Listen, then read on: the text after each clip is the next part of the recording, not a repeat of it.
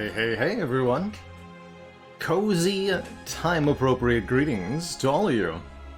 Hey, ya Baylor fan, Ivy Blade, Bailey, Epona, Football Absurdity, hello. How's it going, Shmorf? Avox Silence, Epona. Zoo this! Ironclad was torn apart by a terrible beast atop the Spire. He stalks the Dane. Howdy howdy.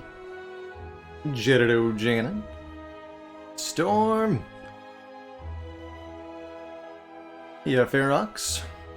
Sir Van Buren, thank you so much for the 10 months, and of course the very generous Tier 2 sub. How's it going, Malkavian?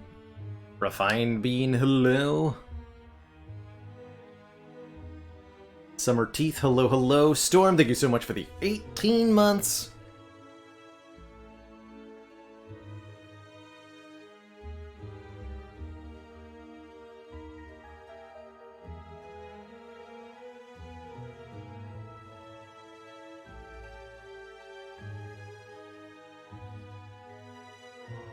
FBI's most unwanted. Thank you as well for the 18 months. Year and a half each. 1.8 Canadian years, that's right. And Faley, thank you so much for the very generous Tier 2.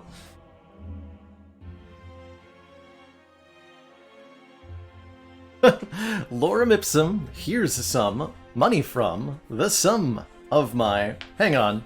Wait, who wrote this? The rhymes don't even make any sense. Faley, thank you so much for the 21. Excuse me. Months and that generous Tier 2 sub. Mr. Buddha, thank you so much for the Prime and the 4 months as well. I see that dad joke in there, Ferox. 1 second while I get caught up here. Hey, fish sandwiches. Glad you've been enjoying the YouTube content. And the collab with Teak.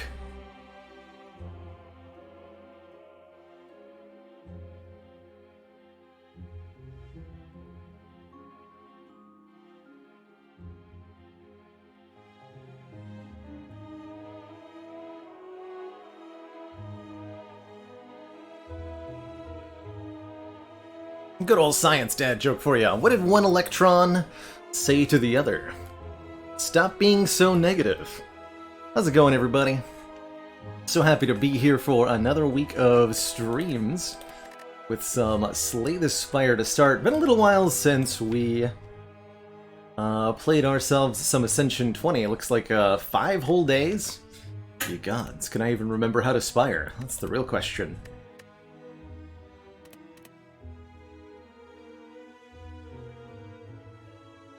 Yeah, so glad people have been enjoying the Teak content. We did some Spire with Friends co-op with Teak last Thursday, last time we were live.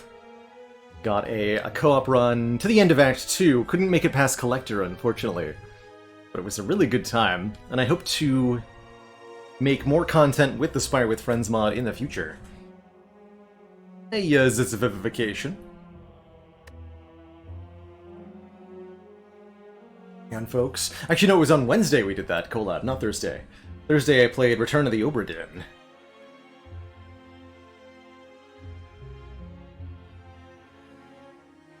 Which was a really lovely experience. If you didn't catch the VODs for Return of the Obra Dinn, highly recommend them. Really enjoyable to puzzle out the fate of all the crew aboard that ship. And unravel the story there. Hey, Chronometrics. Yeah, worth a watch unless you want to play it yourself, of course. In which case, do that immediately.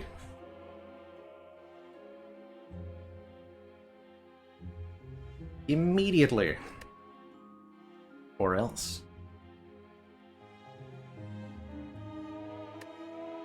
So in terms of Spire, we're next up with Silent, who we do not have a streak with at the moment.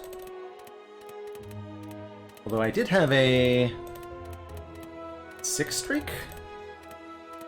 Wait. 2, 3, 4, 5... No, just 4, okay. Missed that loss. We did finish Obra Dinn, yes! Played through the whole thing. I'm sure there's a few secrets or alternate endings that are possible, but I don't plan on revisiting the game to highlight any of those. And Ristona, thank you so much for the Prime sub and the 14 months. New month, new sub. New me. New you. Play some Silent, shall we? So excited to be back in the Spire. I haven't really played much of anything the last couple days. I got to spend a long blissful weekend away from my electronic devices, pretty much. So it's a thrill to be back here, brawling up the Spire.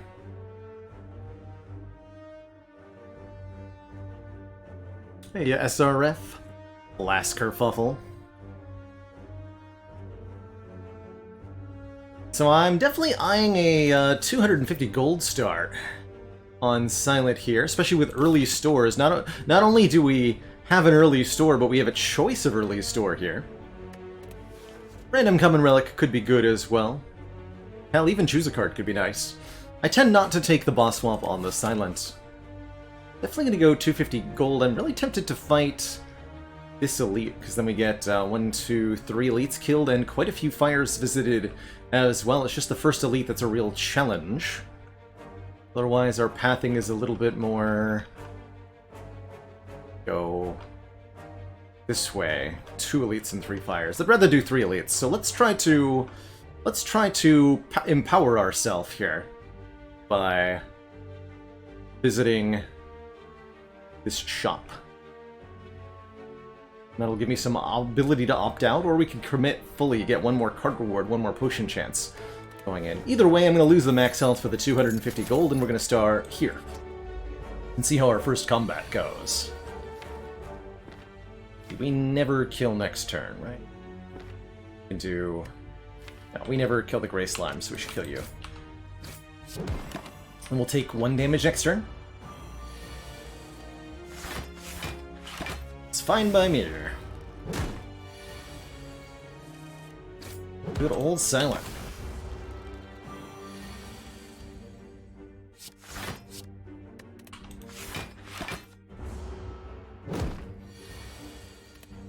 Pretty happy with any first floor that doesn't result in taking 12 damage to Joram, so that was pretty good.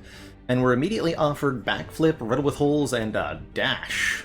And we'll definitely take a Dash. Hey, Valangelli, congrats on getting to Ascension 10 on Ironclad. Good luck on your adventures further up into the Ascension levels. That's right, Chicken Man Phil. We're going to be doing rotating character runs, so changing character every time we finish a run, whether it be a win or a lose, here on A20. Ultimately, Ultimate Act 1 card, it sure is. And comparatively, Riddle with Holes feels so sad. Doing slightly, you know, it's 15 damage versus 10 block, 10 damage, as well as being much, much worse against Lagavulin and a few others. I'm always happy with an early dash, and it'll serve us well even right away here, probably. Yeah. Make sure you could die next turn, even though we're going to be weak. Yeah, worse Predator if you don't have any strength, exactly. Riddle with Holes, really not cutting it. But if you have any strength, or anything that scales with multi-hits like Envenom, for example, it can be kind of cool. Okay, get ourselves a weak potion. And the only damage card we're offered is Deadly Poison. Apply 5 poison. With a dash, we could maybe make an argument for an outmaneuver here. And I guess dodge roll is acceptable too, but I'm very happy with the Deadly Poison. Helps us a lot against Lagavulin, and it'll be quite good when we get to the Guardian as well. It's just great damage. And we're gonna go... I'm feeling... Now that we have a dash, I'm feeling pretty confident going double elites. So I'm thinking about going to this store. And we're notably avoiding events here, going deliberately 4 combats on our way to the store. The intention being to accumulate gold and potions and card rewards in preparation for the upcoming elite fights that we must complete.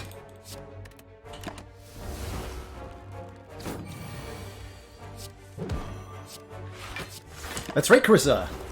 Riddle, compared to Heavy Blade, Riddle with Holes comes out ahead in pretty much every comparison. But Heavy Blade ends up, well, maybe not a more useful card, honestly, because Heavy Blade's not exactly my favorite Ironclad card, precisely because how baseline inefficient it is. But it's usable on Ironclad in a way that Riddle isn't really on Silent, because of all the other synergies that Ironclad can put it to use for.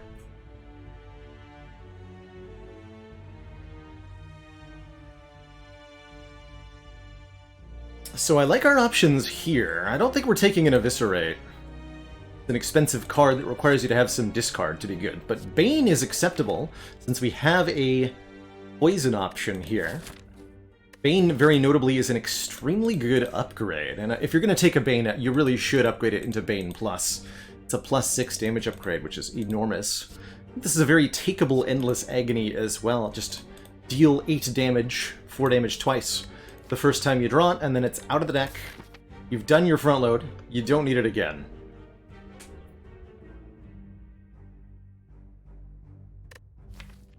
I think I actually really want this Bane. This is higher base damage and the better upgrade, and we do want a good upgrade right now. I guess we have Neutralize and Deadly Poison for reasonable upgrades, but if we take a Bane, it'll become our best. Cosmic Spy, thank you so much for the Prime sub, and the 3 months. I'm taking this Bane. And we'll probably be able to pick up a second poison card at either this combat or the shop. Hey, Dash, happy to see you here. Let's go Dash Strike on the back one, neutralize one of the front ones. Take 0 here.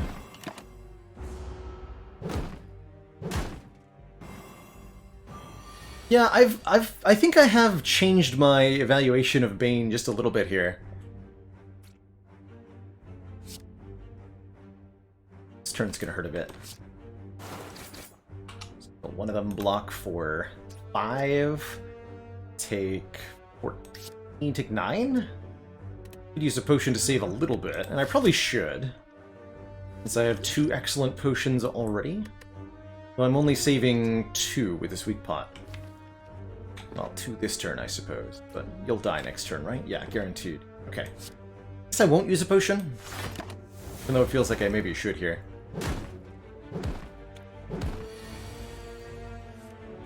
But I've started to value Bane more, partially because I'm valuing its upgrade more. I recognize it as a card that you add in order to upgrade, kind of like a mini glass knife, almost. And something that just does so much damage that it's quite worth it. Backflip Choke prepared. I could see a backflip being pretty good here. Give us a little bit of card draw. One more block card. Help us get to the Bane and Deadly Poison when we need them. Makes us a little defensive, but I'm not as afraid against Knob with Ghost and Jar. We can just block the turn 3. I think we should cash this potion in sooner rather than later. Take a backflip. Choke is kind of reasonable there. Hey! Look at this store. Beautiful. There is a second Bane here, which is an interesting option. On sale, even. Kinda like that. Relic-wise, I really like the Mercury Hourglass for 3 damage every turn, but more importantly, I love the Preserved Insect, making elites have less health, and we're doing that, you know, with our next 2 combats. Sorry, our next 3 combats are going to be elite. Elite, fire, elite, chest, fire, elite. So this is a perfectly timed Preserved Insect that I will buy, and if I could purchase the Hourglass, I would think about it on top here, but probably not otherwise.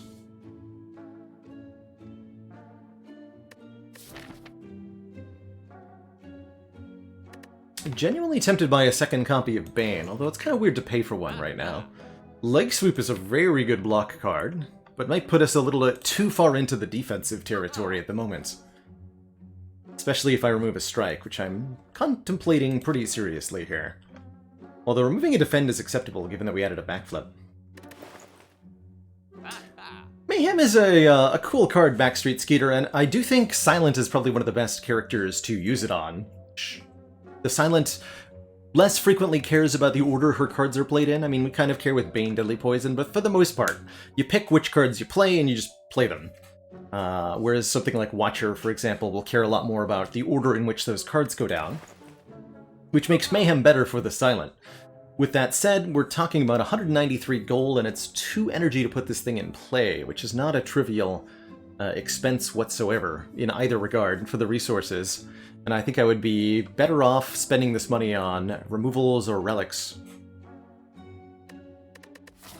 We'd have to upgrade it too, probably, to make it more frequently playable at 1 energy.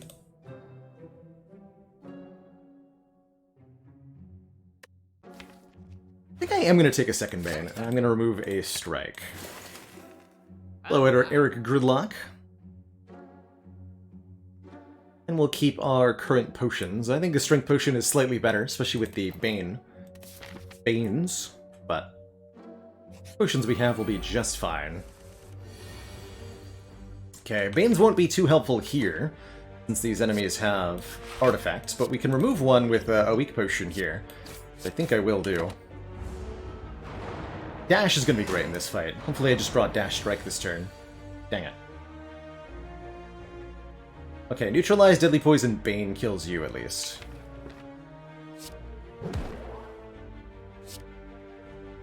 Well, Strike Bane also kills you at this point. For 5. Next turn we get Dash Strike. Pretty easy fight with the Preserved Insect overall.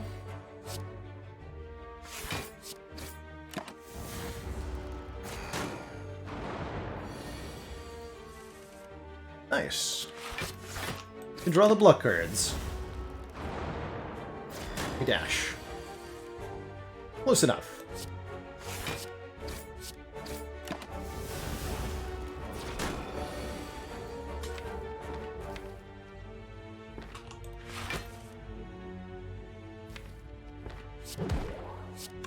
Hopefully we draw either Lethal or the Survivor. Go kind of gnarly otherwise. Oh, Lethal and the Survivor, even better. Score ourselves a Duvu Doll, giving us a point of strength, as well as 1 additional strength for every curse in the deck, a power potion, and wow, some seriously good card options here. Blade Dance with a Duvu Doll giving us a point of strength is an awful lot of damage output. Crippling Cloud gives us another poison enabler for the Banes, as well as applying more weaken. Actually, I think with the 2 Banes, this Crippling Cloud is better than Blade Dance. Piercing Wail, pretty dang good as well. I think what I'm going to do is take Crippling Cloud and then get our Banes upgraded. Though that is a very tempting Blade Dance. I'll swap the weak pot for the power pot here. Crippling Cloud will be a great upgrade as well, but first and foremost, we upgrade the Banes. It's going to be 22 damage with Duvu Doll against poison targets. Speaking of poisoned targets, do I power pot here? Thinking about it.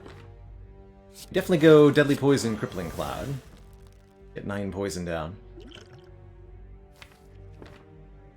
Be a Wraith form. Let's power pot on this turn.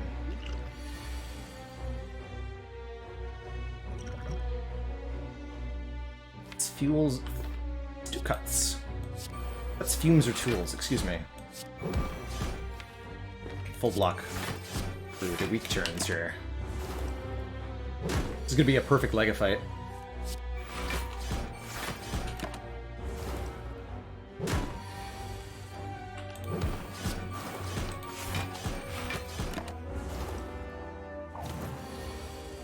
Get him, Bane!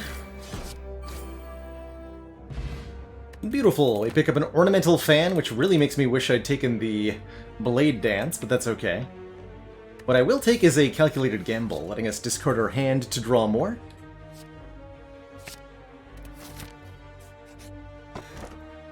A Bottled Flame to put an attack in our opening hand. I don't think there's any attacks we want to start with. I would put a Poison card, either Deadly Poison or Crippling Cloud, into our opening hand, but I'll take the Sapphire Key in this case. And we'll get the other copy of Bane upgraded. I could have bottled Dash, perhaps. Much happier with the blue key, though, I think, overall. Poison and 2 weak.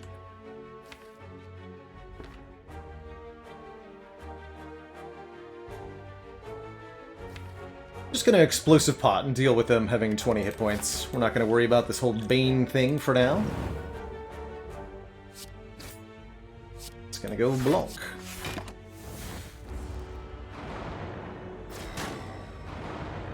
Get the stinky poison. Who needs it?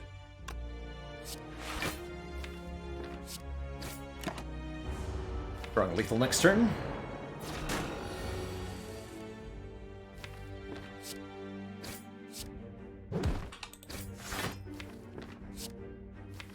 Let's draw those 2. Worst case scenario, I take 5. Best case scenario, I take nothing. Another perfect delete. This time we get the Matryoshka, giving us 2 relics of our next 2 chests, and we're offered a Sucker Punch, a Nightmare, and a Piercing Wail. The fact that I have a Duvu Doll and an Ornamental Fan makes me want Sucker Punch a lot more than I would normally here. Piercing Wail is definitely worth considering as well, for how good it blocks in the mid to late game. Let's pick up 1 Piercing Wail. And let's take... I guess I don't have to take any events if I don't want to. We're absolutely crushing combats right now, so let's continue to just collect free rewards from them.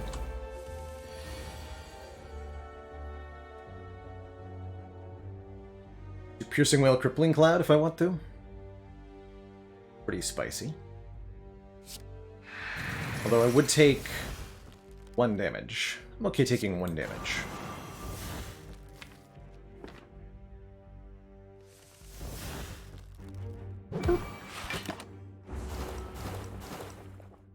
Hey, Nate and Sal, we're streaming Slay the Spire today. It's the current plan. Play some high-level Ascension 20, the highest difficulty the game has, and have a cozy time. A backstab, yes, yes, yes. Although another Piercing Wail, kind of tempting. I think we need a little bit more front load, and a card that we're guaranteed to draw on turn 1 for 12 immediate damage is a good one. Neslin, thank you so much for that Prime sub. Welcome to the council.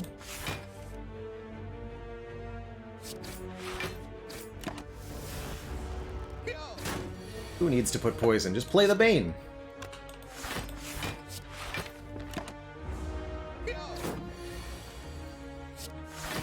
Play the upgraded Banes, they're fine. And chance it's Sucker Punch. Feeling like I don't need more unupgraded commons at this point, though. Especially going into Guardian. The poison thing is going to work just fine here.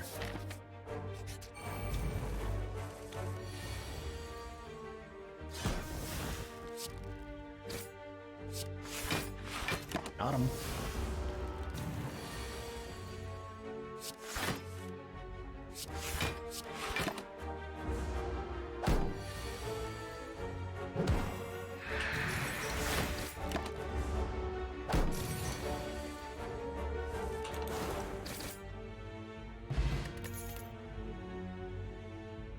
Slice!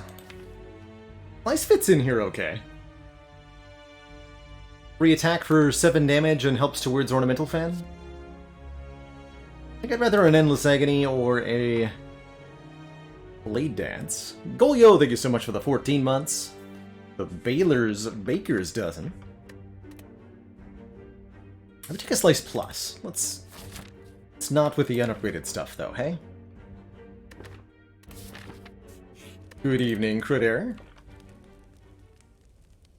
Quite a few good upgrades. I like Crippling Cloud and Deadly Poison especially. Let's get the Crippling Cloud upgraded for Act 2 here. That'll get Poison started on Guardian a little bit better as well. Just play the upgraded Bane, it's fine. Should be a pretty easy fight, and we have Ghost and Jar if something goes horribly wrong, too.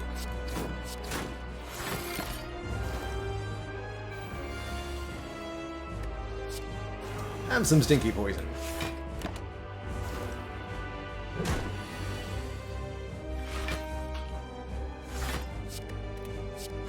That weaken going for one more turn as well. It's 4 return damage, but you can block it. It's still worth it while to play attacks. Totally. Some transform. We'll take 2 more here. These upgraded Banes are going to do a lot of damage. Hey, Omni, regular runs today? Indeed. That's the current plan.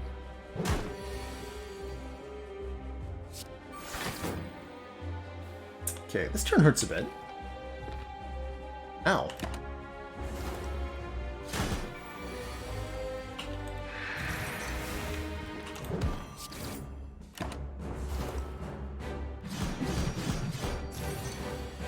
Not too bad.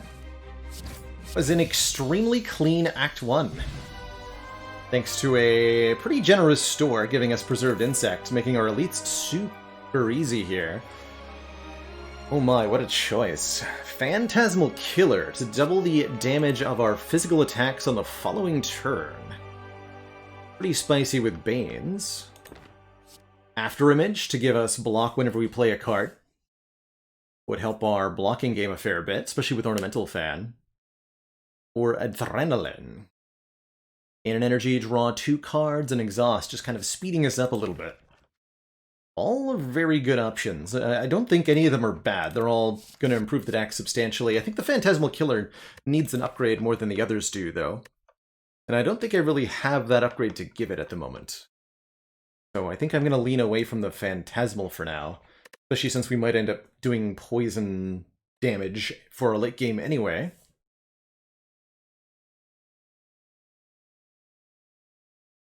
So is it Adrenaline or After Image?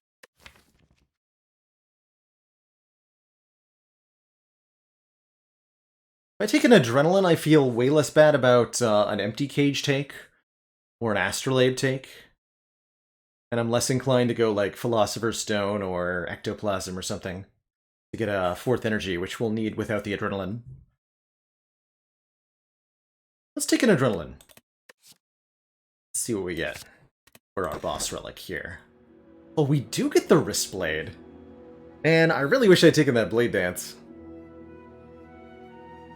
This is an acceptable Sozu.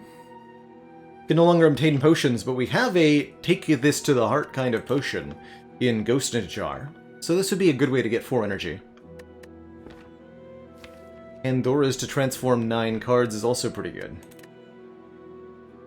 We still can go Shivs, and Duvudal Ornamental Fan absolutely speaks to going Shivs. Currently the Wrist Blade only boosts the Backstab and the Neutralize, but even that is a pretty good start, quite frankly. I think this is a pretty good Wrist Blade. Honestly, they're all good in their own weird ways. If I had an egg or ceramic fish, this would be an easy take on the Pandoras.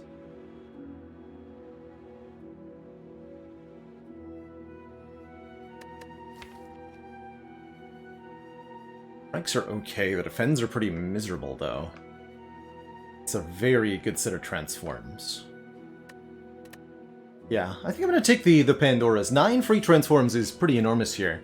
And there's, I think, very few things that we can get that aren't going to help us somehow. We have our Energy Soul. Oh my god, yeah. That's what we're talking about. We got only 1 Shiv, but the rest of it, my god. Beautiful. Double Phantasmal Killer, Terror for Vulnerable, Corpse Explosion for AoE, and Wraith Form for defense. This has it all.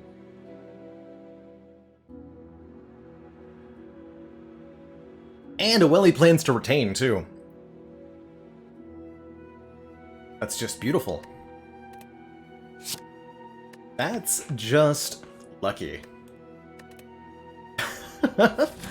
Bailey leaves for 3 minutes and returns to hot nonsense occurring. We got 4 rare cards there. Pretty sweet. You know what else would be sweet? Upgrades. All the upgrades. We need to upgrade both Phantasmal Killers to make them cheaper. We need to upgrade Wraith Form for the Intangible. Terror and Adrenaline. We have so many energy upgrades right now, and since we didn't take an Energy Relic, we need to focus on getting the upgrades that reduce the cost of our deck on average. That's currently the goal. We also want to remove things that we don't like or are too expensive. Do I have anything I want to remove? Not really.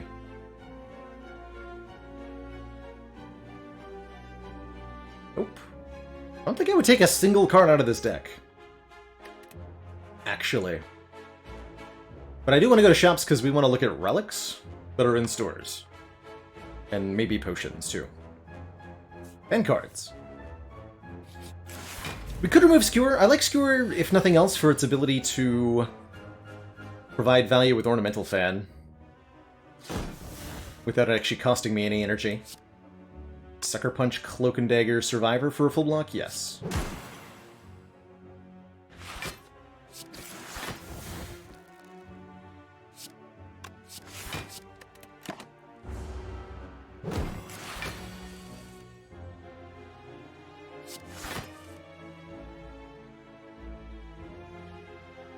Okay, this is gonna hurt a little bit.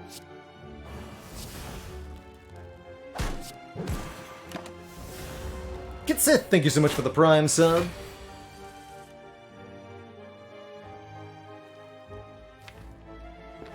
Thank you, thank you.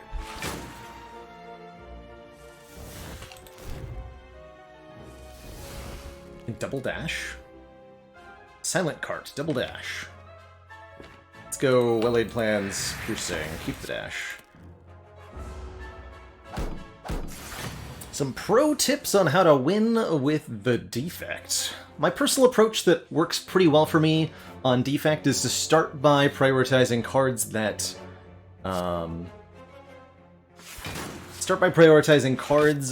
generate orbs. Get those orb slots that you start with filled up with something, anything.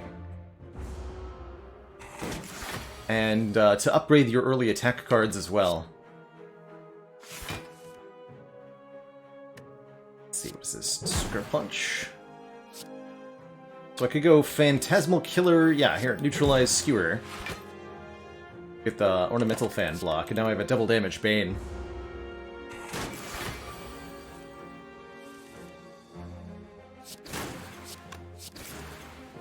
Doing 33 even without the poison. There's the Blade Dance.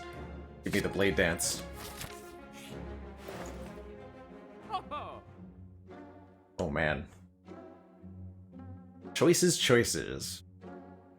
While I'm here, Fog Sky.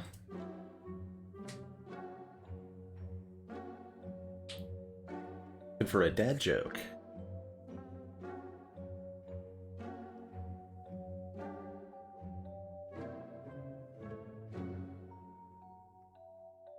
If the Silent owned a pet, what kind do you think it would be? I think that the Silent is a cloak and dogger kind of gal. Boba Face Roll, thank you so much for the Prime sub and the 11 months, just one more to that full year.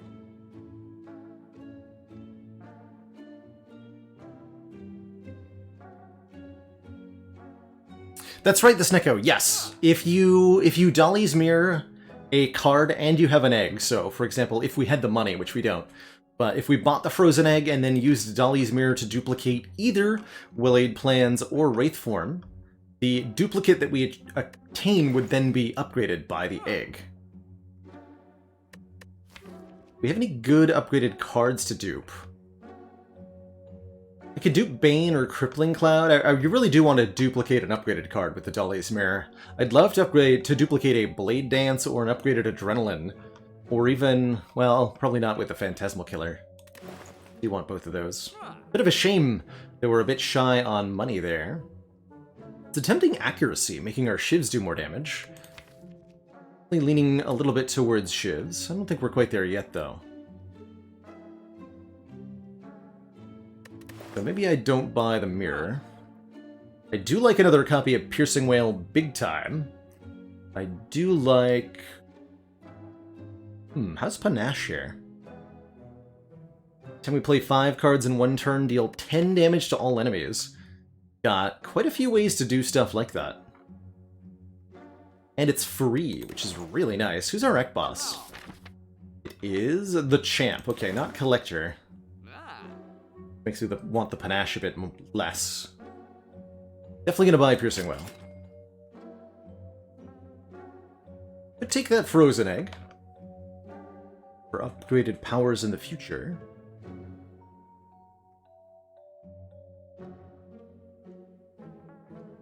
Really value removals right now.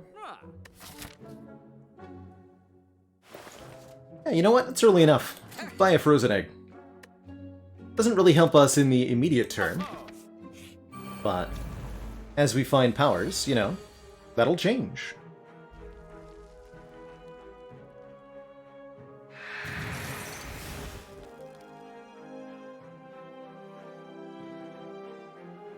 A double Piercing Whale here?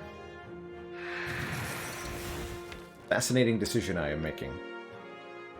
Let's see, do we Phantasmal or do we Deadly Poison?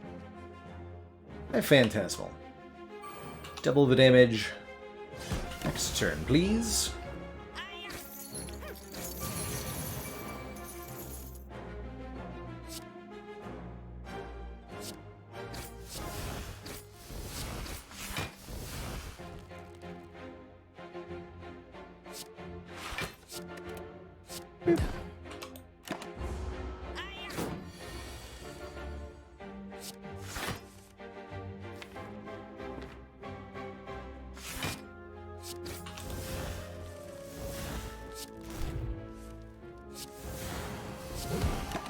Cloud that nerd. Cool, we're gonna get them both nice and easy here. I want another Cloak and Dagger, unupgraded. Not really. Escape Plan's okay though. Draw a card if you draw a skill, gain 3. We'd probably take anything that gives us benefits for playing a lot of cards. Kind of leaning in that direction already. Don't need a Dagger Spray, we've got Corpse Explosion.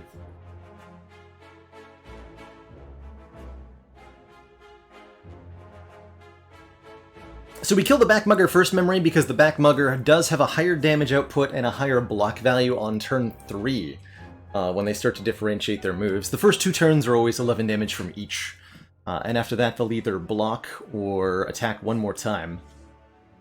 And the guy in the back usually has a little bit more health, but in this case they rolled the same HP. I'm gonna skip these cards. No, I'm gonna take the Escape Plan, excuse me. I feel about Event. Would probably take Apparitions, would not take Bites.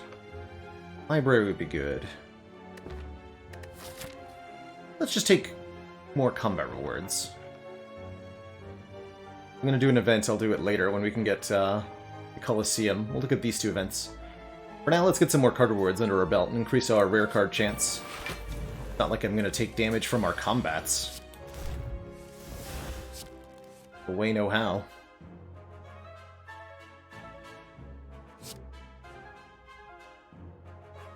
It's just outright regular lethal. At 11, 11, so 22... Plus 12, 36, plus 15. Not quite a kill. Bring it down to 5 HP. Or I can go Piercing Whale, Crippling Cloud, get 7 poison down on it. That'll be better.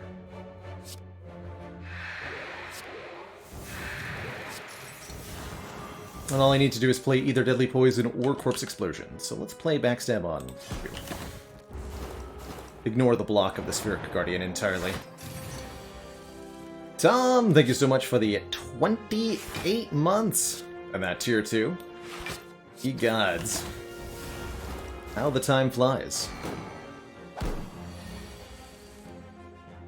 Perfect. Good bronze and a poison source if we want one. This is also blur here. I think we're going to be skipping pretty much everything that's not upgraded though.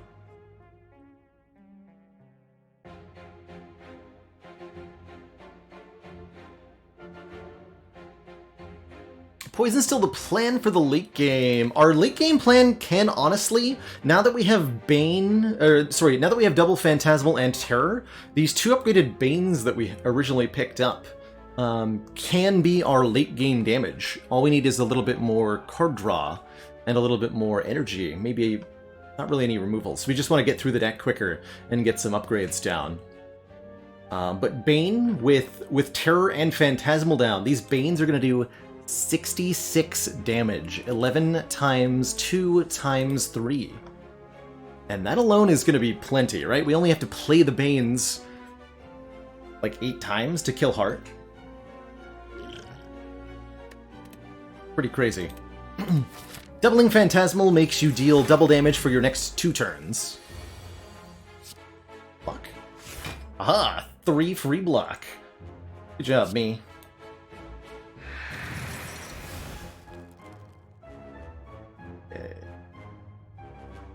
Really gonna need to upgrade them so that we can play them a bit more.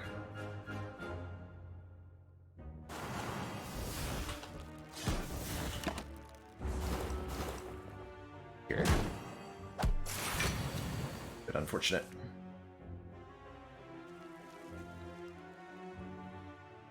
And I think I'm just gonna Wraith form here. Be vulnerable starting next turn.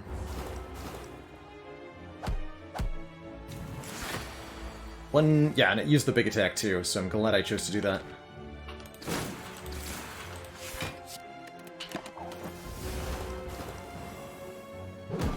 Otherwise, that would have been 31 damage.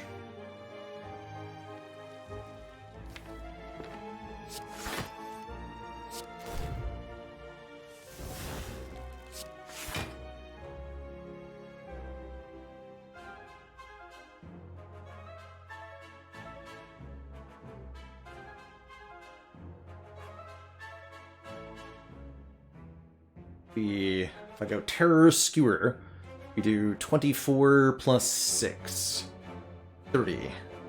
Opponent has 36 health and 4 poison. That won't quite get there. Probably Dash Survivor. That's what? 8 block, 12 block, 14 incoming damage. Take 2. Edible, thank you so much for the 9 months. And that new shiny badge.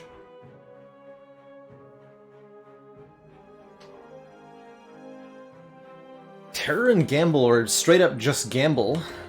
Both pretty sweet options here. Although I think it would be Neutralize Gamble. Go Neutralize Gamble. Skip the Terror for now. Just kill. This is now 30 raw damage. Yes, that'll kill.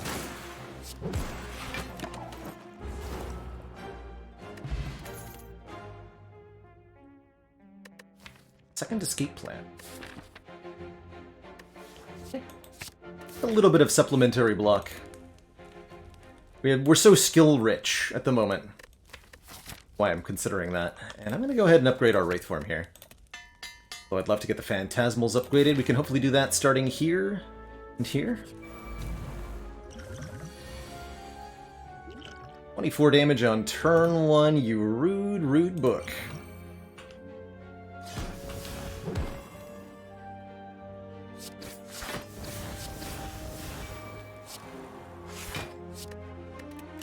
I'll take your 6. Got Piercing Whales, I'm ready. Don't think I'm not.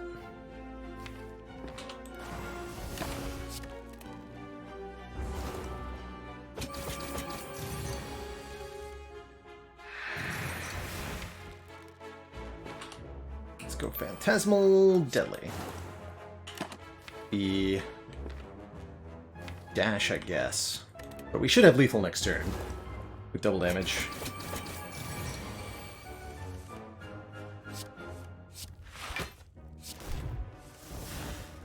Bane does 66 damage. Boy, Ornithopter heals us 5 whenever we use a potion. The Sneaky Strike is upgraded, but do I want it? No. Of course not. Alright, Phantasmals. Time to be upgraded.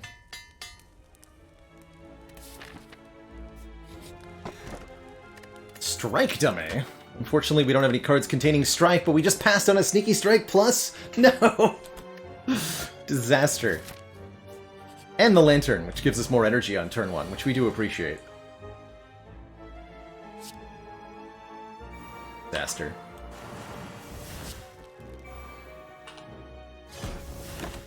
The Bane Blues.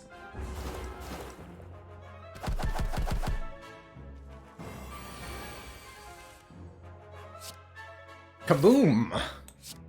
Goes the Chosen. Got him. This adds a curse. Or status, or whatever. Or draw pile. Let's skip that.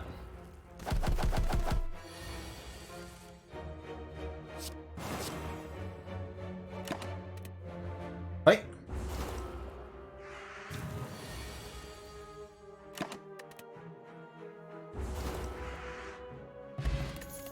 Attack potion gonna be good. Infinite Blades plus. Start of each turn, put a shiv into our hand. Comparatively, Storm of Steel. Infinite Blades? I guess? I'll try it. I'm not actually sure that's a good choice.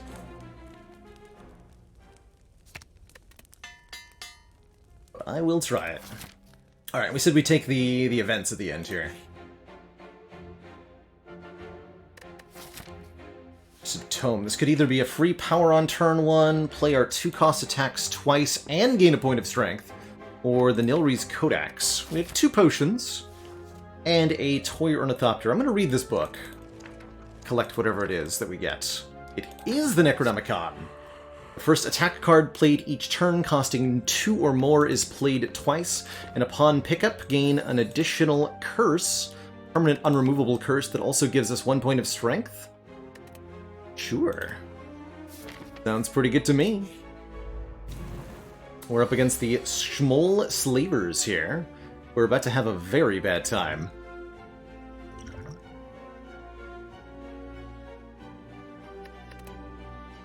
Do math.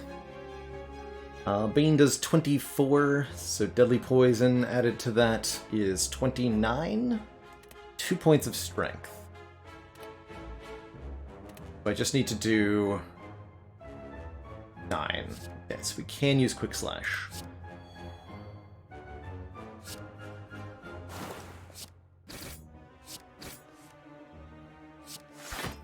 Hey, very good.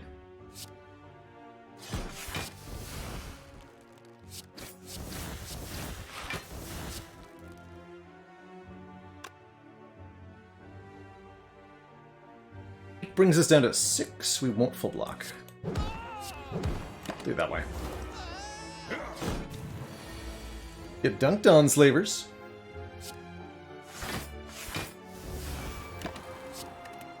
So dash is getting doubled. Now we would seriously take a riddle with holes for a lot of reasons. We get a pantograph healing us 25 at the start of boss combats, and that means I don't even have to rest. Oh dear! Amazing! So, Riddle with Holes does 5 damage 10 times. Because it's plus 2 strength with Duvudal, and it gets doubled by Necronomicon. 50 damage. 50 damage. Amazing. Give me that.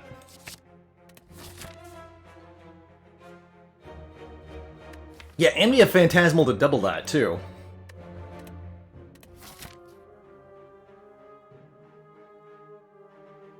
Yes, Chicken Man Phil. Necronomicon will double X cost cards, where X is 2 or more, so we're also getting benefit on the skewer here, which I did actually forget about. Let's go one more event here. Transform a card, sure. Let's transform.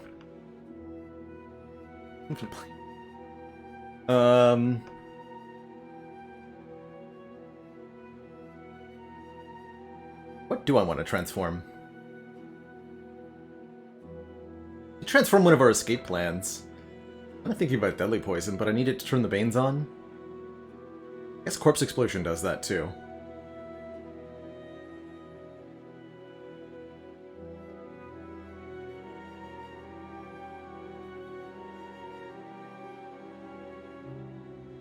Not going to transform Skewer now that we have Necro. I think I'm going to transform this Deadly Poison into a Reflex. That's probably worse.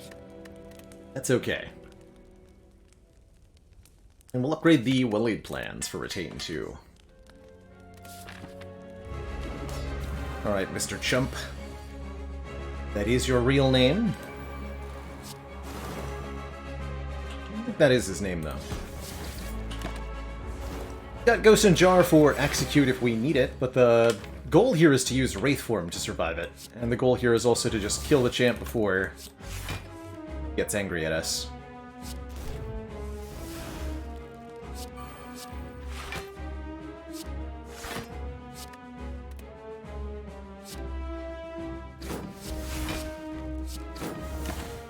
Oh, I don't have to retain down. Cool. Ish. Foolish.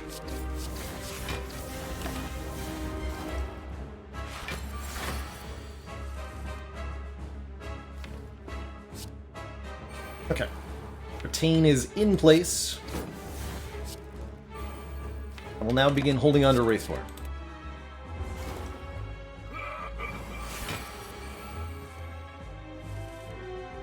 Is only to be used in the event of an emergency. We'll Piercing Wail him otherwise.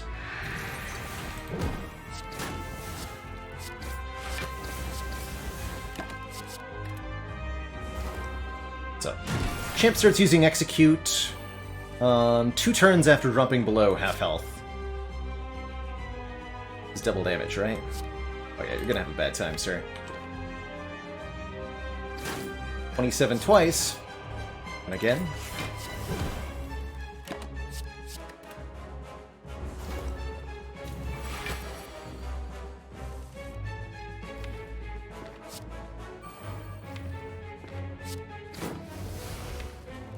Skewer for next turn. Let's go double riddle here.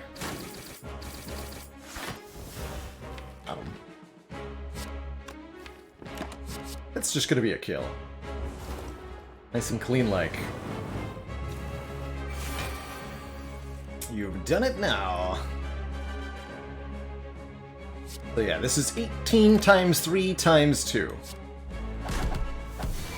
GG. Easy peasy champ fight, ultimately. Took only a couple points of damage there. Score ourselves 73 gold. It's not a bad 1,000 cuts. 2 damage to all enemies whenever we play any card. Though I prefer After Image here. Also a Nightmare and a Burst. Burst would let us duplicate stuff like Piercing Wail, stuff like Phantasmal Killer, Adrenaline, Crippling Cloud. I don't know.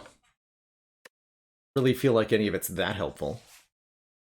Would have happily taken a Tools of the Trade plus, or another Wraith Form plus, or an After Image plus. But these, I don't know. Not a bad 1,000 cuts. Though it feels a little redundant with the Corpse Explosion. Since we don't really need AoE anyway. Yeah. I'm gonna skip all of them. Feels weird. Not even Nightmare Wraith Form, you heard me. Not even Nightmare Wraith Form. Instead, let us simply add some energy here with the Cursed Key, putting us up to 4 energy per turn, and giving us a curse, which will even be strength whenever we open a non-boss chest, which I don't have to do, although I will, because it's got 2 relics inside. One could also make a reasonable argument for Sacred Bark here. It's an entire additional turn of intangible, and that's got to be worth something. But this deck definitely needs a little bit more energy, especially with the Skewer and the Wraith Form, so I'll happily take the Cursed Key. This is a really good Silent Run. Where are we off to now? We have to fight the Burning Elite, which is fortunately not out of the way, so I can do the Burning Elite and a bunch of upgrades and stuff. Or just a whole ton of elites. Plenty of good upgrades remaining. Upgrade on Blade Dance, upgrade on Cloak and Dagger, upgrade on Skewer. Oh, just more energy upgrades could be good. I'm gonna start to need to think about how we're going to block in the end game, though.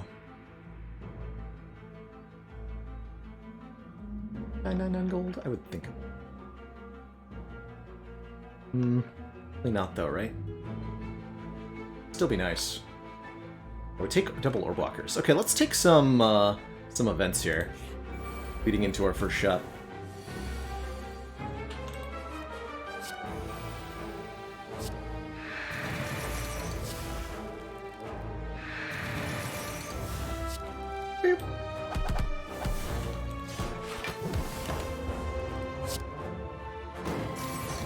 Wraithform, I mean, yeah, Wraithform and Ghost and Jar could just be all the block we need, I suppose.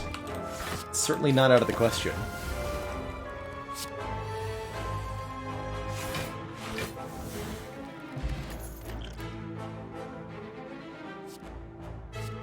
If I had a Chemex, maybe I would take another Skewer. Don't need another Terror, don't need another Skewer, don't need unupgraded attacks, period. Do get another Merchant. Offering me a membership card for a 50% discount on all products. I will happily take that. How do I feel about Footwork Plus? Hey, so glad to hear that, Broken Bard. Let me give a shout out to that, actually.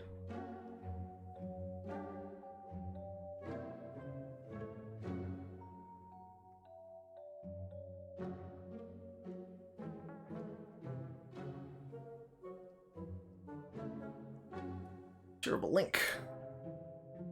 So up over the weekend, I put up on the YouTube a kind of a little how-to on the Common Sense achievement. How to get your win with only common cards, and some of the base strategies and approaches that work there. The run I used was a particularly interesting silent run that happened to get the Necronomicon during a Common Sense only attempt. So I think it was pretty cool. But if you're looking for a little bit of help getting that Common Sense achievement, there's a video for you. And for that too.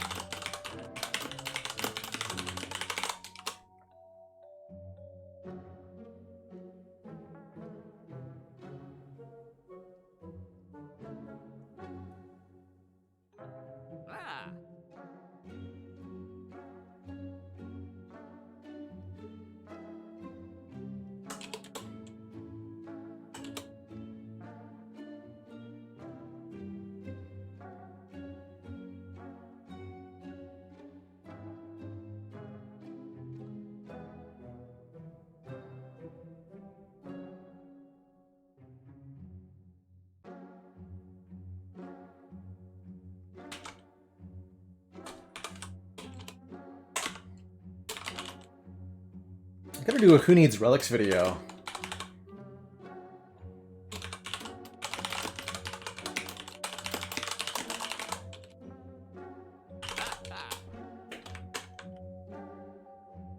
There we go. The Bafla, thank you so very much for those very generous 5 gifted subs, by the way. Oberdin is complete. It's not on the YouTube and probably won't be. But it's in the past broadcasts, and I'll go back to highlight it too. Jabastium, thank you so much for the 6 months, the whole half year.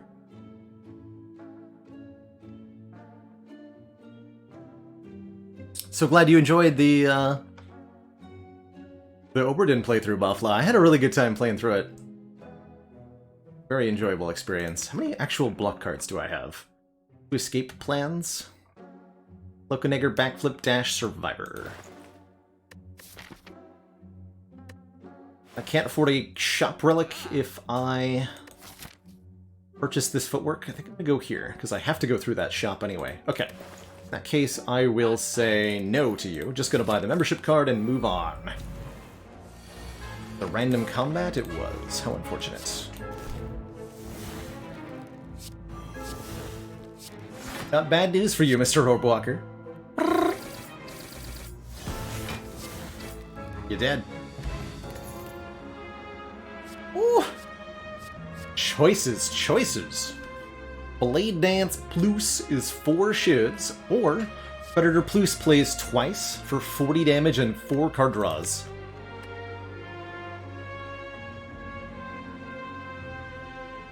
Four card draws sounds really good. Taking that Predator. Offered a Clockwork Souvenir. There's another Piercing Wail as well as an Accuracy Plus here.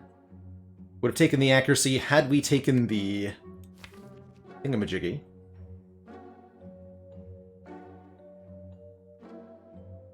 The Blade Dance. Imrin, thank you so much for the tier 1 sub and the 11 months. You're so welcome for all the content, excuse me. Combat. You're so welcome for all the content. Mind Blast here, an interesting example of a situation where this card is acceptable. I wouldn't say it's great, but this is a card that's not bad in this situation, and that's not often true. It starts in our opening hand, doing damage equal to the number of cards in the draw pile. Currently it'll be 31 minus 7, so 24. And it plays twice because of Necronomicon, and I guess 2 more strength, so 26 times 2, over 50 damage.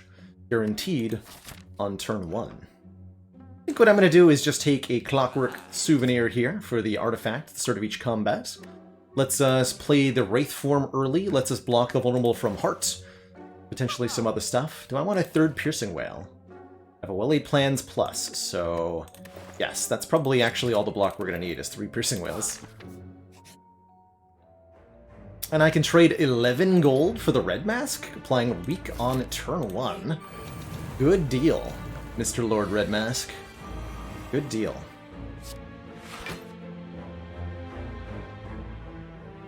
So for example, here I can just play the Wraith form and not worry about the minions. Go straight for the... I'm gonna do that. Go straight for the Reptomancer here.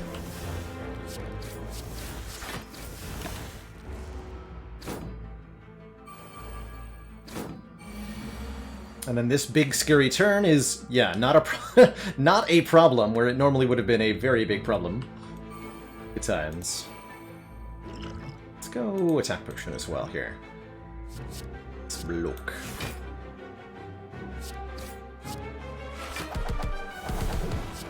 You shouldn't have played the Bane there.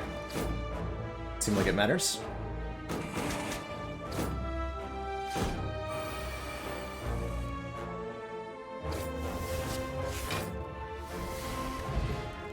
Easy peasy. Here's the Akabeko, making our first attack do 8 additional damage, as well as a Flex Potion. That's something we can use with Clockwork Souvenir.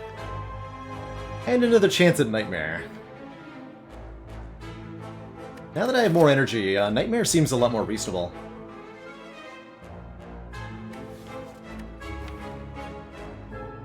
A lot more reasonable.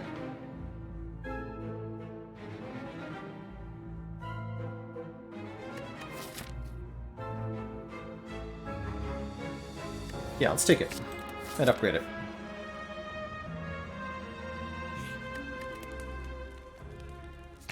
Two energy. A lot more affordable than 3.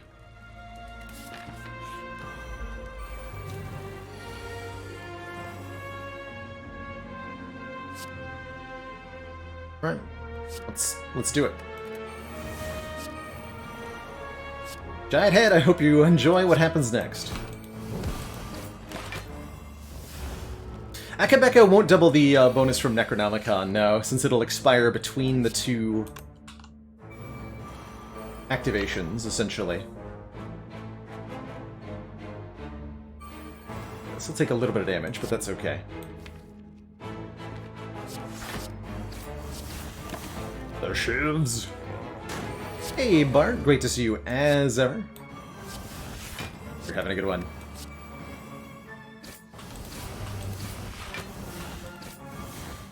This is 13 damage 5 times, and this is 59 damage. For blam.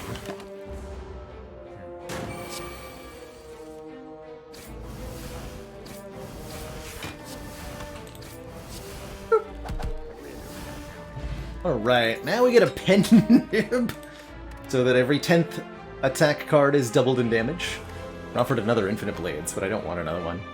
It's good, thank you.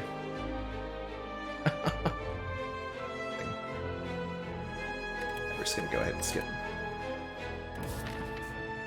I will open this chest. I hope I don't regret that. Clumsy, easy peasy, not a serious curse, unplayable ethereal, and in return, the rewards are enormous. 2 more cards on turn 1, and upgrades on any skills we would get from here on out. Egg definitely makes me want to take combats a little bit more. Any really important upgrades at this point?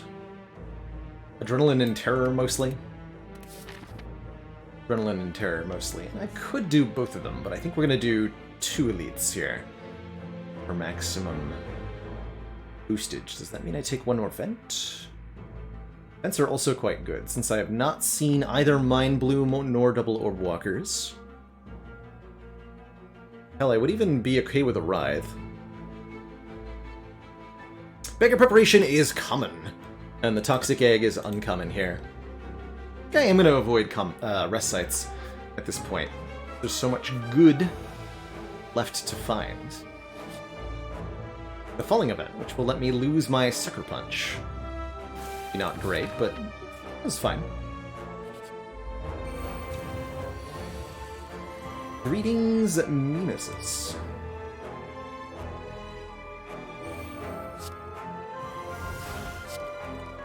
I'm gonna gamble here.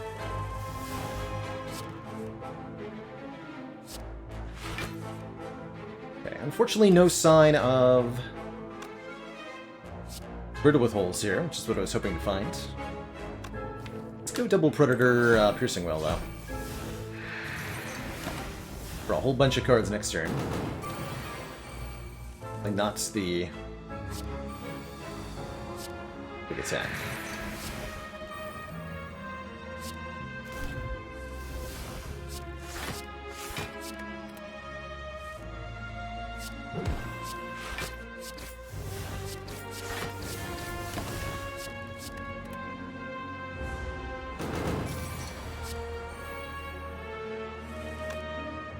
Times 5 times 2.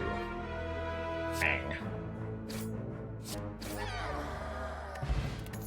Whetstone will upgrade 2 random attacks. We're offered an upgraded burst. And an upgraded burst? An upgraded burst. And we get both 2-cost attacks upgraded? Wow. Spicy. Really spicy. Also very spicy, this. Kaboom!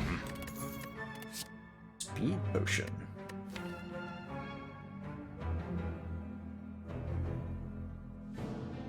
For blocking traditional style. We'll keep the bonus strength as an option instead. Well, this should be an easy fight.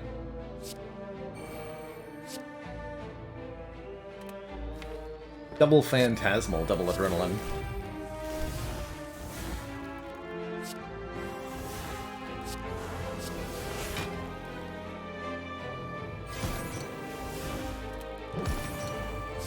Do the neutralize on Infinite Blades thing again? This is a good fight for it.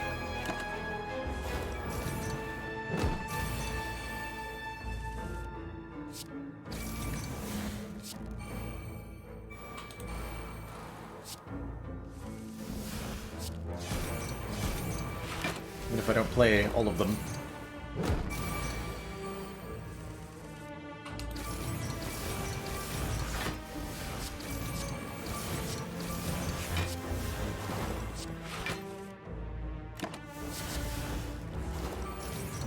Hey, Pronin, I'm doing most wonderfully today. Very happy to be here.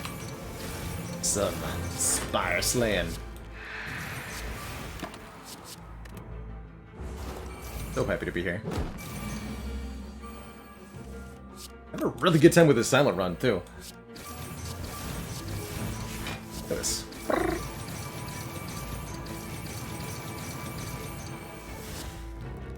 78 twice. Wow. I think we're gonna kill Transient.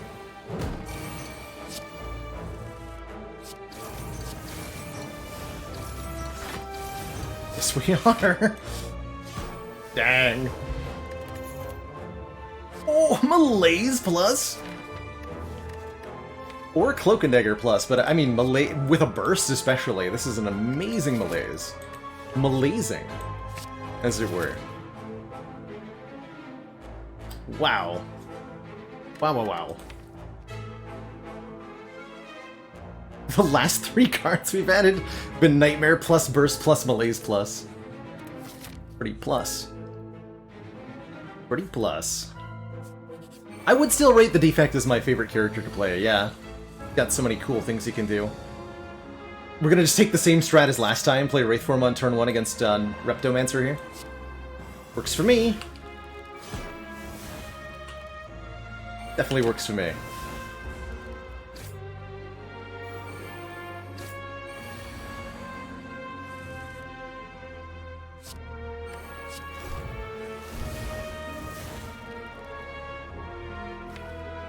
Double Corpse or Double Phantasm? Do Double Phantasmal.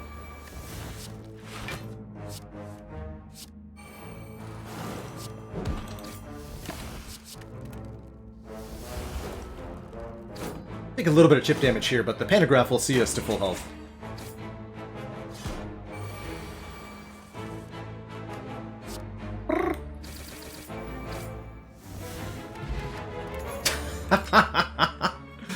The Shuriken. Every time you play 3 attacks in a single turn, gain 1 strength.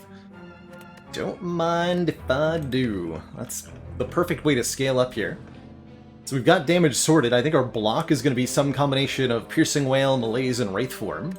And Ghost in a Jar. And that should be good enough, quite frankly. I don't see us having a whole lot of trouble, although Donu and Deka might be spicy with their 2 charges of Artifact. If we can't get, like, Crippling Cloud down early to remove it. We have to recall here.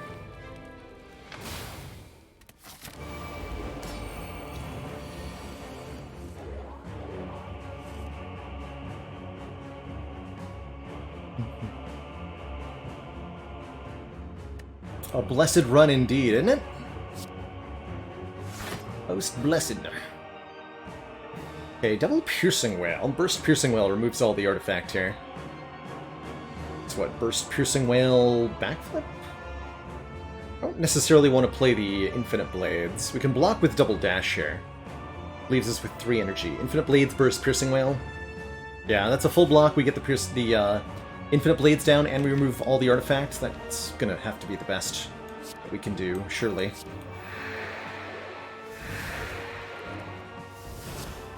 We'll go for... Doesn't really matter who we go first because of Corpse Explosion, but as generally, we'll go for Donu first. Try to put an end to that strength scaling that Donu provides.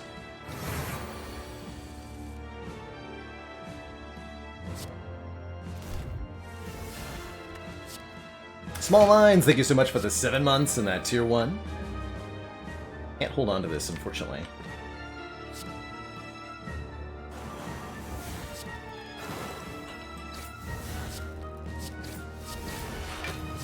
We do take a bit of a beating here, although again we're going to go back to full with the Pantograph anyway. Or are we?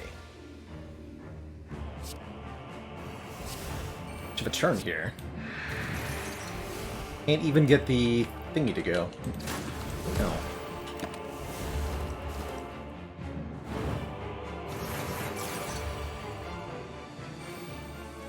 Still need a bit more card draw. Oh, wait, how much? Oh my god. This does 54 times 5 on the first hit. Dang.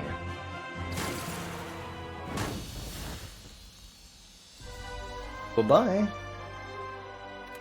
Next up, Wolfbloke.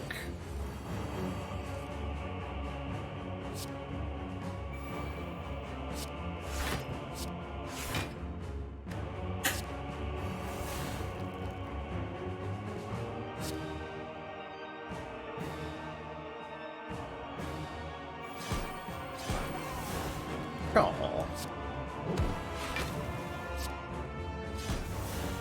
Do I dare play Infinite Blades? I have Malaise.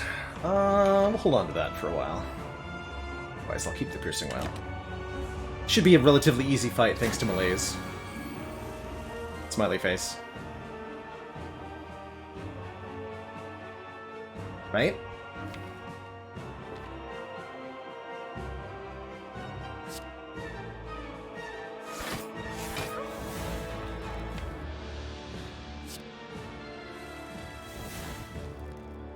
Oh, that's right, I have Nightmare Malaise. Yeah, we're fine. That's right.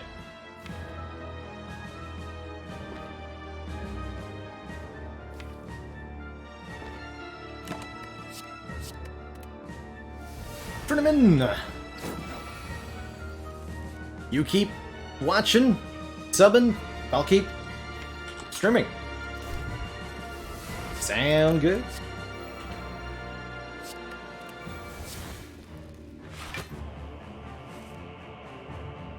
Piercing Wail is super helpful here.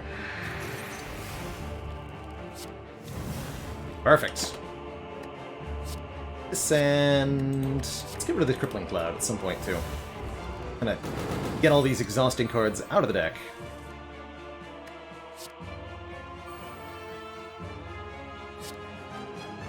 Possible. Oh, crud. Hell, I did that to myself. Or did I? Just kill it, forehead.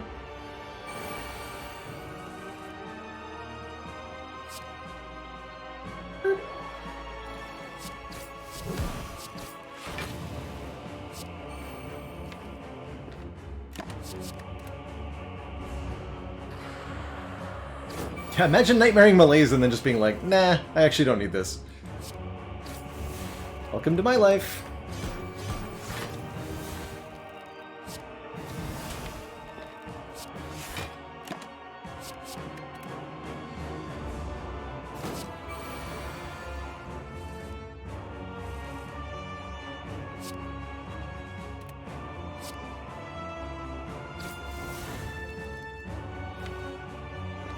I'd like Pen Nib to end on 9. Gotta be careful here.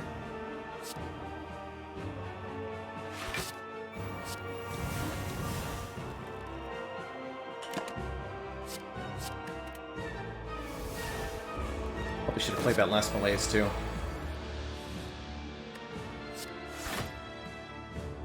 Fourteen times.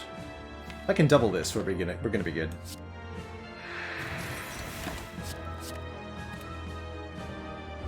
I see that you're regenerating. What, 14 times 8? It's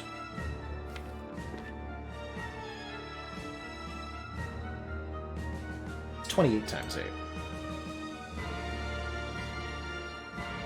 224, perfect.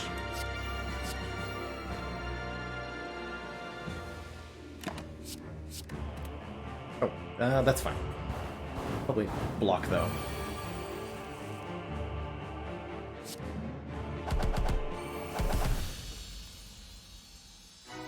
We have Pen Nib Akabeko lined up. That'll make Spire Spear and Spire Shield much, much easier to deal with. Have I played Portal? I have, yes, as well as Portal 2. Very, very good, very good games. I've also played the co-op mode in Portal several times through with a couple different people. Or Portal 2, rather. Onwards. Two thump, is this the heart of the Spire, the source of all these holes that our opponents seem to have in them? With a upgrade on Adrenaline, I think. A little bit more energy.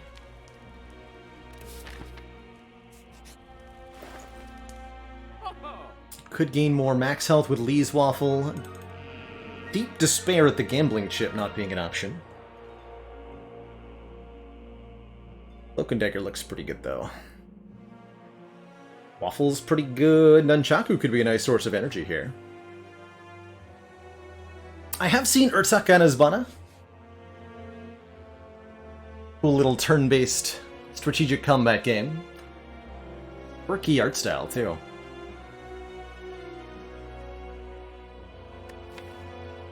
At this point, removing...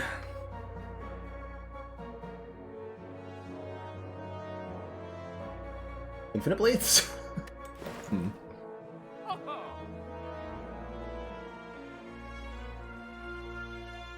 We're not short by the amount of the red mask, right? We paid 11 gold for this thing. So I think we would have been at 164. Still one short. Oh yeah, Reflex. Reflex is a great removal here. Yeah, let's do Waffle... Remove Reflex. That sounds great. Let's take a little bit more max HP there. Nice Waffle Silhouette. Show me Rule with Holes on turn 1. Yes! 30 damage 5 times.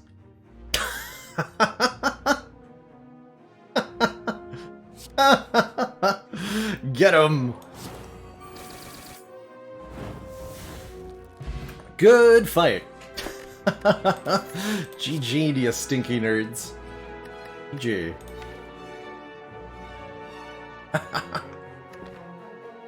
The 2-card victory. You know, that's not a bad Endless Agony here.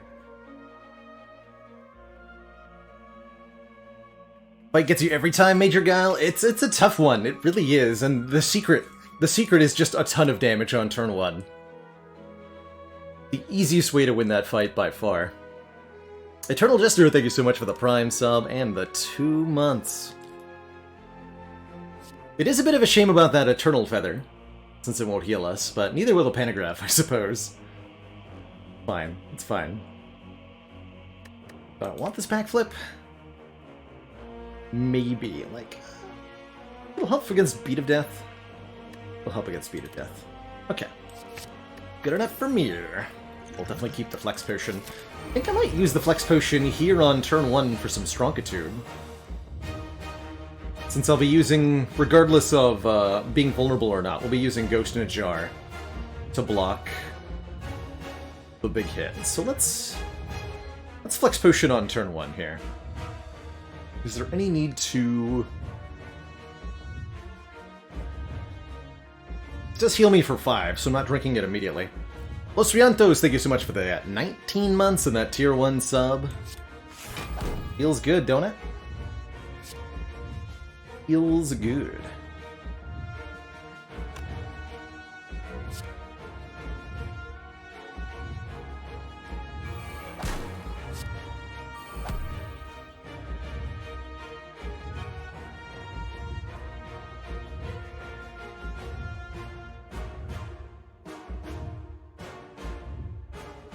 Can't keep this dash, but I do want a double Predator.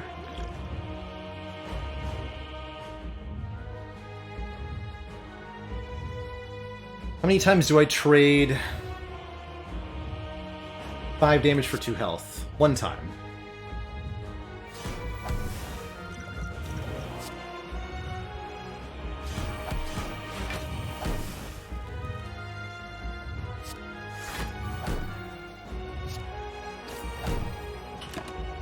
Alright, so we draw a ton of cards here. You get the multi-attack first. Did not draw a way to stop it. Let's draw a ton of curse and status cards. But I can burst escape plan. Let's see what that gets me here. No dice. Ouch. Fortunately, we're still fine. It's not the kind of fine I was hoping to be.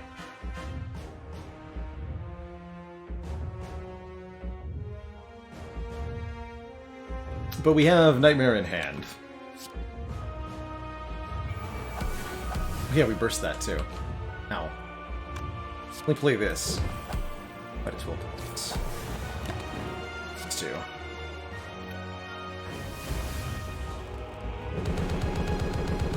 Ouch. And then this is fine, because we have Ghost in Jar. Let's have Wraithworm here. Just play it. I'll hold on to it for the moment.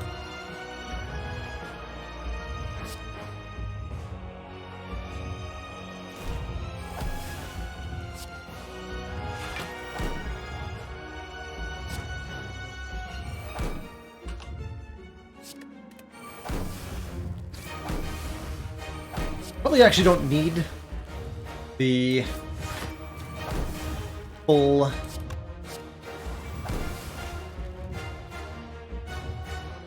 as well. Probably don't need the full duplication of the Wraith form, but better than safe than sorry, right? Yeah, because this does 84 times 5. Excuse me? That's too much damage. That's way too much damage.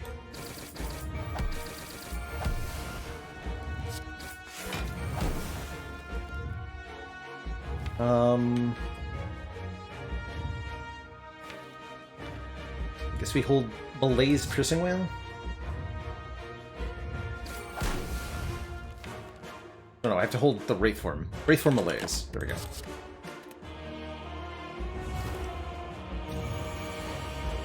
Ah. Burst Malaise. Perfect.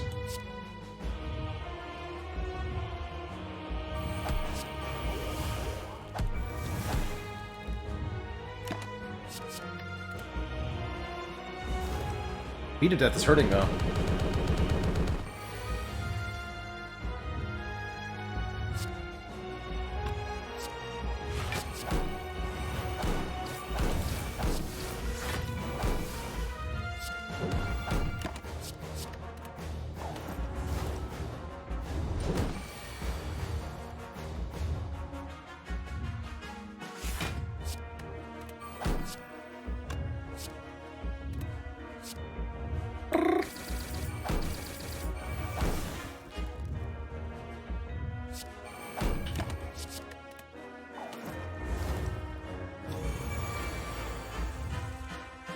Predators end all predators. 192. GG. GG, everybody. What a cool run. Super cool run.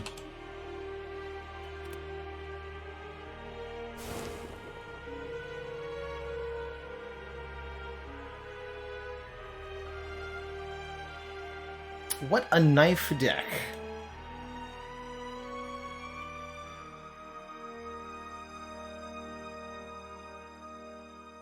I love the Necronomicon Duvudal interaction. Not one you get to put together too frequently. GG and Fireworks, thank you so much for the 17 months. That tier 1 sub.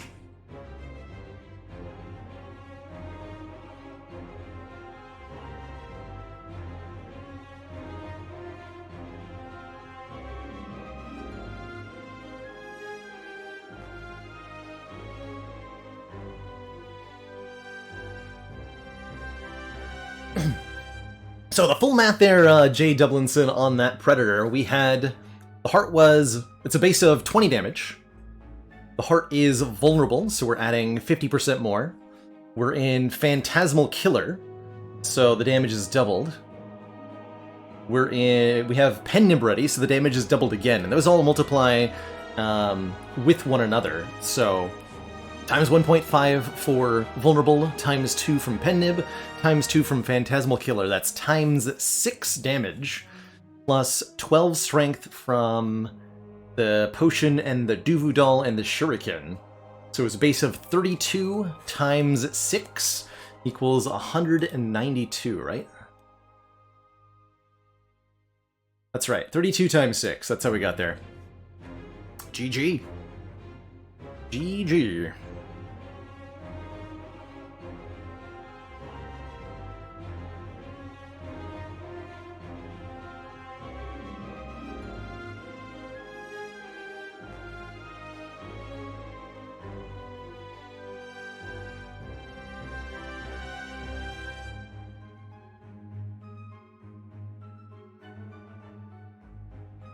And Mega Minx, did you hear about the Silent that was at the bottom of her class?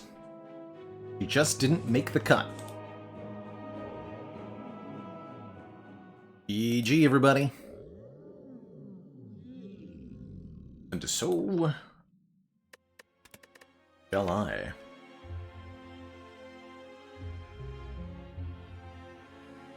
Beautiful, beautiful run. Zero damage, 1 turn, shield and spear fight. Not often that a Riddle with Holes gets to show off that much. GG, everyone. No co-op runs scheduled, Skyline, but I hope to do more in the future. For sure. For sure.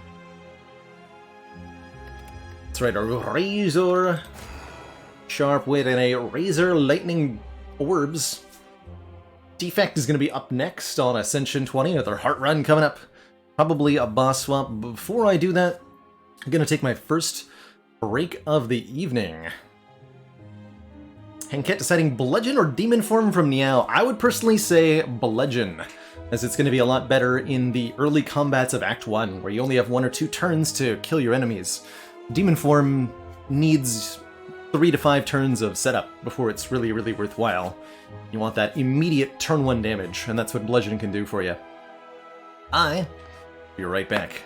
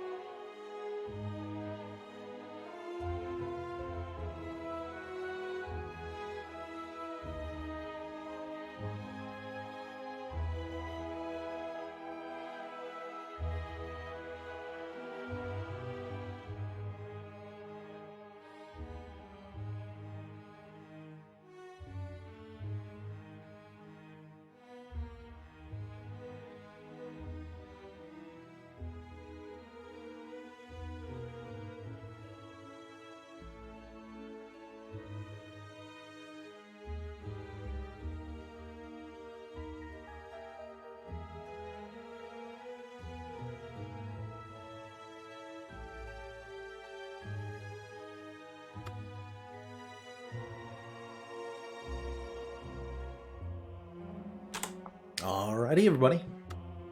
We have returned. Let us embark. And Uncommon Relic could be good.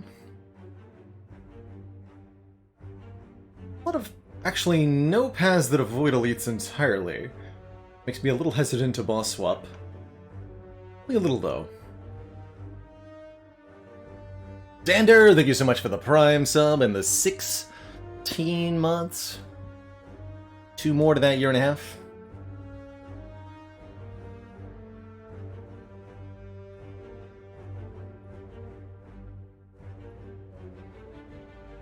I doubt I can do a Russian accent with anything other than a terrible quality Tyrant.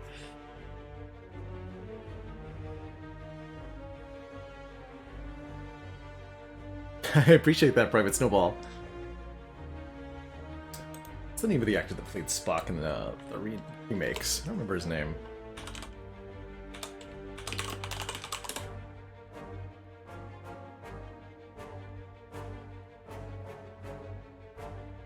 Zachary Quinto.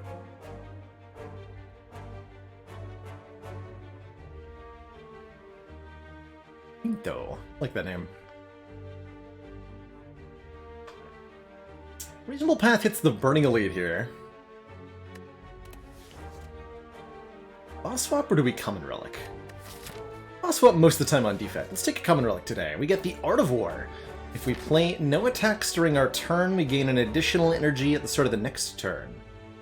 Not bad. As with, starting to make a philosophy of taking a whole bunch of combats in Act 1. Let's follow that philosophy here. We're going to take just 5 combats in a row to get prepped for our first elite.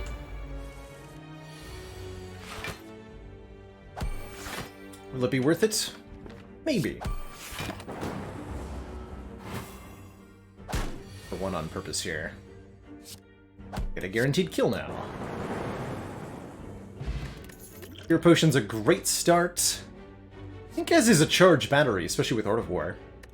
Storm as a first power card is spicy, not in the good way though. We would have to find for future power cards for that to do anything. Likewise, I don't really like reprogram at the start. The strength and neck scaling is nice, but the loss of the focus is a serious downside. Here I'm going to choose not to play Strike so that I get 1 more energy next turn. See how that goes for me. Might just break even. Yeah, we go Charge Battery, Strike, Strike, Zap. Maybe that was dual cast instead of Strike. Probably. It's okay.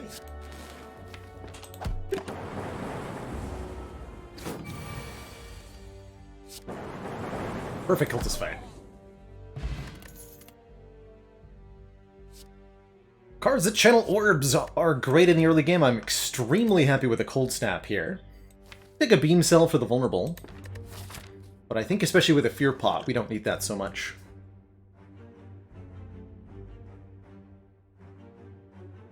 A streak right now, our streak Plasma Orbs at the moment is just 1. Since we lost our Ironclad run. My current best is 11 A20 Heart runs in a row, and the record is 13, which is a tie between Jorbs and Terrence MHS. Both done 13 A20 Heart runs in a row. So we're 2 short of the record, personally, which I'm extremely happy about.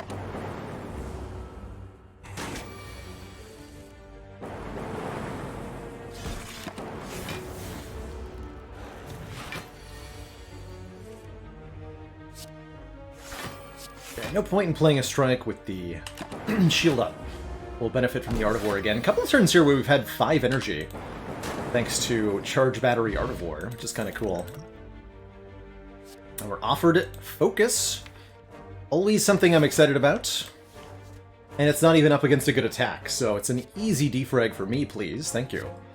Gain 1 point of focus, making the numeric value of our orbs 1 higher. Still planning on going to this campfire. So now we're into the hard pool combats. Your first 3 combats in Act 1 come from the quote-unquote easy pool. A set of encounters designed to be easily defeated by your starting deck. 1 Jawworm, 2 Lice, medium slime, and small slime. The 4th and onward combat are different. The so-called hard pool contains a little bit more difficult combats. I'm gonna take the Artivore value here. This turn, which I regret a little bit. Let's go with the skill potion here. It looks so spooky. Chill is pretty good, giving me 2 Frost Orbs. Chill here. Ray Delvano, thank you so much for the 17 months. That tier 1 sub. Block for 16, take a little bit.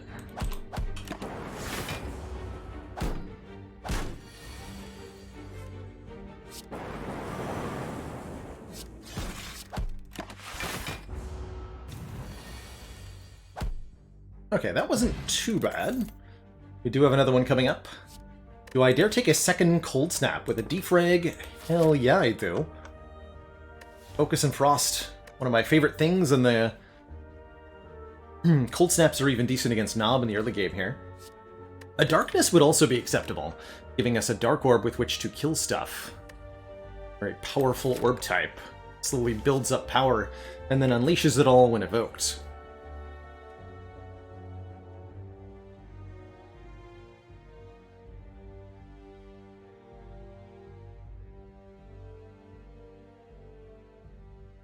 Darkness also works better with the Artivore here.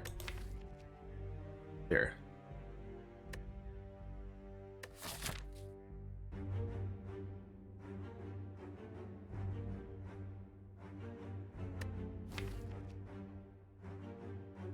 Let's choose the Cold Snap. But I note that that Dark Orb was pretty good.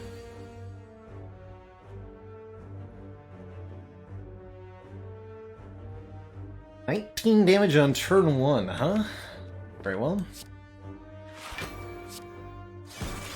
I get both Frost Orbs up, even though I take a little bit more damage on this turn.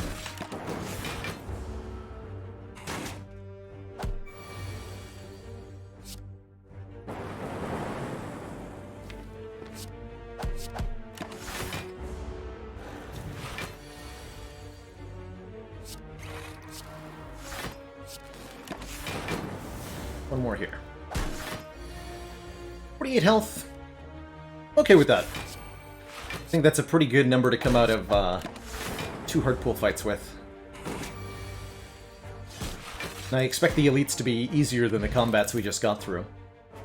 Happily take a Compile Driver, another attack card which we desperately need. It's also a pretty good card draw with 2 orb types. Did try to do double clock or overclock or double energy. Overclock is kind of like front-loaded card draw. The double energy is one-time energy gain, but only if you have a lot to start with. Let's go with the Compile Driver. And let's get an upgrade here. Upgrading the Defragment for 1 more point of focus. Should enable us to beat elites pretty easily. Sentries will be no problem, and I think Knob shouldn't be too bad either. We also get a Transform, and I'll go ahead and transform a Strike, I think. Since we got Guardian coming up. Turning it into a Chill for even more Frost Orbs. Oh boy. With perfect timing. Haha, behold the frost. You fools.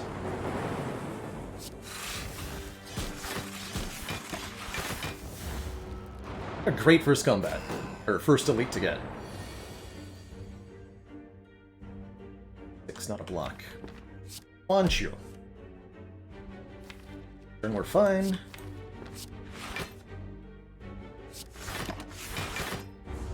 And that should be all we need to take here, because with focus, we're full blocking the 10 damage attack, so just gotta kill this one.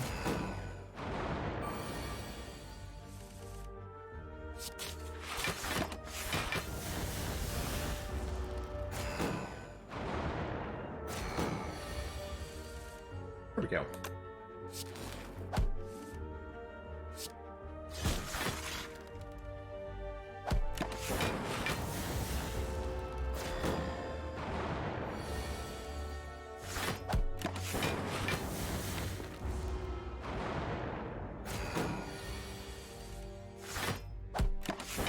worrying about the Art of War here, since we're unlikely to draw 4 energy with the cards anyway.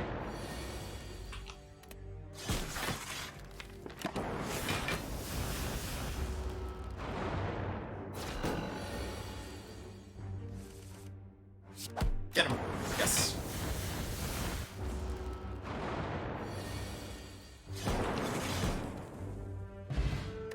Beautiful, we pick up the Eternal Feather, healing us at rest sites, which means we'll have plenty of health to work with this act. We get a heal here and here, and a Fire Potion, which makes a super-powered Gremlin Knob a lot less threatening. As well as, oh, I don't know, do we want an Electrodynamics? Lightning hits all enemies in Channel 2? That's pretty dang good. So is Capacitor here, for the record. Since I have so many ways to fill the orb slots, but I think we want the offensive card, as well as the additional orb channeling, to take orb slots at next available opportunity here. Yeah, we're gonna need some AoE for the future, and this is gonna be perfect. Pretty good capacitor though. And oh boy, a bag of preparation. 2 additional cards on turn 1. Don't mind if I do.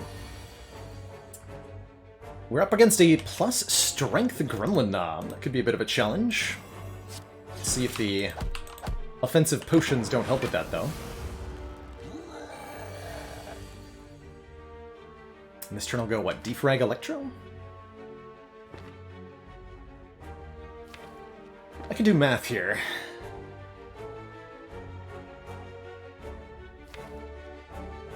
The next turn I have... Zap, Dual Cast.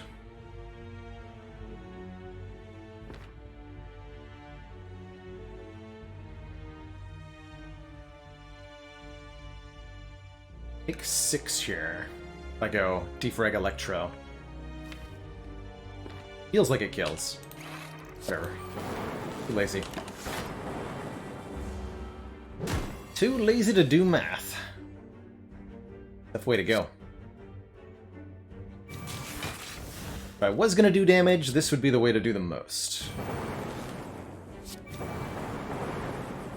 Hey look. My Fire Potion. Get a Regen Potion for up to 15 health back. We're dealing with an overabundance of health now. War Paint to upgrade 2 random skills, which would be great, and another Defragment? My god. Everything's coming up Defect. Give me that. Dual Cast upgrade's pretty sweet, now that we have enough Orb Gen, and we'll upgrade that second Defragment pretty much immediately. As well as healing for 9 here.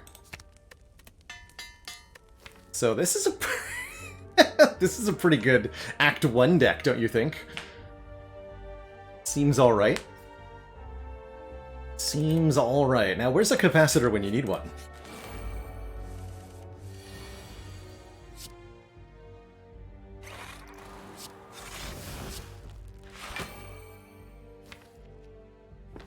Sure. Boop.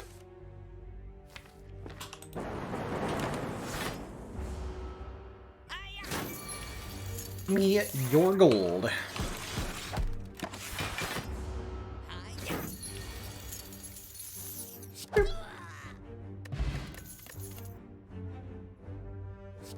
More Frost. Plus card draw. Art of War. Pretty good. Turbo could be alright, too. I'm taking a cool-headed here. Frost Orbs seem like they're nice.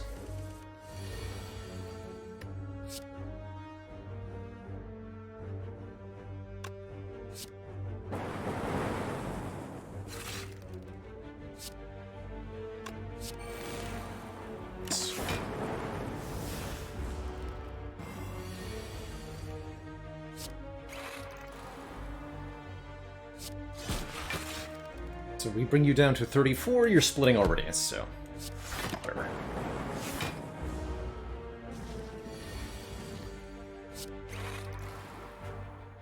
Ah.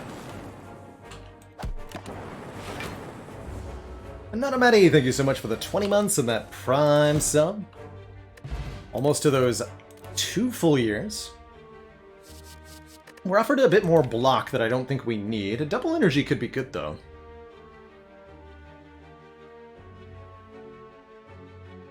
Hey, Mr. Scratch. call it streamer luck.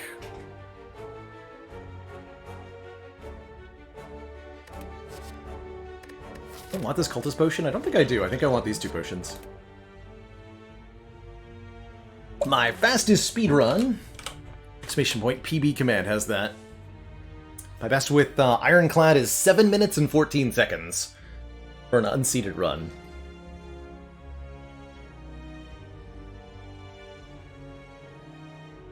Do I want to add a double energy? I don't want either of these, that's for sure. We'll hold out for an aggregate or an upgraded turbo or something.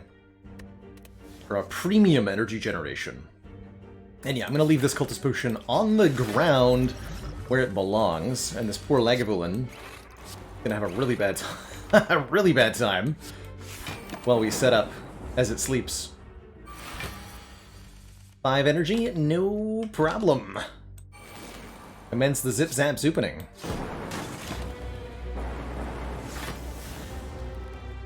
We can do this without taking a single point of damage.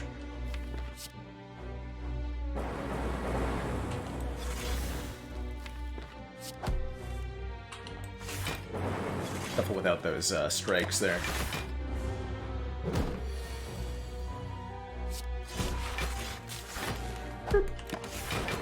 Block for 30, easily, like you do. Bye-bye.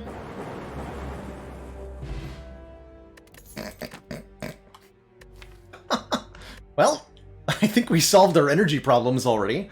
The Mummified Hand makes a card in hand free whenever we play a power card, something we already have 3 of. Sorry, 4 of, because there's a buffer here. Also a multicast.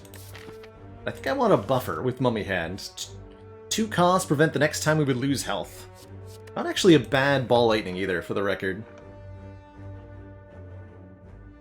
But I'm going to go ahead and take buffer and then upgrade buffer. That seems good to me. Didn't I play this back on the Silly Seed Day? Sure feels like it. Sure feels like it.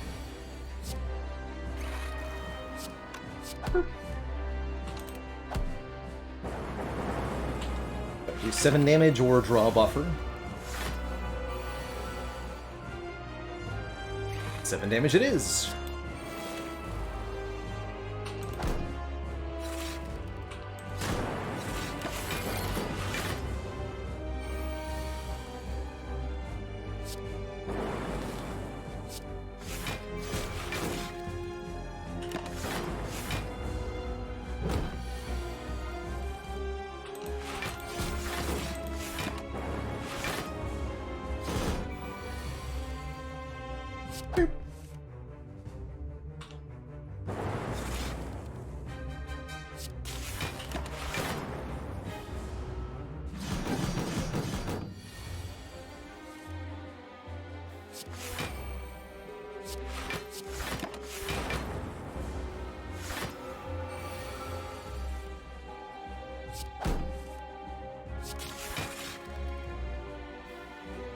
That's enough.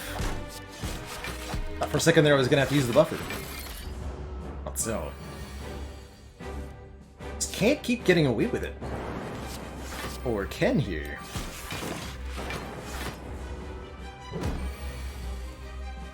Specific advice on when to take Compile. I really like Compile Driver as a... Like, if you've got your orb slots filled, if you have any decent amount of orb generation and it's more than one type. So, you know, Frost Orbs plus Lightning Orbs equals... It's good. If this card is doing 7 damage, draw 2, it's a very good common at that point. And if it's doing anything more than that, you really, really want it. So my general advice is take Compile Rivers if you think you can consistently draw 2 cards with it. And let it go if you can. But it's one of Defect's best kind of card draw engines, able to draw 3 or 4 cards without requiring an upgrade, which most other card draw sources do not provide to you, is that ability to be extremely valuable without the upgrade. That's where the real strength of Compelled River lies, is being a card draw source that's also a decent attack, without an upgrade requirement on it. Light Guardian.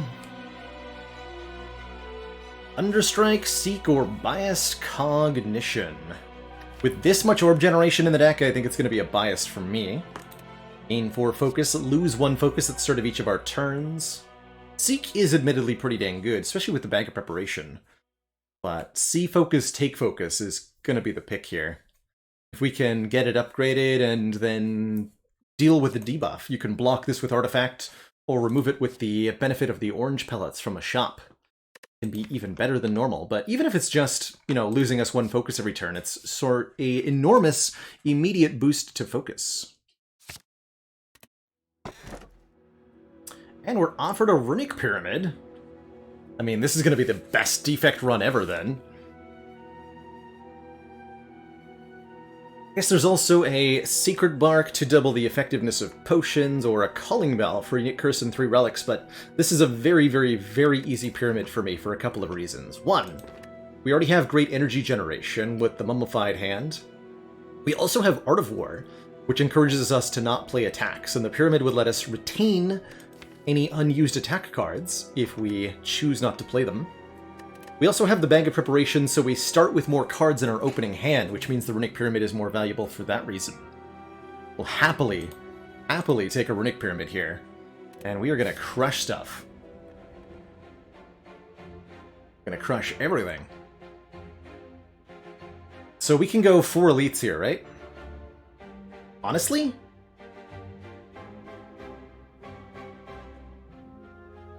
I think I'm allowed to do that.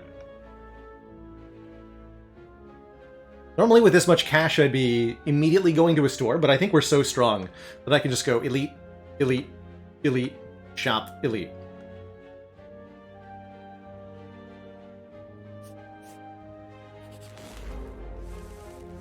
And you'll see that as we fight stuff, they have bad times.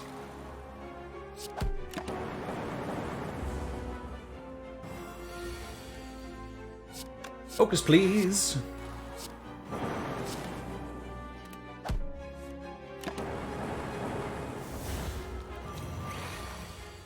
And by the time Chosen gets around to actually attacking me, it's far too late for them.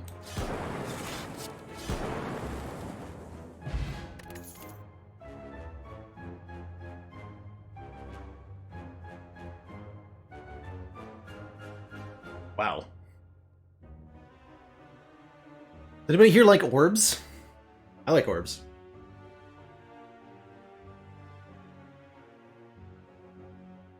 There is Glacier. Although if we want Frost Orbs, we already have 1, 2, 3 more. We have lots of Frost Orbs already. Tempest du Say Plus. It's also a ton of lightning to go with our electrodynamics. And lines up nicely with the Art of War, too. I'm going to take the Tempest here. The channel X+1 energy also encourages us to start taking big energy generating cards, like, oh, I don't know, a double energy perhaps, if we see one.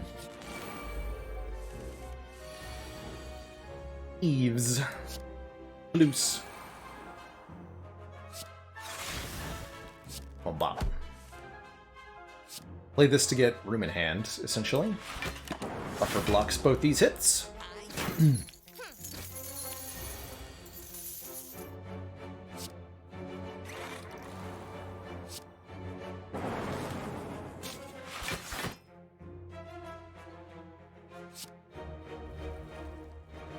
We're still technically active. To do this, though.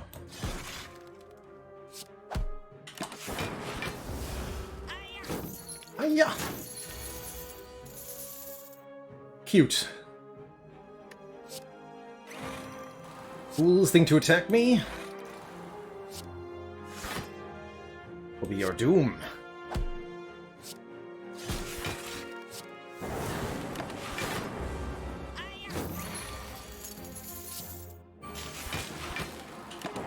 Commence the zappening.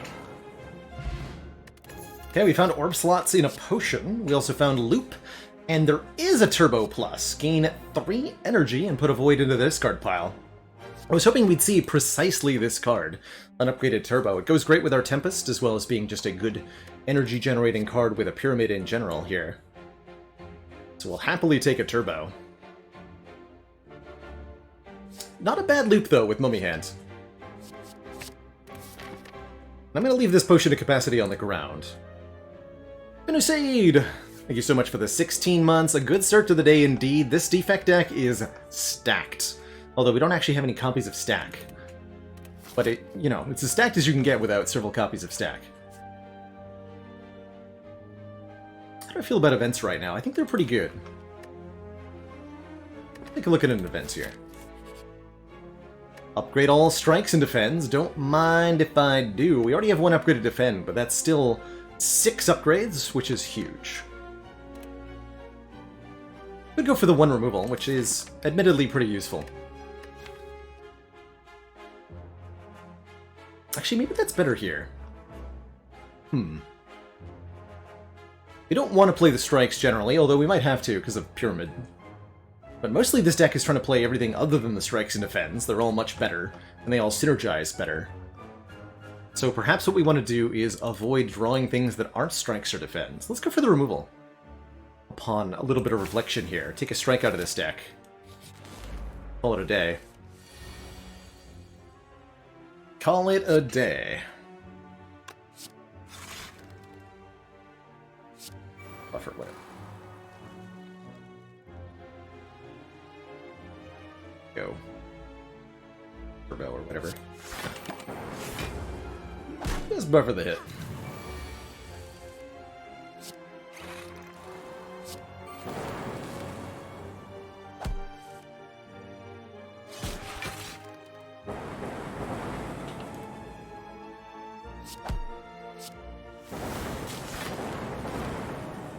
Wow. Not even close. Hologram gets back Turbo, and that's kind of it, actually. I guess Cool-Headed or Cold Snap, but a lot of our important cards are one-offs, you know, exhausting stuff.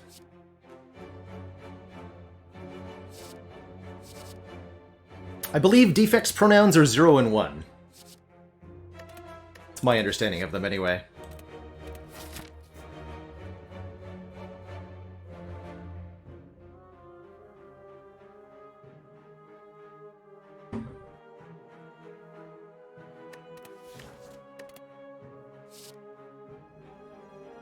Hologram?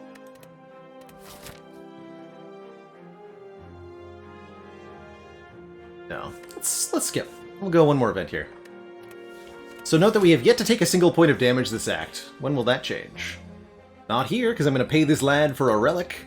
Oh, fossilized Helix? Yeah, like I needed that. Now we start combat with 1 stack of buffer. So Hologram, I think, more useful with Pyramid Fireworks, but less useful when every single good card is either a power or exhausting. That was the real reason not to take the Hologram there.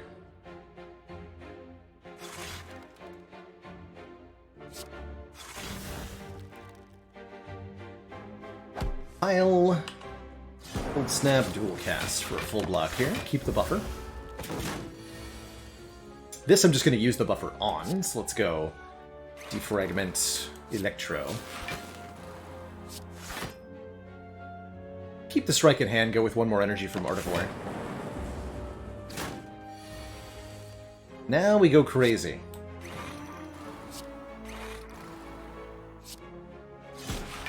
Seven times 4 is not that much.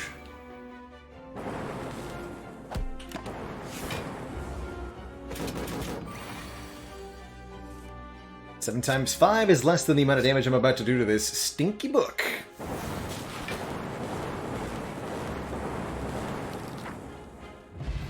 Zip, zop, zap.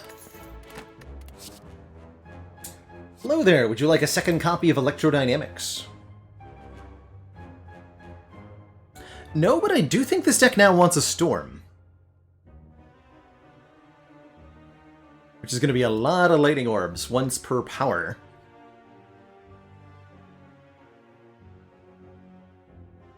Tough Aqua.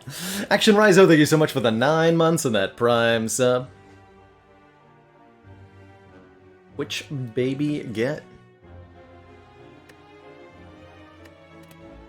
Let's take a storm. Whenever we play a power card, channel looks like we've one got lightning. our work cut out for us, Commander. And Vegetable Bread, thank you so much for that generous raid. You've come on into pretty much the perfect Defect deck. Just take a look. Take a look at our relics and take a look at our cards here for 1 second. And you will see the beauty of the Defect. Double Defragment, Electrodynamics, Bias Cog, Storm, Tempest, Runic Pyramid, Mummified Hand, Bag of Preparation, Fossilized Helix. It's glorious. Glorious. And we're not done yet. Upgrade Biased? Yeah, let's upgrade Biased. Legal Bodan, the keyboard I use is a Corsair K63 wireless mechanical keyboard. And it's attached to a lapboard. So it like clips into this big flat surface that I use on the big cozy chair.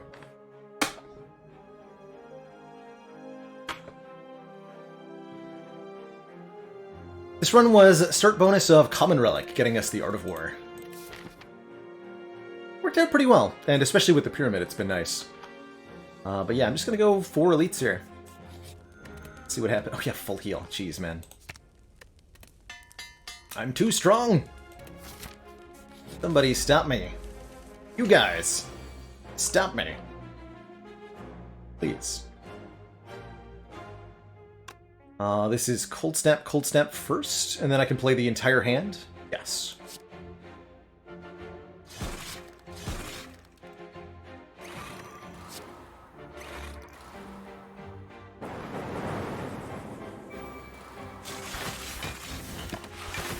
Good turn.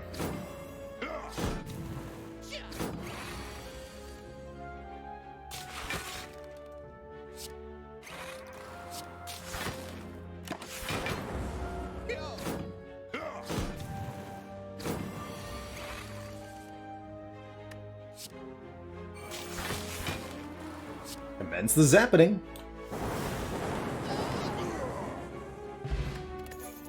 Well, that was easy. And now I have a copy of Seek. Put a card from the draw pile into our hand. There's also a Molten Egg offering us guaranteed upgrades on attack cards, which would be a good reason to pick up, say, a Go for the Eyes or a Bullseye. Get a Lord's Chest containing an Ornamental Fan, rewarding us for playing 3 attacks in 1 turn, which I'm currently not able to do that much. So I'm going to go Sapphire Key.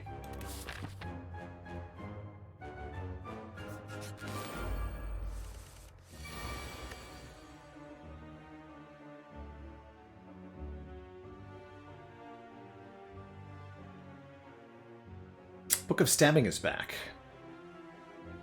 There they. Try to build up a big Tempest turn with lots of focus. We just need the focus. Like a good start. Oh, I probably wanted the Storm? This is fine.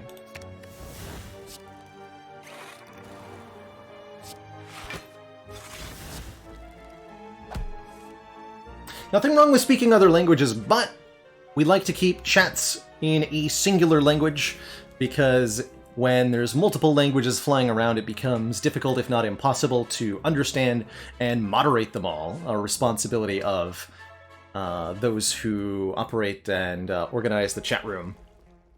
So for that reason, this channel and many others ask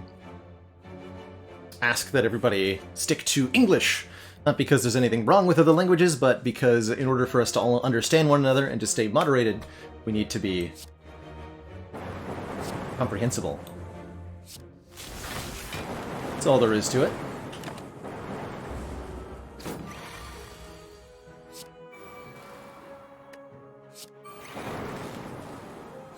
Zippity zappity. Darkstone Periapt gives us max health if we take curses, and there's that capacitor. Although, Heat Sinks. is also here. Heatsink's Mummy Hand with a Seek in the deck.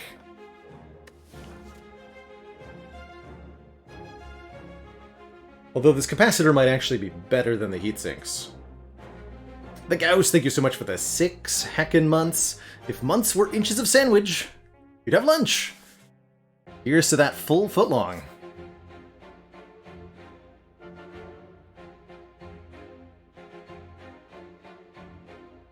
Hey, Mr. RC, just a fancy term for slay the spire. Bop the building, crumble the castle, destroy the domicile, pummel the pavilion.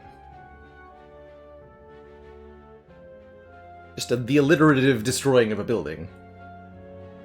Obliterate the obelisk, that's right. Yeah, the Heatsinks is saying play your entire deck on turn 1 sometimes.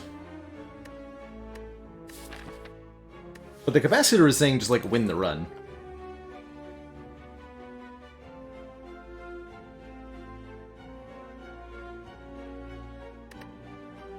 Let's go with the Heatsinks, that sounds more fun. And I'm gonna lose this regen potion, because I don't think we're gonna take damage ever again.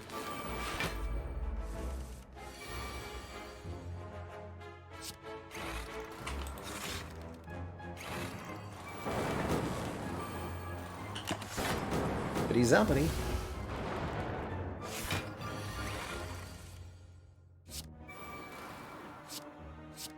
Feels like I need to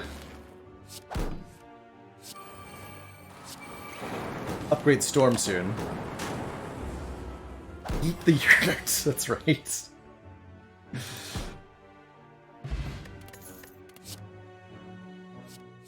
Choices. First body plus is pretty spicy. Let's go for the eyes plus. Take the go for the eyes here. I think we no longer need anything resembling a fire potion either. To the store! There is a bullseye plus. A Tori here. Remember, we would receive 5 or less unblocked attack damage, reduce it to 1. We will certainly remove a strike. If I was trying to throw this run by adding cards, I mean, I can just throw it by, you know, abandoning run or by not playing cards in combat, for example, but the easiest way to tank this from here would be to flood the deck with attacks, cards that don't block, and cards that don't interact with orbs. So, give me a Claw, give me a Madness, give me a Bullseye, give me a Metamorphosis, just give me everything that isn't Frost and Focus, and make it harder to get that. I think I'm gonna go to the next shop and remove the other strike, as well as look for either the Clockwork Souvenir, the Orange Pellets, or the Runic Capacitor. 3 very good shop relics that we could get that would either let me negate the debuff of Bias Cog or would allow me to gain more orb slots. Also maybe a power card guaranteed that we get to look at in the power slot that might be a capacitor or something. Or a Chemical X. Yeah, there's a lot of good hits, right? A lot of good hits.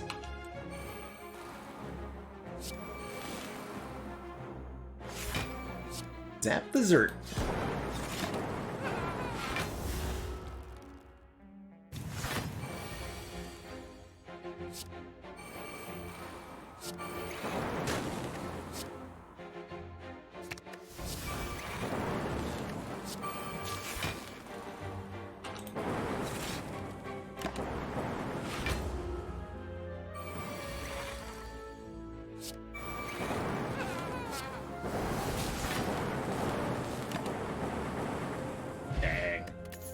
Meat on the Bone will probably not actually ever do anything. Double energy, however. Pretty wild with Tempest. Pick that up. There's the Runic Capacitor that we wanted. Start combat with 3 additional orb slots. There's also a Core Surge here, as well as a Dark Shackles and a Gambling Chip. Wow, that's a really tough choice, actually. That is a crazy hard choice.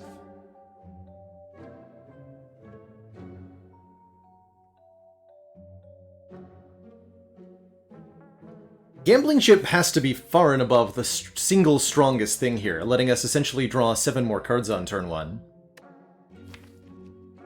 Letting us find the Seek and the powers early on in our combats quite consistently. But Core Surge and Runic Capacitor could be a really winning combination here, too. As could Dark Shackles and a card remove.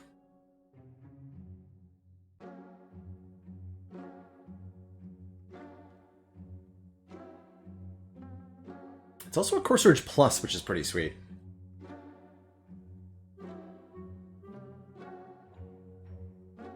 Really unfortunate that I can't buy both of them, for example.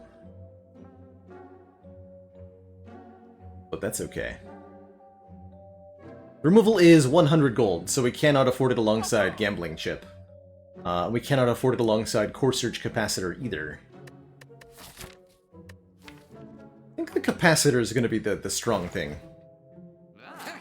I want to do. We'll take the Core Surge alongside.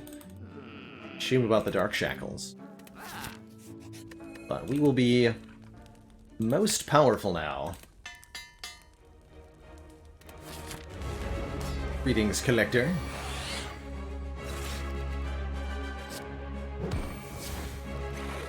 Welcome. You die.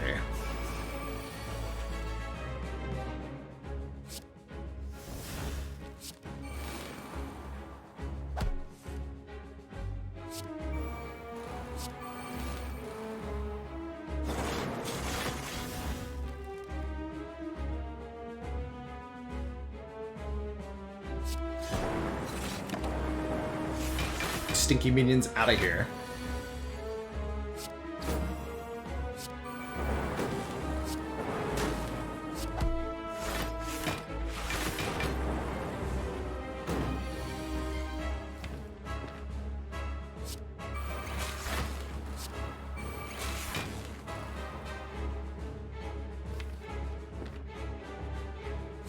Whatever. Get him!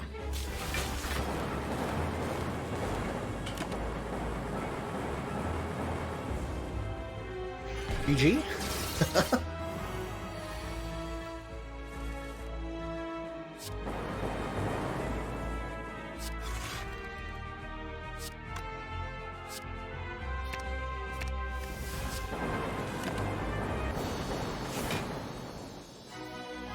GG. And yes, I think this deck could beat the Heart, although we do run out of Lightning Orbs eventually. That's the only problem. Okay, now we can absolutely beat the Heart with an Echo form, letting us double the first card we play each turn, and we'll happily take that, especially with our Seek here. Ooh, is this Frozen Core? Replace Crack Core. If we end our turn with any empty orb slots, channel a Frost Orb. We automatically generate Frost. As long as there's empty orb slots, with which 6 to start. That's a couple guaranteed free Frost Orbs. The Black Star is also quite good, giving us an extra relic from each elite that we kill. Sozu does not allow you to use the Entropic Brew, but if you want the Sozu here, you can drink the Entropic Brew right now to get the potions out of it, and then take the Sozu. But if you take the Sozu and then drink the Entropic Brew, you just empty the potion slot. So, drink your Entropics first, then take Sozu. I get so few opportunities to...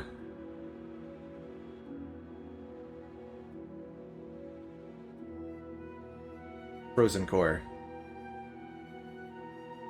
Although we can fill the orb slots very quickly. Especially with this Tempest. Steve-O-Matt, thank you so much for that Prime sub and the 8 months. Voting for Black Star. Gotta respect it.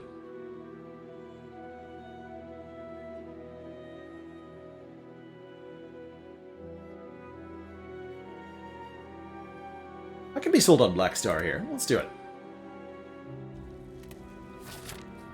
And we are indeed fighting Awaken One first, but I don't think they're going to be any problem at all. 2 different ways to fight 3 elites. One of them hits more rest sites than the other. How do we feel about upgrades right now? Decent? We want to upgrade heat sinks? Yeah, I want to upgrade heat sinks. Go this way then.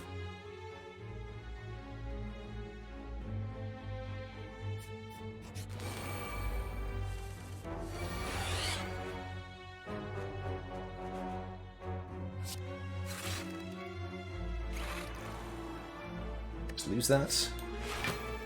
Fair enough.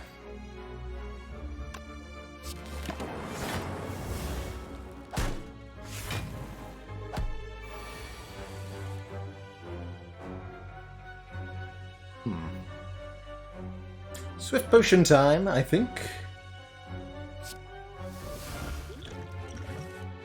That's more like it. Perfect.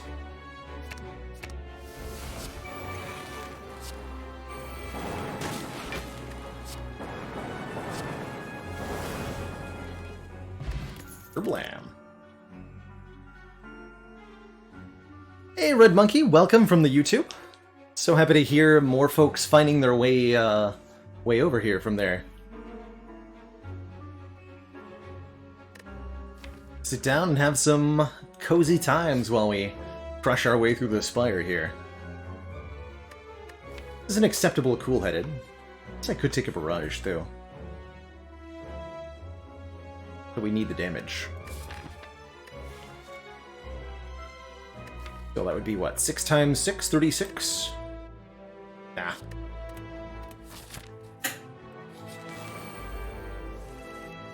Choose to pass on that.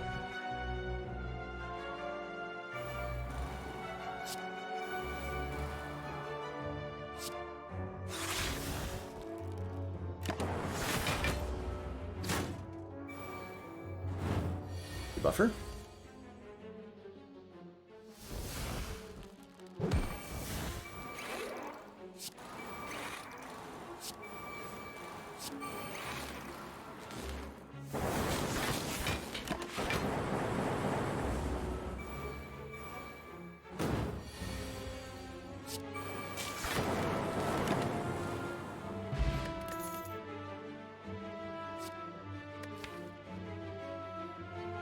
This is the damage I'd rather have. Upgraded Ball Lightning.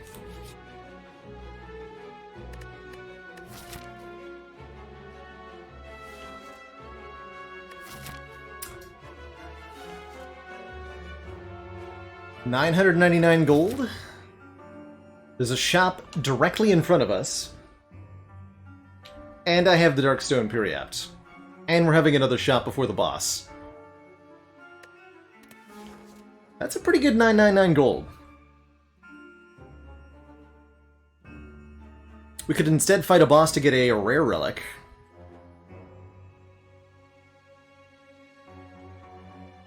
Runic Dodecahedron does not still exist. No way to go, Fignuts. That got removed, I think, with the 1.1 or 1.2 patch. And Rattleoff, thank you so much for the 2 months of Tier 1 sub in advance. As well as thank you, Minona, for those 2 months of Prime sub. I'm going to take the money here. Because of the Darkstone Periapt, we do indeed gain 12 max health from taking 2 Normality Curses here. Those Normality Curses will retain into our hand with the Runic Pyramid. But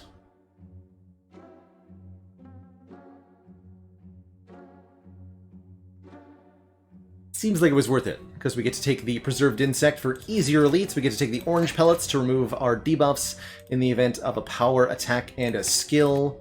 I'm going to take a Recycle, so that I can get rid of the other Normality. I'm going to take another copy of Storm, and because I have Panic Button and Orange Pellet, or sorry, because I have Orange Pellets and Runic Pyramid, I'm going to take a Panic Button as well. 30 block, and we cannot gain block for 2 turns.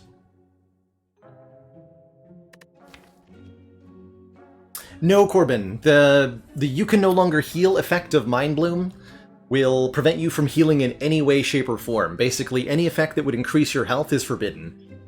No exceptions. But yeah, I'm feeling pretty happy about that 999 gold. Could even take the Compelled River here, and it would be okay, but I only have 2 orb types in this deck, and I have an Art of War. Don't need the Regal Pillow. Could take Boot Sequence and it'd be okay, but I don't think I need it.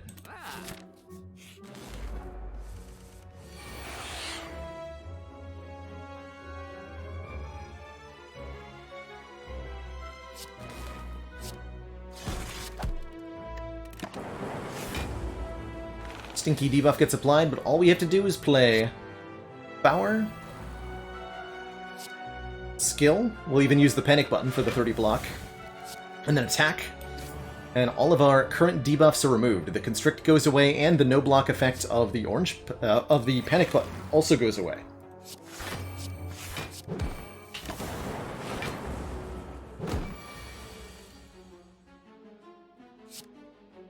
With Fairy in a Bottle, the Mind Bloom will deactivate the Fairy entirely, so you will simply die instead of activating the Fairy. Grubby. Same with Lizard Tail, or any other effect that would revive you. Oh no! That's right, I have a Normality in this deck. My dang. Oh wait, I no longer have a Normality in this deck. Huzzah.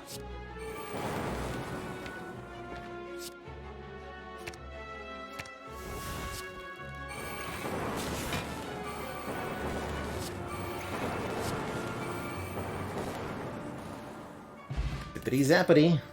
Oh, 3rd Storm? Yes! And this one's upgraded.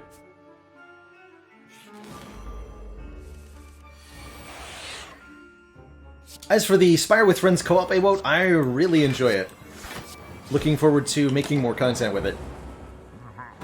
With some of the other folks in the Slay the Spire community.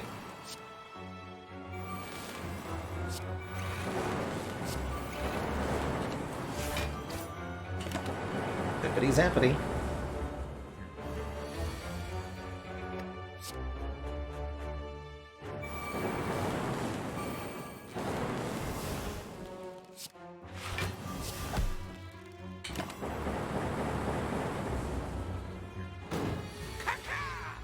Caw. Powers overwhelming.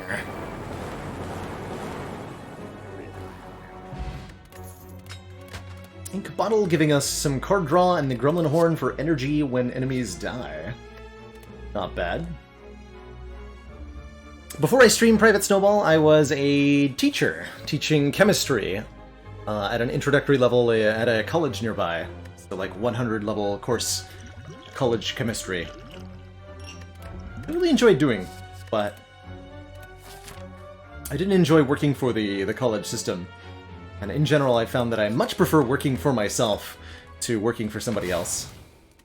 So I'm really happy to be streaming full-time on Twitch as a way to support myself these days. Oh, sweet, we get guaranteed Echo Form down. Sweet. Panic button first, then Core Surge, then all the powers.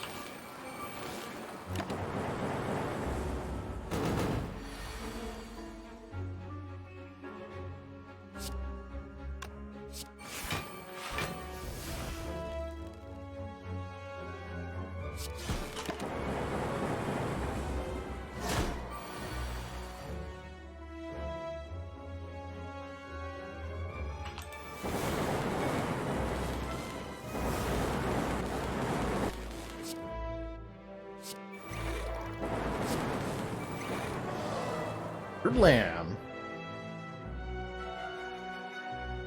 I have a bachelor's degree, Theodore, just in general chemistry. I never ended up choosing to specialize in a particular field.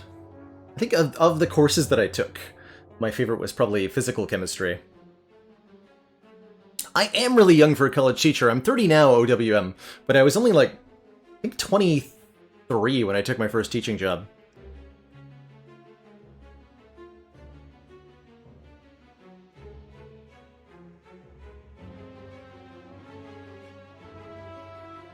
Academia is somehow both lackadaisical and ruthless, isn't it? Sure is. And Vermilion, thank you so much for the Prime sub. The 8 months. I enjoyed calculus. Pretty much all the mathematical courses that I took, I enjoyed, right up until it started getting abstract. The first college class that I took that involved proofs was when I decided to step away from mathematics. Oh hey! Another biased cog, don't mind if I do.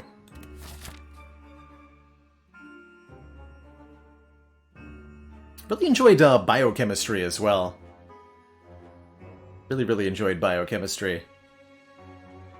There's so much about life, hell, the human body, that we do not understand. And studying that in detail kind of shone a little bit of light on just how complicated this world is at a nitty-gritty level.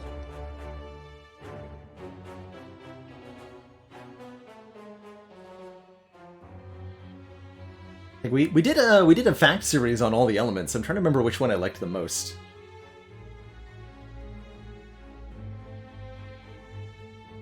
Elements I really enjoyed the naming behind. Let me look at the periodic table for a second here.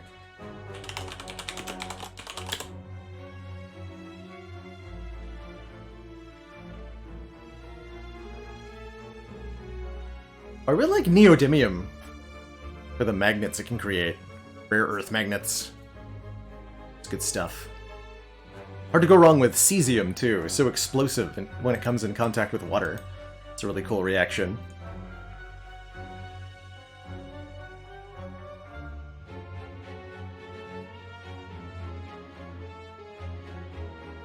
Hey, congrats on the new position tomorrow, Nate and Sal. Absolutely congrats.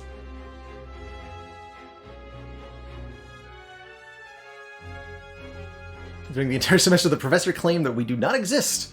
On the final exam, he proved it. Sounds like a proper philosophy instructor.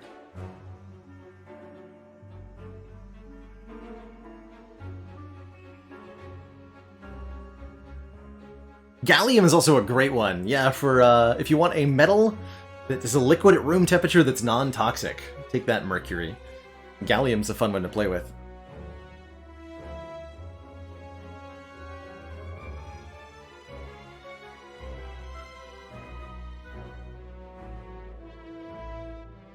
Nanamati says, you remember when they decided they had enough with math courses? You could replicate exactly what was going on and get the right answer, but you had no idea what was going on, and that was it.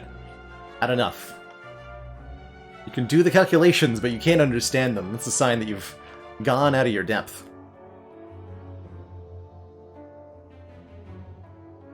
Custom magnetic fields. I have not seen that broken board. That sounds super fascinating.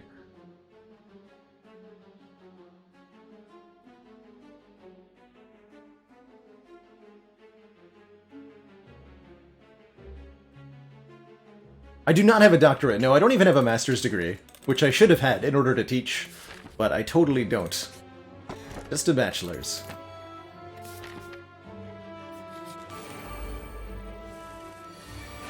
Just a stinky bachelor's.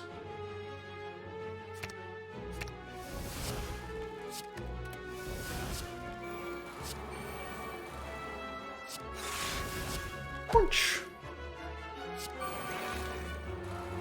Sweet. Keep it going.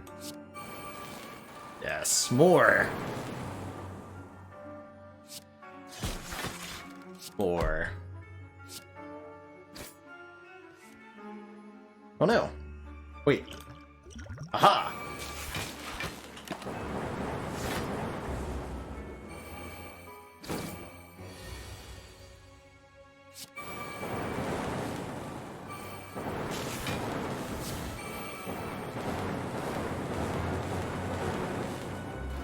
And then there was zapping.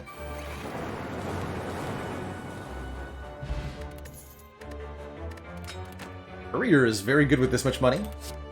Letting the merchant restock cards, relics, and potions.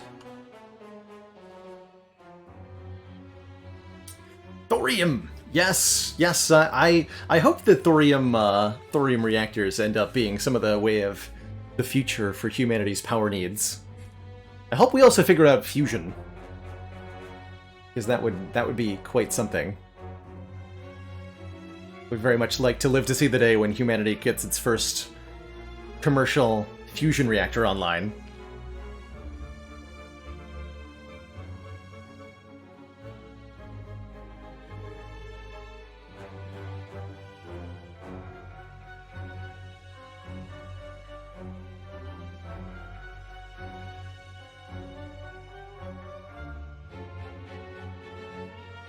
Hey, DS Twitch. Welcome to the stream. Glad you found your way to the channel here.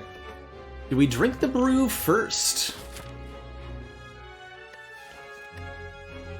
This fairy's gonna get released at the top of the Spire. Yeah, let's drink the brew here. Energy pot, deck spot. Take the energy pot here. I will not take the Tomb of Lord Red Mask. We'll go ahead and upgrade our heat sinks to draw 2. And the glowing Tesseract. We got lots of healing, so let's look at 3 colorless cards. Definitely going to take a Dark Shackles for the heart. Hand of Greed Plus is kind of cute. Sadistic Nature is a 0-cost power. That's actually worth something here. But Purity. Don't need a Purity now that we have Recycle. Okay, let's just take the Dark Shackles. This is tempting, but I'm not going to bother. And here's the Chemical X. We only have a couple X-cost cards. We have Tempest, and that's actually it. Although we could take Transmutation to add X random colorless cards to our hand. X plus 2 with Chemex. This is a really powerful combination, genuinely. It's not a meme to take these two with one another. They're genuinely really good. I will take Defrag. Stop there. We will remove Normality. We did not take that Reinforced Body, unfortunately. I am going to go Chemex Transmutation. Such a fun combo. And we'll save cash for the final shop. Yeah, we'll save cash for the final shop. Will I upgrade that Transmutation?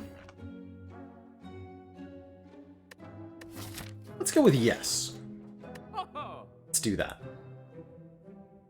Take Lantern here, or Ancient T-Set might even be arguably better. Hilariously. It's more energy, but only on some combats. Spire, Spear, and Shield, and Awaken 1 versus all the remaining 4 combats.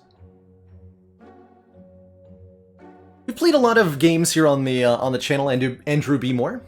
Some other roguelites that I've played a lot of include Hades and FTL Faster Than Light. We also play occasionally puzzle games as well as games that get voted by the community each month. Just the other day we played some Return of the Oberdin and really enjoyed it.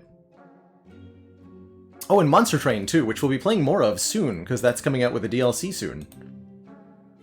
Upgrade to Transmutation upgrades the colorless cards it generates, so quite a few with the Chemex.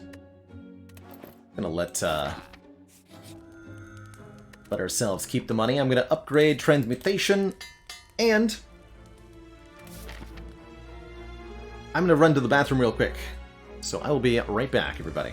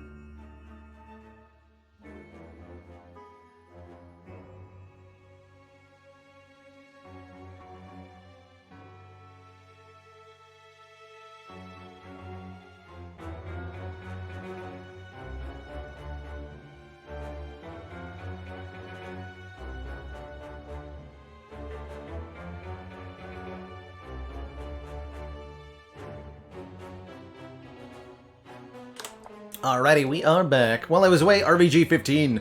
Thank you so much for that sneaky year-long sub. I see you there. Thank you so much.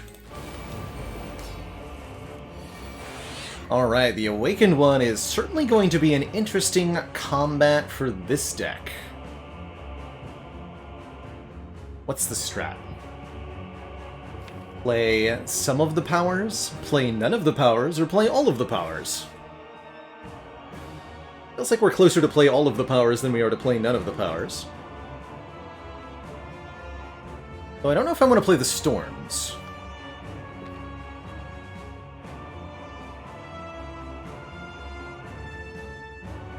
Ha! You'd have to ask somebody with a degree in that private snowball. I've got no clue what kind of reactor is going to be best. But I hope the people who are smarter than me figure it out. Play all of the powers for 200, Trebek. Start with a Frost Orb. Okay, we're not full blocking this turn.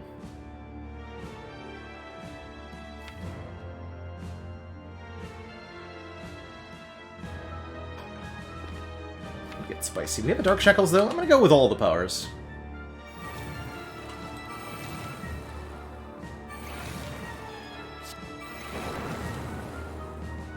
Take this hit on the buffer.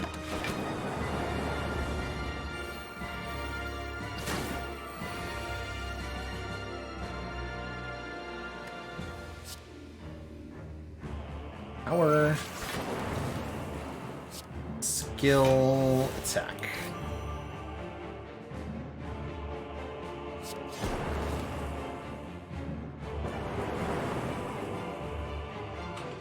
We need that Tempest later.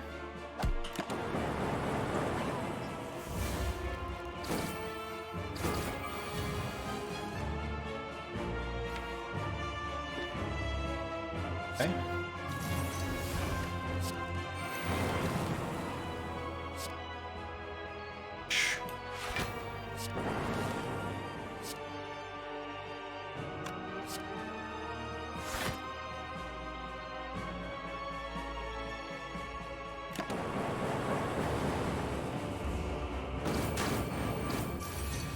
We're good now.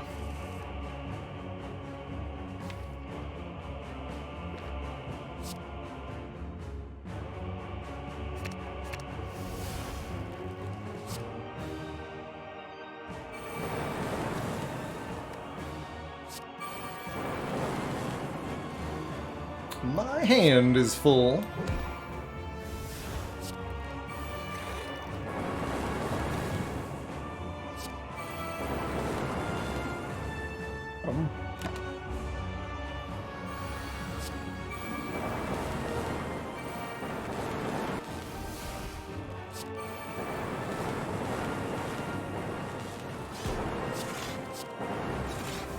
Me hand agreed.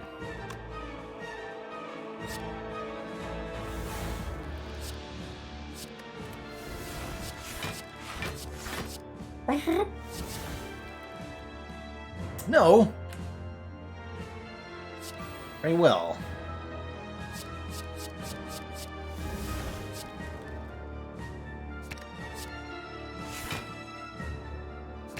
Double the bomb.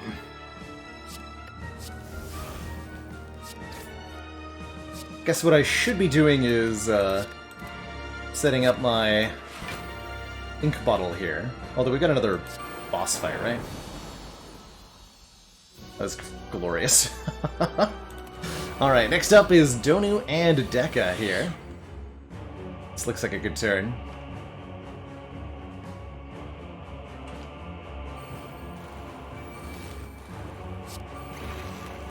Give me a bunch of stuff.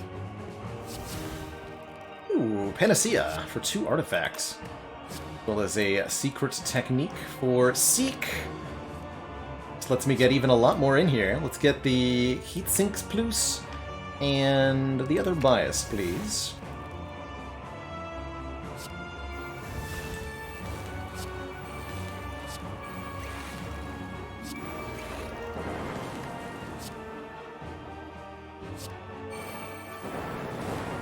It's gonna be a turn 1 kill? It might be.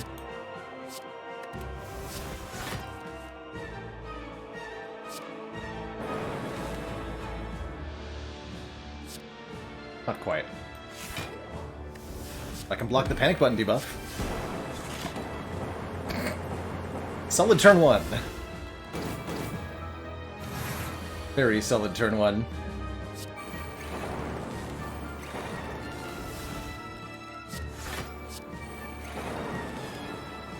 GG, nerds.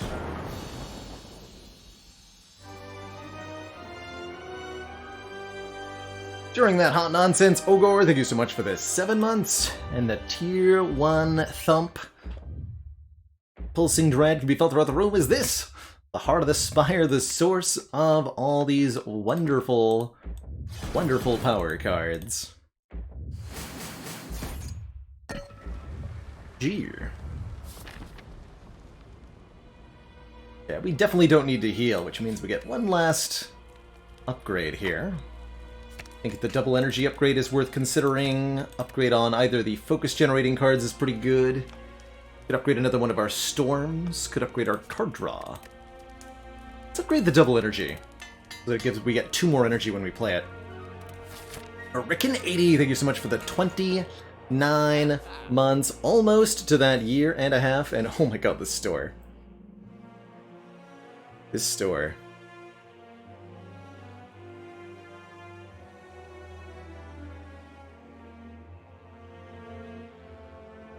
Dolly's Mirror, huh?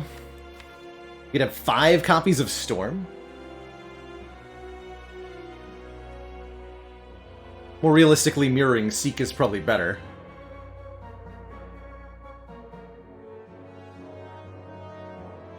We only have 4 copies of Storm.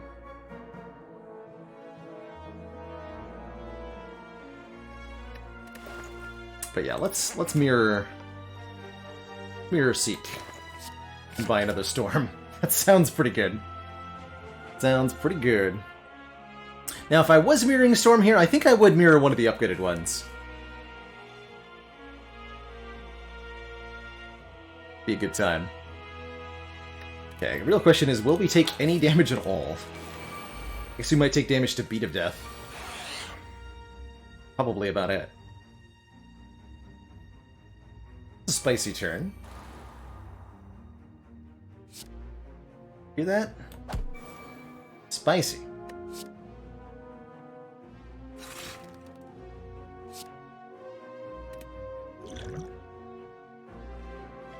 We're getting Electro in play. Guess we'll play the Transmutation, see what happens here. What the... Okay. I actually get to chain react that now. Hey, Krogzar. Seek for Seek and Turbo.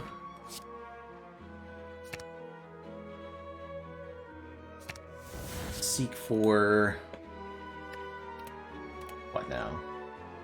Heat Sinks and Storm?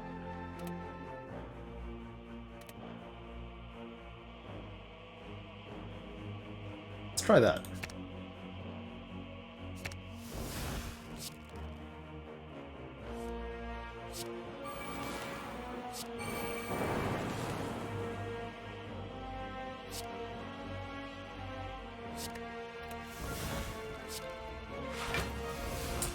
Orange pellets away our debuffs here.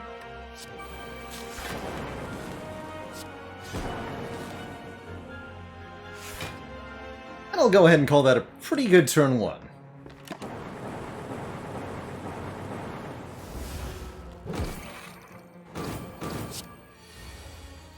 Good turn 1 indeed.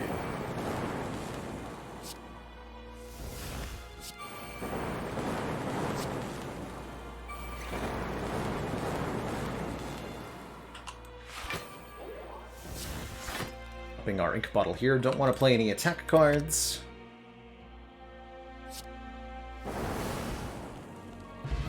What's this happening? Orcalcum gives us block if we enter turn without any, and Happy Flower will be some additional energy. There's also 3 cards that say Frost Orb on them here. Go ahead and take a Glacier. Nice.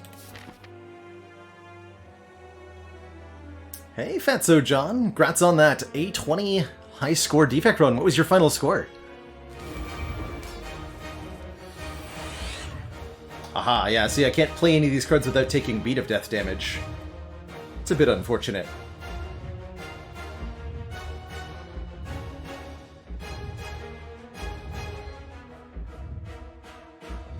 I guess I could play one of them.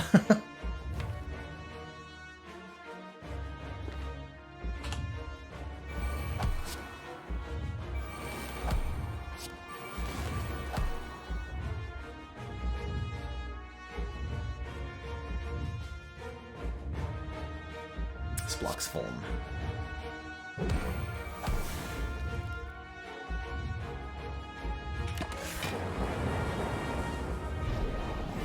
Not the greatest turn there.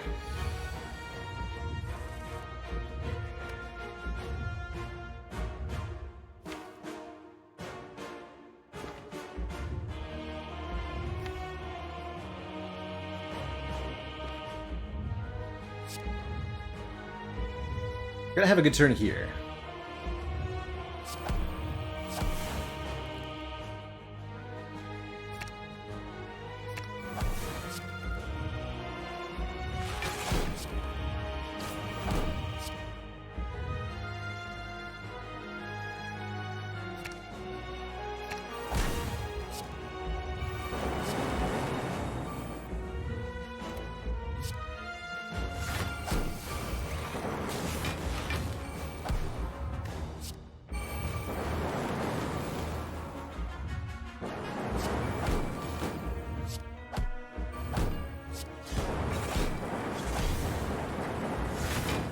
Now we're in the clear. Totally, completely, utterly in the clear here.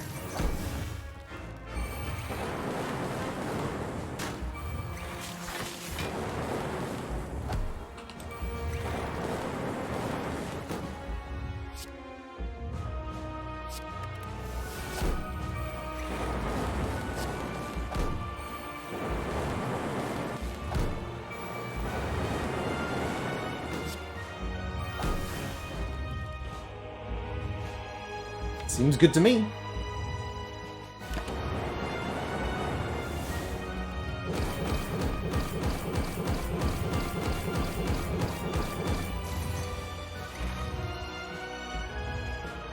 Two stacks of buffer, by the way. Dippity zoop.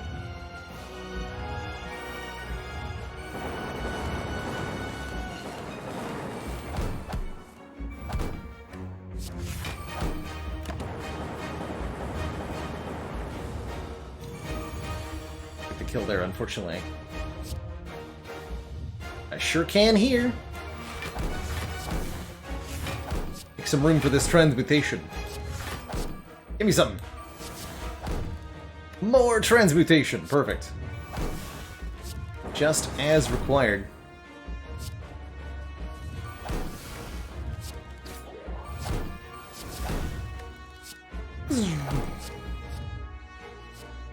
Meteor strike, sure.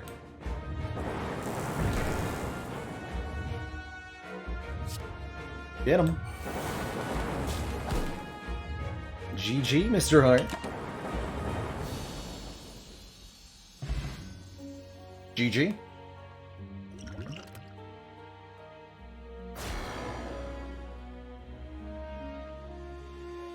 Well, that was certainly a run.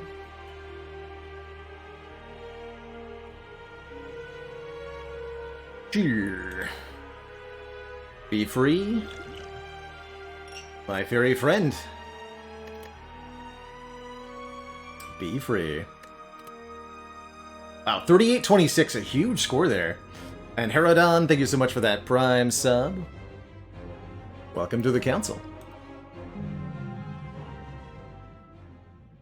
Been done. Spire sleeps. But I shall not yet. No, two fantastic runs to start out today. It's a crazy good Defect score. That might be our highest score Defect run. The wins here. Since we started playing 2.2. Yeah, definitely. Neat.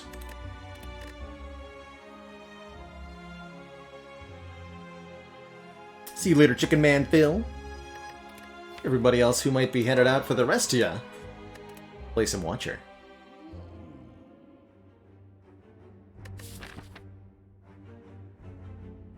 Extremely tempting. Love to see late elites. Especially with some upgrades beforehand. Probably considering random rare relic here. Lots of really good ones. Let's do it. Guria Watcher. Okay, okay. They say Watcher with strength is something unrivaled, and, well, see how true that is. Guria allows us to upgrade our strength permanently at rest sites up to 3 times. So instead of upgrading, we can lift, gaining a point of permanent strong. If you're unfamiliar with the Watcher, her stance-based mechanics form the core of the character. She has Wrath Stance, this red stance, which causes us to both deal double attack damage as well as receive double attack damage. And Calm Stance, a blue stance that saves 2 energy for later. Good luck with your midterm tomorrow, Strawberry.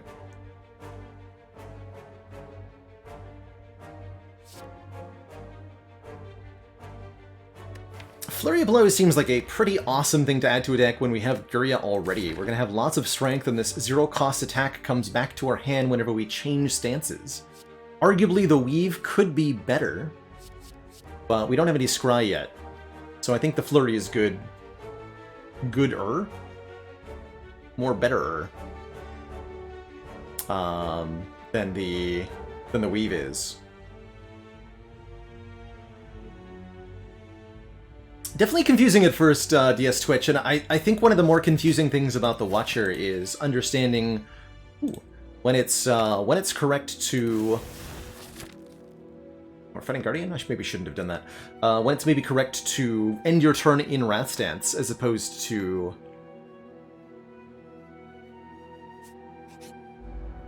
being in Calm.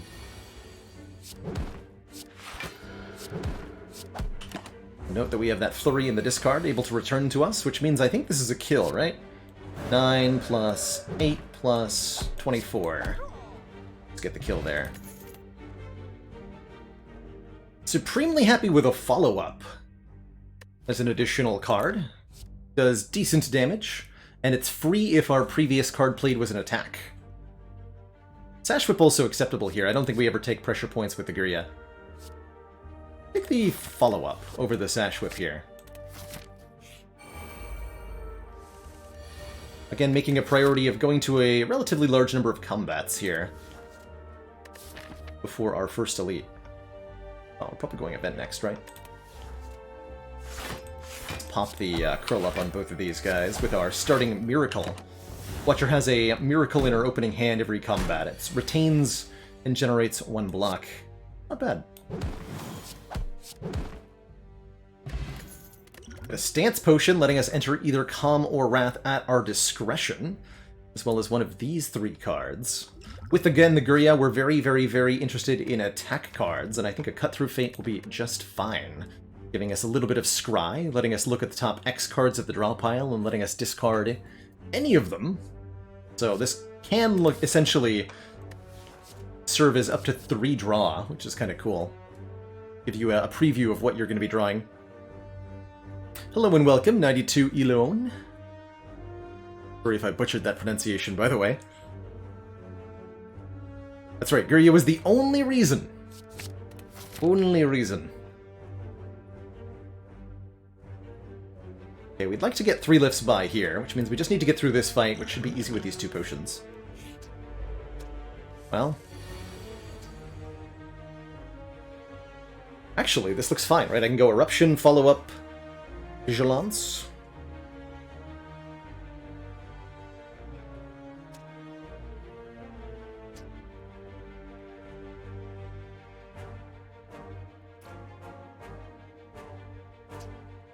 That would take 4. Whereas I'll also take 4 if I go Vigilance first. Let's do it this way then. End in Wrath Stance here. Is that a good idea? Maybe.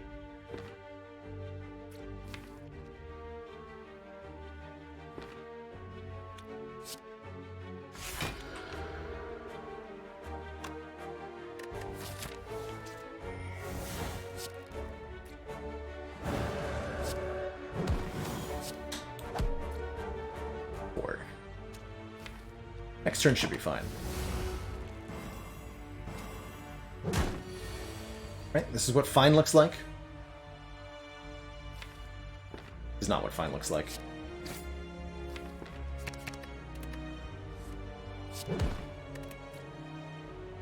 Block twice and take 6, strike twice and take 8. I guess we take 6 over 8 here. Maybe should have potioned.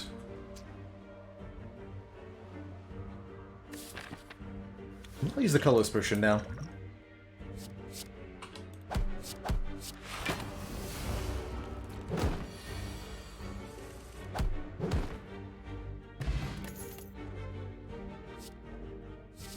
Wow.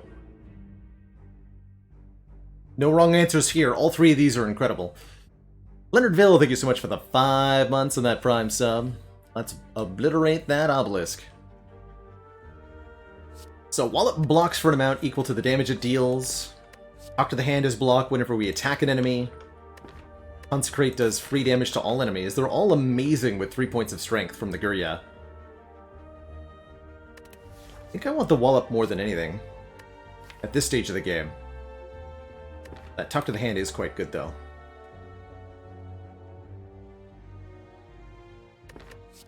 Go Wallop. And let's start lifting.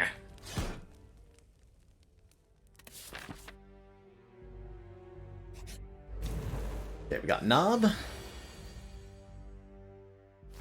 Cut through Fate to try to find Eruption. If I don't, I'll think about Stance Potioning here.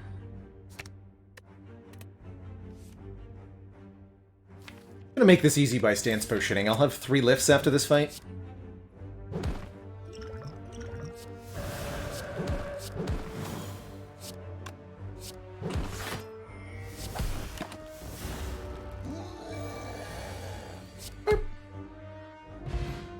Oh my god, a Molten Egg? Oh no. Oh no! Oh, the Spire! Oh no, it's a Tantrum Plus! Oh no. Tantrum! Deal 3 damage 4 times, enter Wrath, shuffle this card into the draw pile. I do kind of wish I'd taken the Talk to the Hand now. But any future Talk to the Hands we see will be upgraded. In fact, all attacks from here on out are going to be upgraded. And all of our opponents are going to be dead. Or frail, I mean? Sure.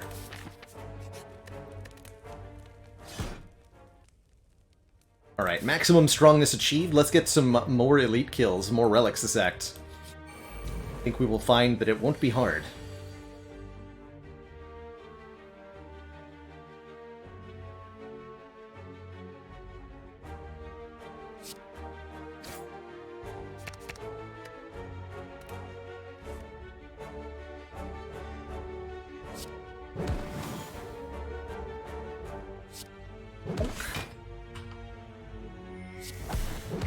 Kill the Jawworm on turn 1.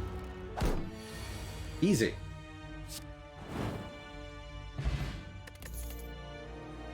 Now we get an upgraded Consecrate, although Meditate is very, very good as well.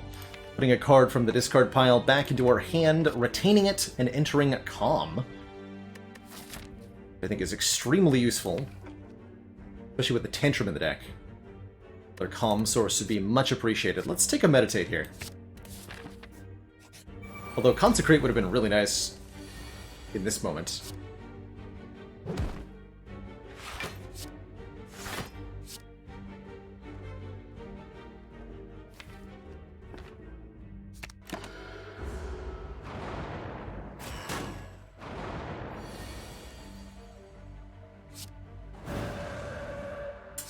This turn we just murder everything, so let's...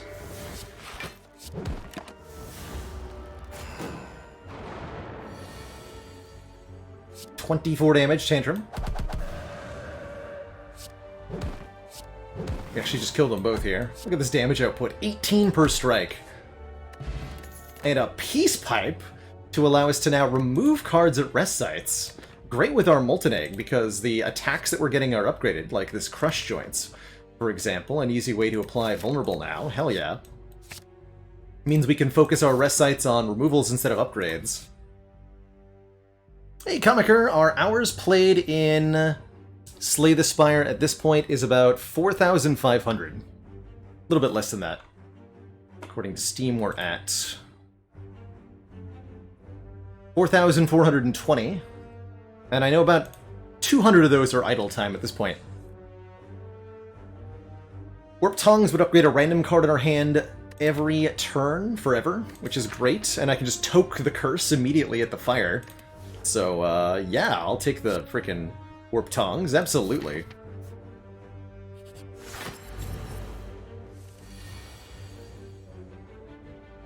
Cards, so we just get random upgrades. Very good in longer fights like this one.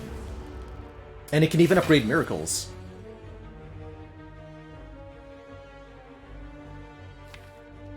Go ahead and open now, I think.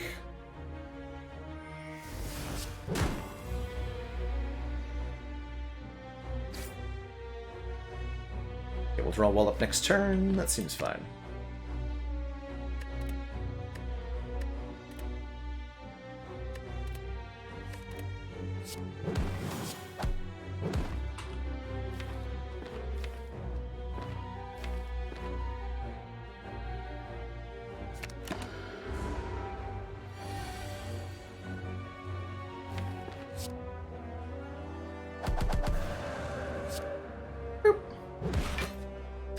Very easy leg of fight. We score wing boots, letting us ignore the path when oh my god, when choosing next room to travel to 3 times.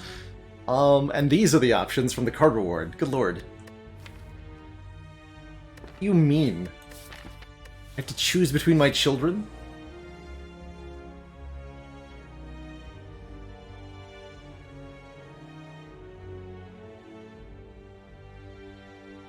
Just like he's kind of nice with a free upgrade on it. So is Cut Through Fate, both offering some scry.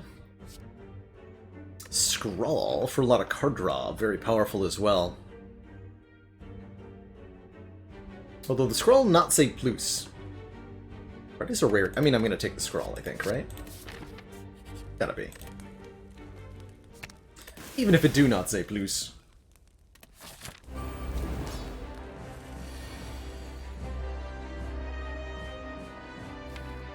Sort of transform Guardian next turn.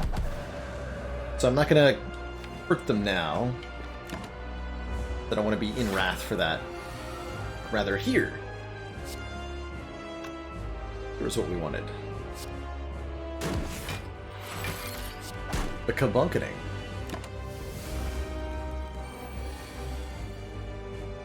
Perfect. In fact,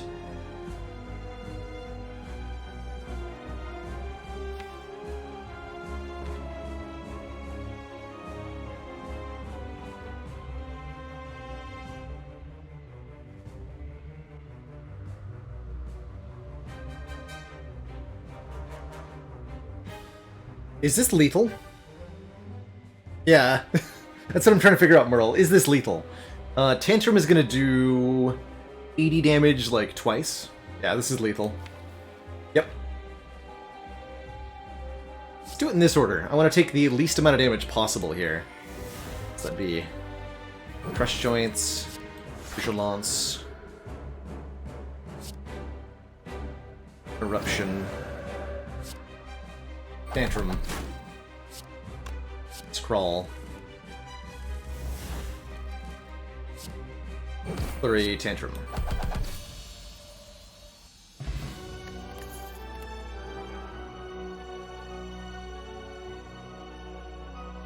Omniscience lets us play something in the draw pile twice. Not a lot of good Omniscience targets here.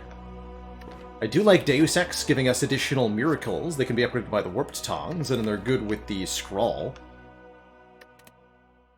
Conjure Blade a little bit awkward. Summons an Expunger, which is great with 3 points of strength, but I think we have all the damage we'll ever need in Tantrum here. Take a Deus Ex for a little bit more immediate energy here. Be on our merry way. Oh man, and I'm offered the Violent Lotus. 1 more energy when we leave Calm Stance. Very nice with Vigilance Meditate here. If we wanted additional energy, we could also get it from Philosopher's Stone. One more energy every turn, but enemies have more strength. Or the Ectoplasm. Enemies no longer give us gold. But let's take the Violence. The Purple Flower of Doom. Giving us more energy for leaving that amazing calm stance. And shops are way back here for some reason. Not sure why. Definitely wouldn't mind removing some cards with the Peace Pipe. Points. Every fire we go to could be a removal. Hell, I could even use the wing boots to get lots of Peace Pipe removals. Toke. Remove at the shop. We could get all 4 strikes out of this deck within this act, if we wanted to. Although I'll probably go for at least 1 elite. Hey, Dark Knoll. With Ectoplasm, so when we did Ectoplasm Ladder, I think what we learned was that your average Slay the Spire run gets, like, somewhere in the 800 to 1200 gold range. And you always find Ectoplasm at the end of at the end of Act 1, excuse me. Act 1 gives you about 300 gold, so Ectoplasm therefore costs you 600 to 900 gold when you take it. It's a lot of money to give up.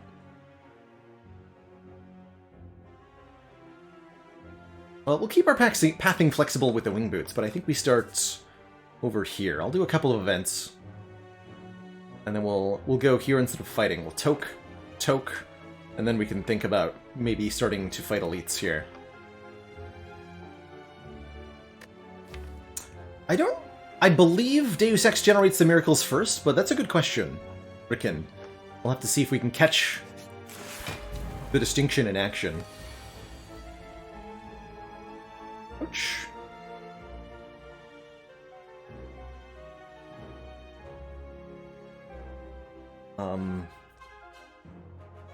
I think this is just Dupe Pot, right?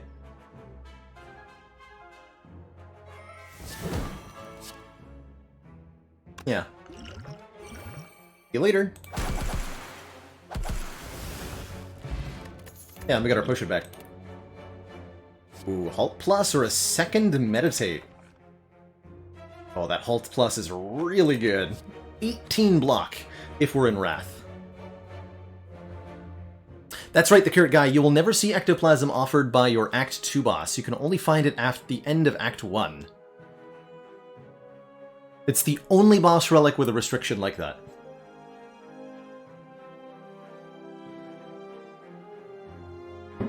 That Flying Sleeve is what, 9 damage twice? That's pretty good.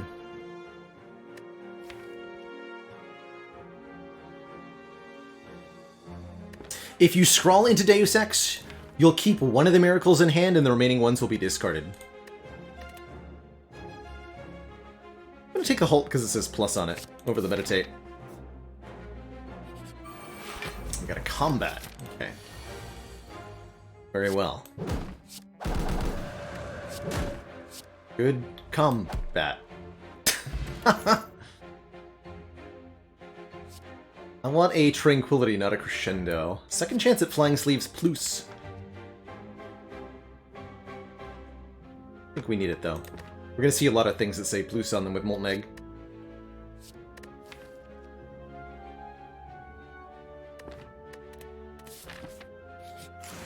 Oh! Gelled Parasite is back! This time I've got the old-fashioned block, though.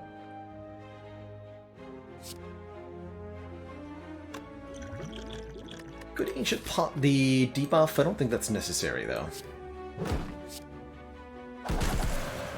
So one of the really cool things you get to do with Halt is block for 18 and then leave Wrath, so you don't have to deal with the double damage.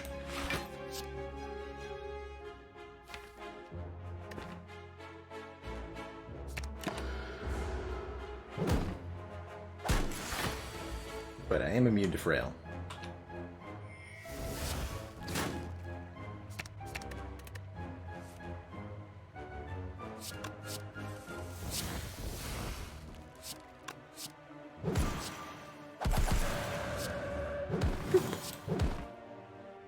destroy. Before. Gives us additional energy. Wheel Kick Plus for some card draw is real, too. Although Wheel Kick doesn't benefit that much from Strength.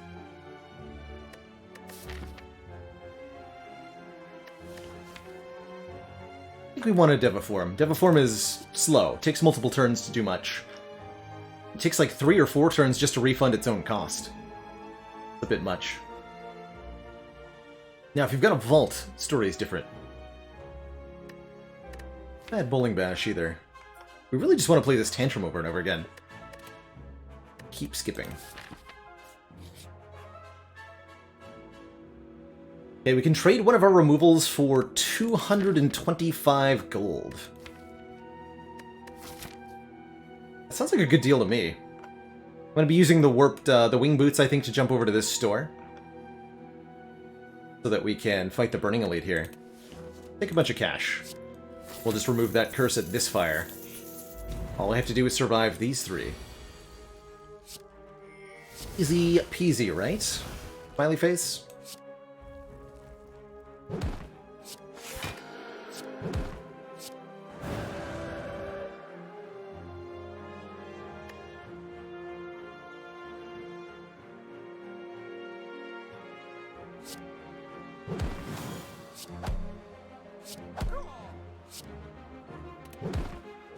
Take 3, that's pretty reasonable.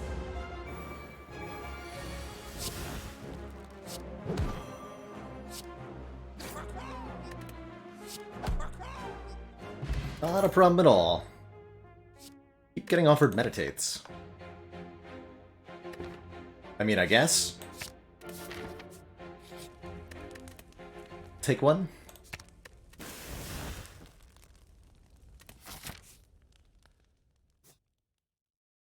One wing boots charge for 1 bonus elite? Yeah. Yeah, I will do that.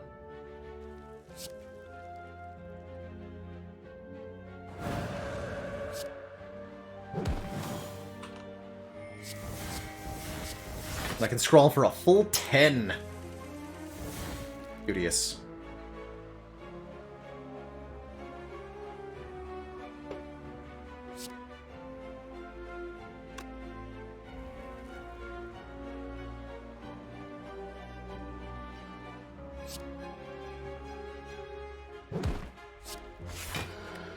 This way.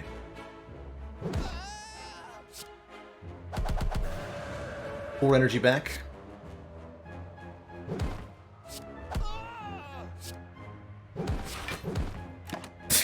Wow. White Beast Statue gives us a potion after every combat. There's the tranquility I wanted. Retain, enter, calm. Perfect. Just gonna go ahead and pick this up. It's a bonus of 3 energy, as well as stance control, letting me leave Wrath at my discretion. Although I did take the second meditate. Do I really need it? Let's go with yes. If I find a rushdown, I'll appreciate that I have it.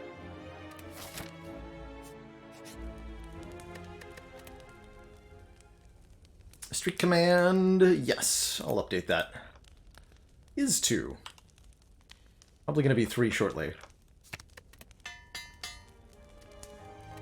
Get the meditate upgraded, and then I'm going to go back to removing strike cards. Let's take another elite, too. Hoy Ornithopter plus White Beast Statue means we heal 5 every combat from using a potion. Good. Ever a reason not to collect the gold in the rewards screen? Yes. This is a bit of a stretch, Higgins, but hear me out. You're an Ironclad with Red Skull, so you have 3 strength if you're below half health, and you have Bloody Idol, so you heal when you pick up money. And you're in a situation where picking up the money would bring you above half health right before an important combat, where you need the 3 strength on turn 1? There's an option for you. Is that ever going to actually happen to anyone? Probably not, but maybe. Maybe. Let's a Swift Pot here. turn 1 that much. Yeah, I don't know that I like 2 of these. They end your turn, no?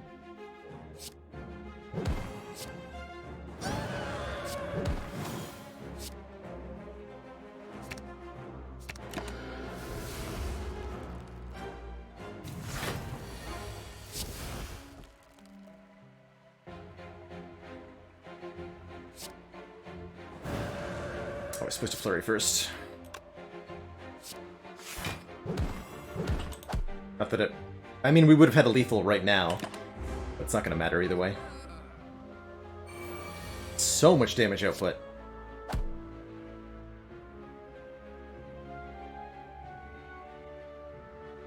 And we have confirmation that we're upgrading the miracles from Deus Ex Machina. That's good. Super gonna take a second copy of Wallop. This is 15 damage and 15 block if the enemy doesn't have vulnerable. And if they do, it's even more than that. And more if we're in Wrath, too. Speaking of the devil here. Fresh joints, double Wallop.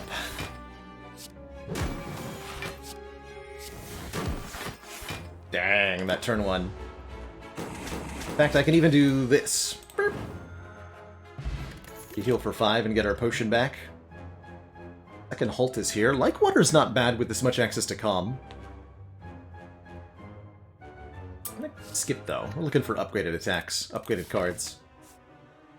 $809 to the shop with ya.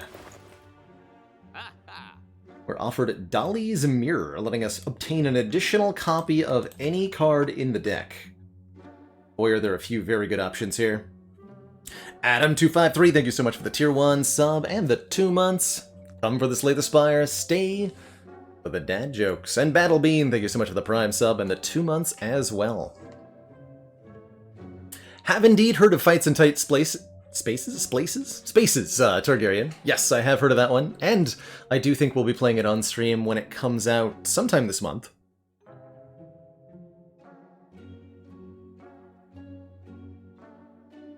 Believe it or not, Zegos, the Fairy in a Bottle and Toy Ornithopter don't work together at all. Check the wording of the Fairy in a Bottle very carefully. It says, when you would die, heal and discard this potion. Not use this potion, discard this potion. And the Toy Ornithopter is specifically whenever you use a potion. So interestingly, the Fairy in a Bottle does not benefit from the Toy Ornithopter at all. There's no additional healing occurring. Kind of odd.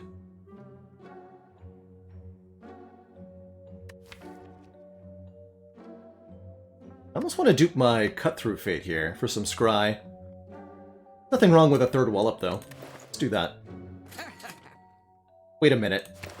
Teardrop Locket. Start each combat in calm with the Violet Lotus? Hell yeah.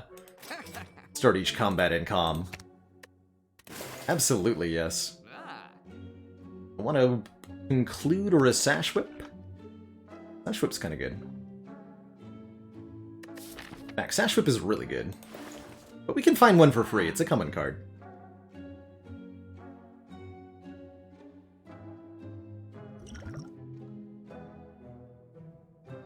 Don't want to conclude. Or an unupgraded halt. Okay, we'll stop there.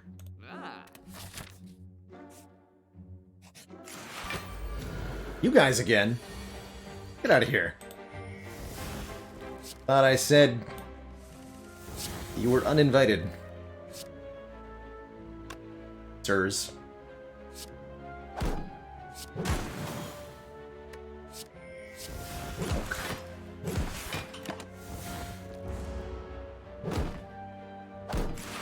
Criminal Peace, thank you so much for that Prime sub and the full year of support. 24. Well, that's just shameful.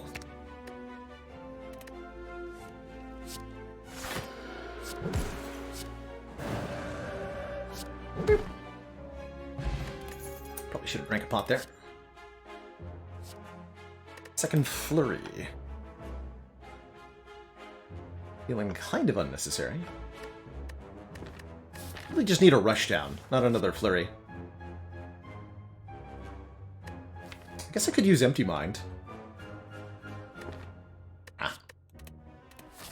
Skip it all.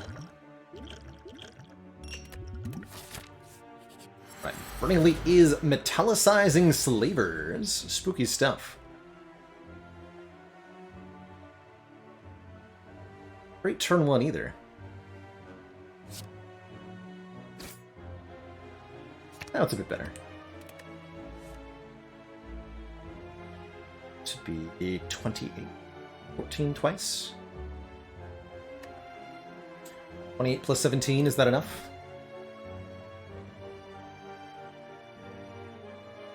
Yes, good.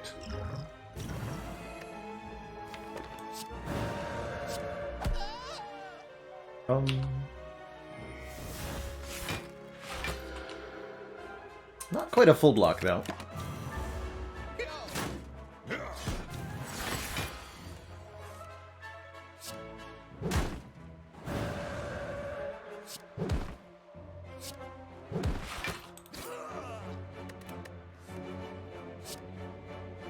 Go Tranquility, Flurry, Tantrum, Flurry, Scrawl. Yeah. Stuff. Bronze Scales do damage back, and there's the Fairy in a Bottle we were talking about. Fasting that says plus on it would be an enormous amount of dex and an enormous amount of strength. But 1 less energy per turn. And you know what? I like it. Fasting is one of my favorite Watcher cards. Such a really good way to scale up, especially if you've good access to energy, which I think the Violet Lotus is going to do for us.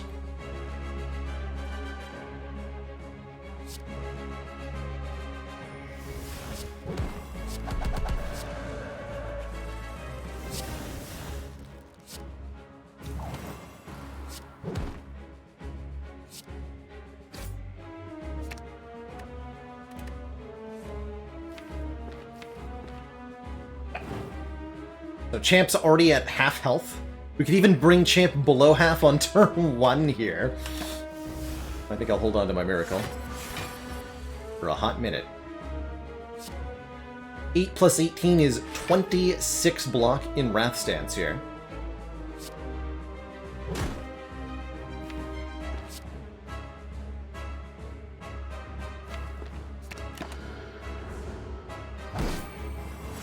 Rolled Calling Bell. Oh no, Flygon! Uh-oh. That's not quite right. It's not quite right at all. Bonk.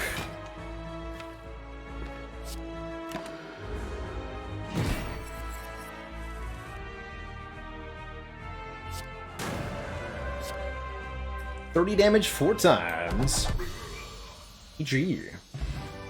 This is what, like a three turn heart champ fight? Good lord. G.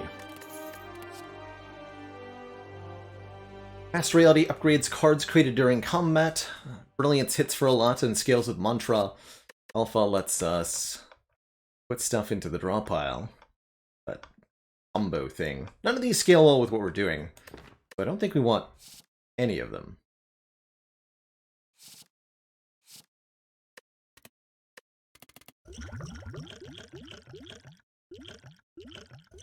We're not going to use this fairy.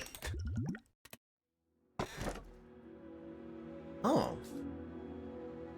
No energy relics, huh? Interesting. This is a pretty cool Sacred Bark, doubling the effectiveness of potions, given that we get a potion after every combat. Could also take Blackstar for more relics off elites. We do have the Wing Boots, 1 charge left. So it wouldn't be unreasonable to get a bunch of relics in the next act. This will definitely be a challenge on 3 base energy, though. Although Lotus will probably solve our problems for us, right? This is an energy relic.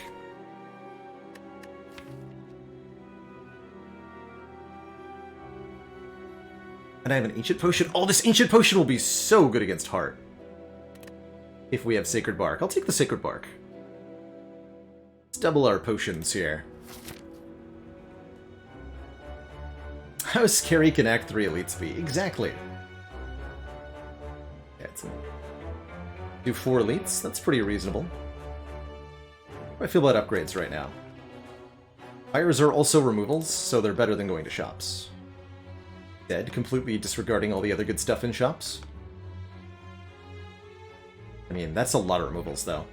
I could toke all the starting cards? Oh, I want to do that so bad. Okay.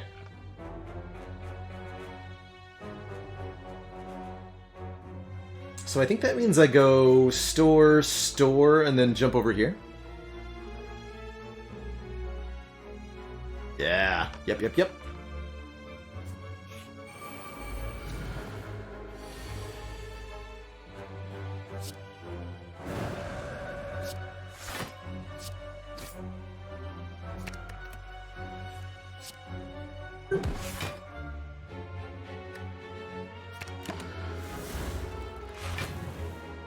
When in doubt, fetch your upgraded thingy.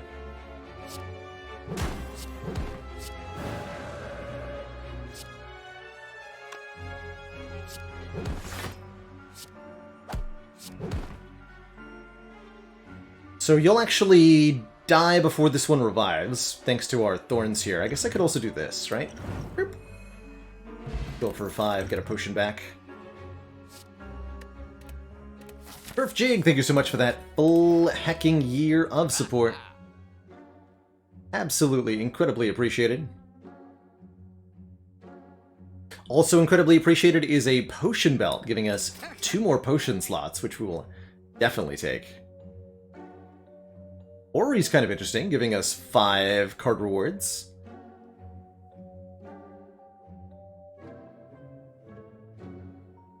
Oh, that's true, Merle, about, yeah, I have been deliberately drawing the Ascender's Bane in situations where it's pretty irrelevant. Have I not? Against the heart, perhaps it's correct to keep it, but every other combat, you're right. Do I want Foresight? Maybe. I can still afford 2 removals, but I'd like enough money to afford orange pellets. So I think I'm only going to do 1. Although I don't need orange pellets. Well, no. I would love orange pellets. There's more combats than just the heart, right? Yeah, there are. True fact. Okay. Go to the second shop, then. We take the Sapphire Key over a stinky blood vial. Just waffle. Pfft. Who needs it? Could get everything upgraded with Apotheosis. I think Foresight is pretty good. Do card removal and Foresight. Happy Flower here to give us some more energy. I could do card removal Happy Flower. Ooh, I like that even more. Yeah. Do that. I'm over here.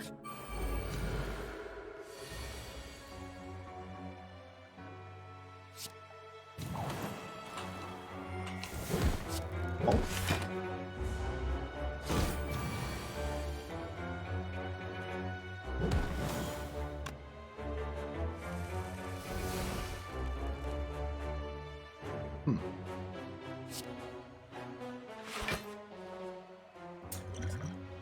This is fine.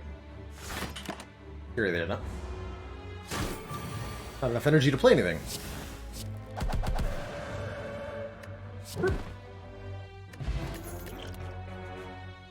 One more for the road? Yeah. I'm a wallop ×4 kind of guy, after all.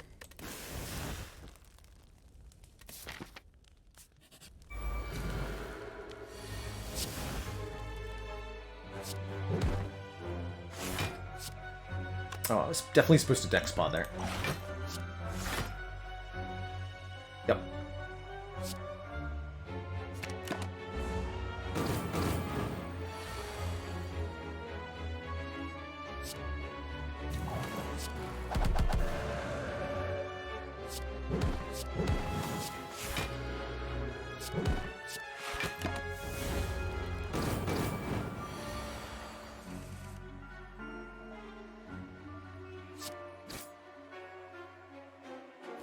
Copies of Wallop is too many.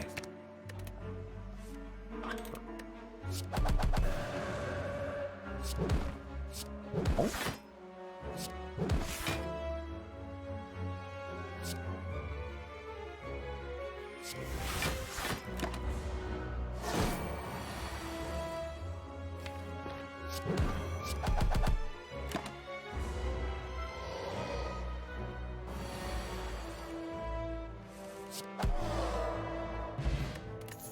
Ice cream lets us conserve energy between turns? Oh my.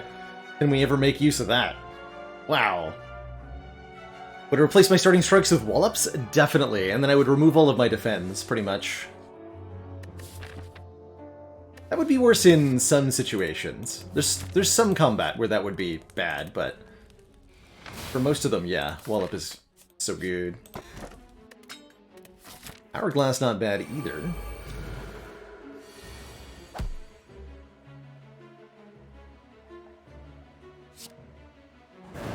I really like it with the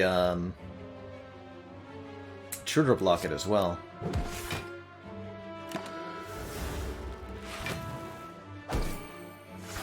And means we can just play the miracles whenever. Also nice.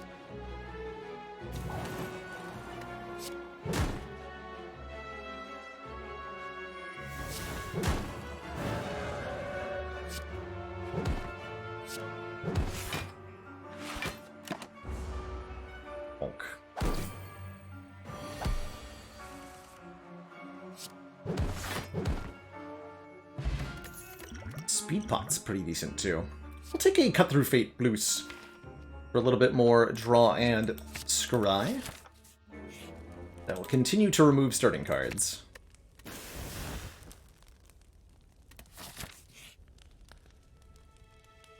Let's look at some colorless things. Nash is kind of interesting. Good Instincts is really nice with our Dexterity.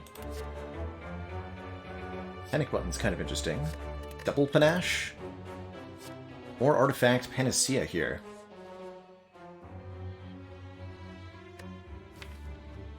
Actually, yeah, let's take Panacea to go with this fasting. Yeah. Yeah. And then I'll take a Good Instincts. Do I want a Panic Button?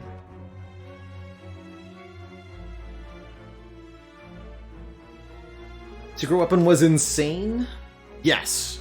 To get Tantrum? I agree. Yes, it was. In its own way. I think I am going to take Panic Button. Especially with this, Panacea. And I think because of that I'll even upgrade Panacea.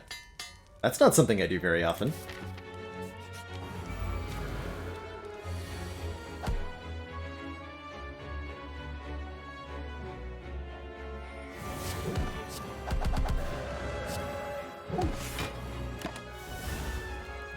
Wallop still works with Panic Button, that's right.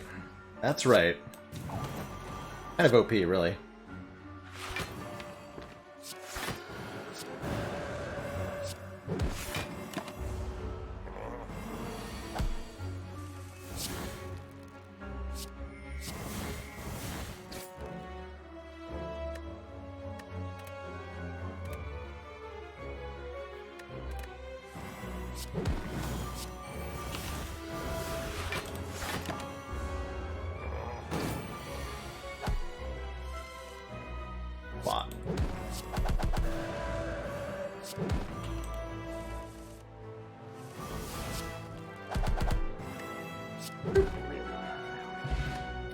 Or Paint will get a couple random upgrades. There's another Cut Through Fate and then another Tranquility. Pot over... That's a really good weak potion, actually. Let's go Power Pot over Dex Pot. Yeah, that's 10 Dex. Yeah, we're gonna be... Oh, we're gonna be real good. So strong. With this much Dex, I kind of like the defense. Which means that I will upgrade Meditate instead.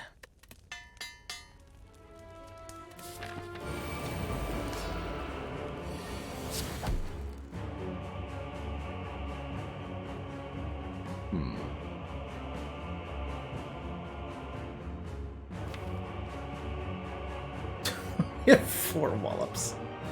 Oh, that's so funny. Yeah, I'm not going to play fasting yet. I don't want to have -1 energy per turn for this whole fight. Also don't want to have...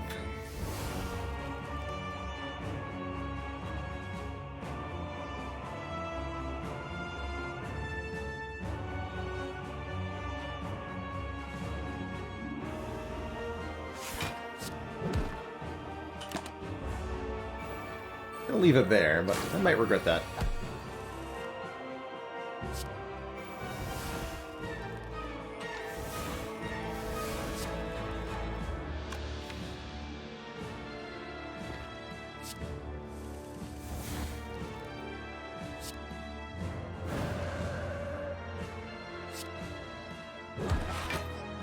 Our call.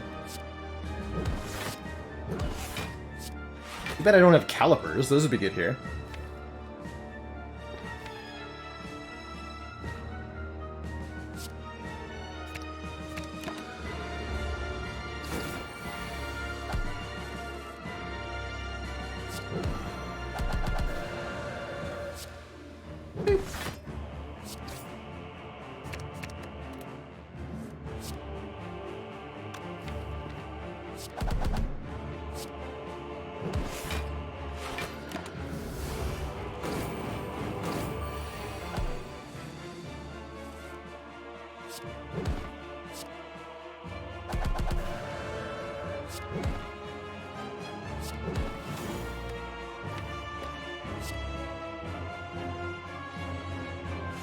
That to discard it.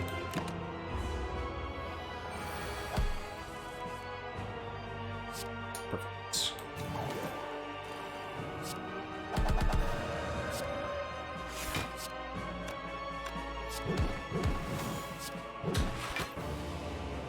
I don't even need to play the Vigilance, so let's just get Meditate and Wallop back, I guess.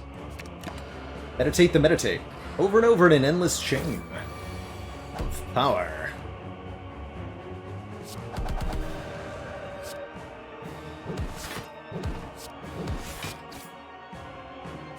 Oh, what's that? We're done already? Very well. And thank you to the wrong guy for the 4 months of that Tier 1 sub. Just 2 more to that half year. Much love to ya. Next up is Donu and the other one.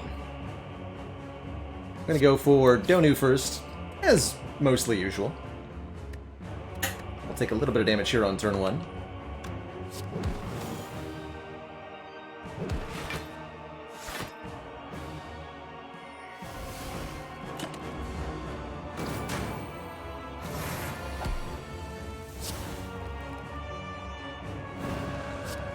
Brunch.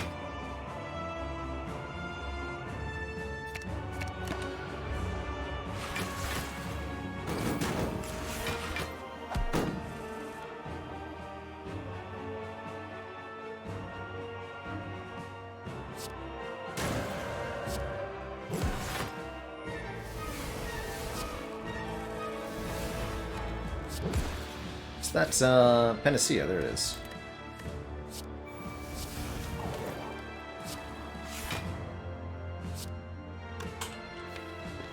So we guaranteed to have Tantrum next turn. Let's Meditate back, then Wallop and Meditate.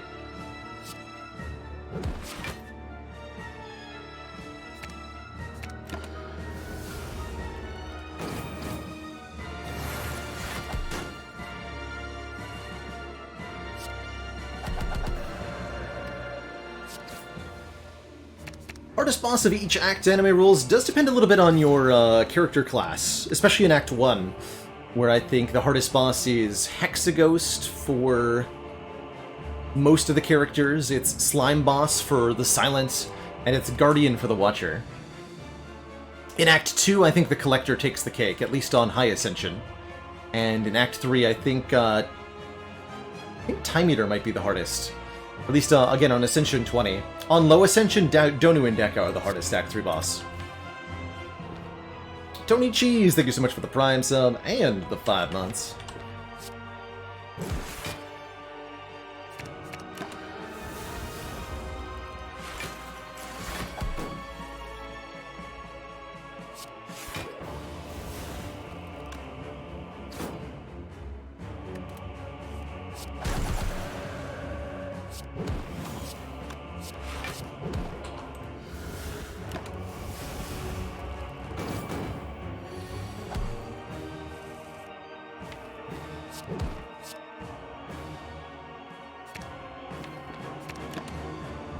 Okay, just trying to line up Happy Flower for the next act here. I do think that matters a fair bit.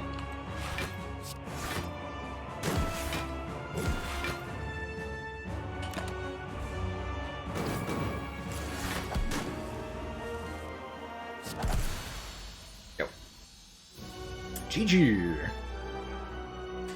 So Donudeka are harder on lower Ascension Triple Boop, essentially because they are buffed the least by the Ascension modifiers.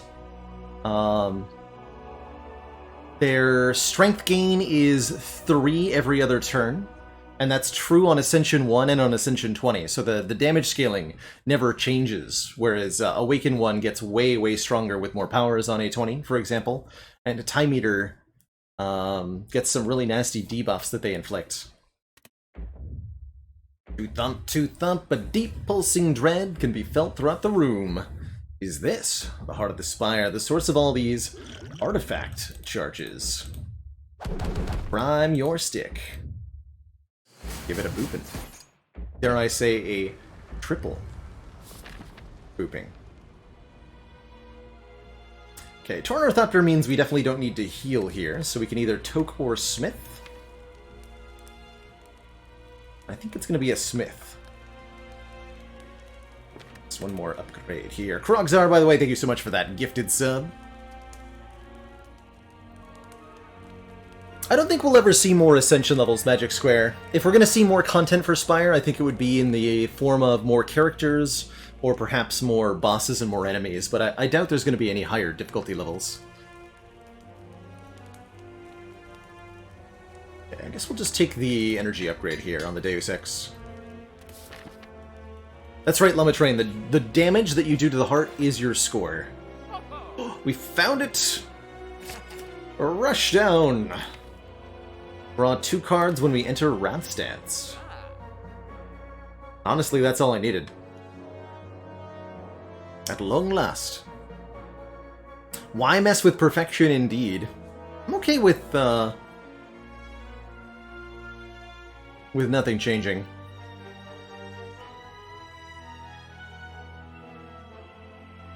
Our strategy for these upcoming elites. We don't have any potions that are hugely powerful. I might use the power potion, but I think we just have enough immediate damage that they're going to be not a problem. Although turn 2 could be a bit juicy. Let's see. Triple Boop, thank you so much for the Prime sub, and the 4 months, setting off that hype train.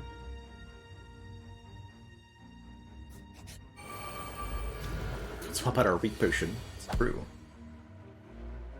Okay, so for example, next turn could be really gnarly.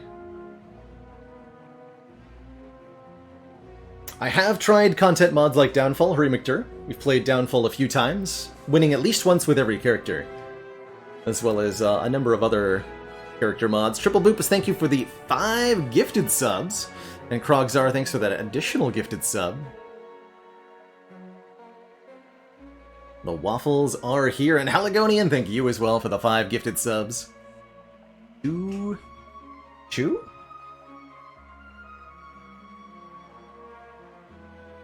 I think with Ancient Pot, Speed Pot will be good against Heart. We're also getting a potion guaranteed, so let's use the most impactful potion here, the Power Potion. I'm not going to double fasting on turn... Well, am I? Hold on. How much damage does Tantrum do? If I have 9 points of strength, this would be...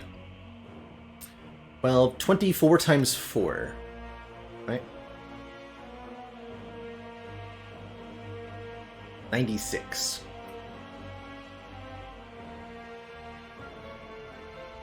Hey, you're so welcome, Haligonian. Thanks for being part of it, too.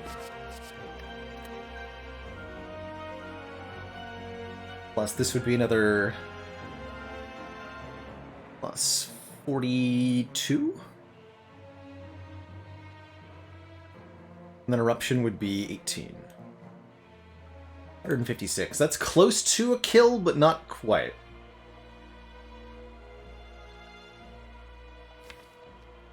And I don't think I'm allowed to end in Wrath? Because I could die next turn. The other option is take the double fasting and just kill the Spire Shield. Let's do that. Hopefully I don't regret this. We'll be watching. And Ubla, thank you so much for the tier 1 donation sub. And the 1 month? Hooray!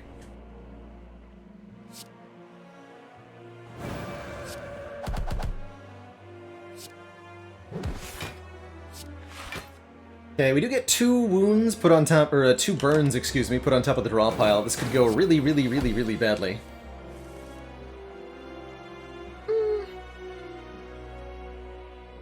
Moderately badly.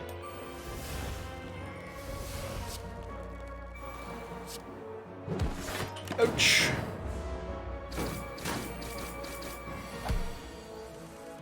Definitely could have been worse.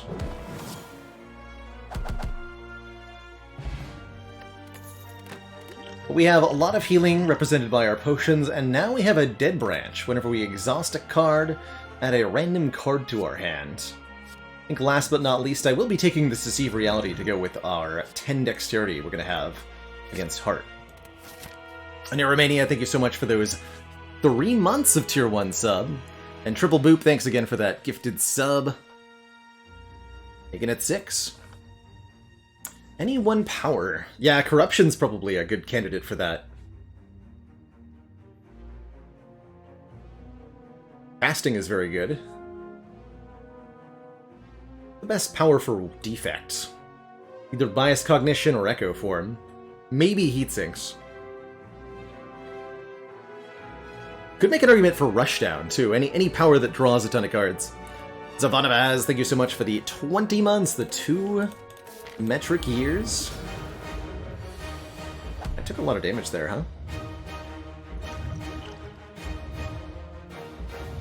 Do I Stance Potion on turn 1? I think so. Definitely do this.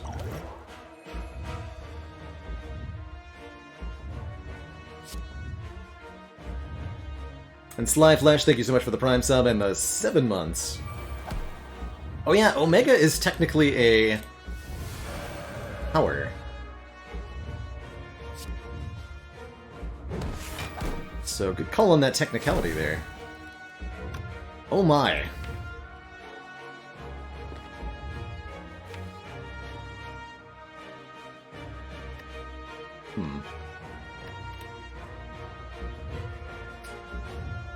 Mission lets me play a card twice. We could do the fasting, but then I have no energy. Do Panacea? That seems unnecessary.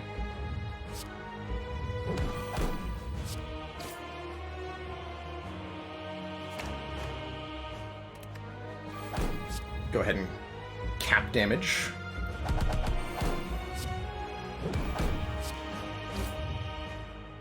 Okay, now we want to draw the Ascender's Bane, right? Now is the time to have drawn that. Take that, Merle.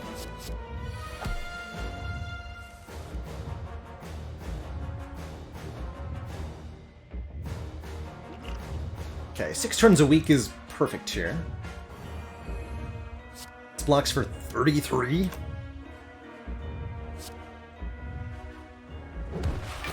Big number. Horn Influence, Sucker Punch, Spirit Shield. Ooh, even more. Will of the Fear No Evil. Well, I think it's just Meditate. Get Back. Crush Joints. Good Instincts.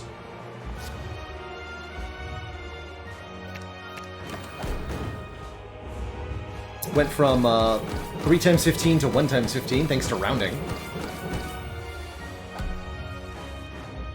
Stuff. And this is 19 block. Oh my god. It's too much block, man.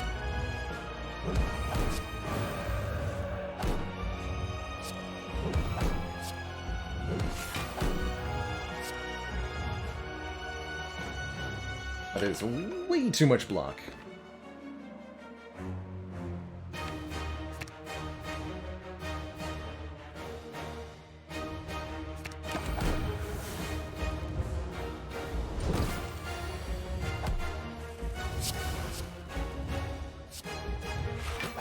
Okay, so the fasting debuff is ignored thanks to the artifact. And we can actually generate some energy by leaving calm a couple times here.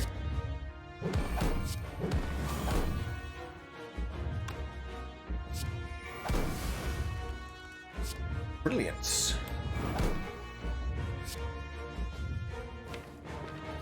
Tantrum and Halt and Deceive next turn. Let's get a Calm Source, the Meditate. And I don't see a Wallop. I'll take that too.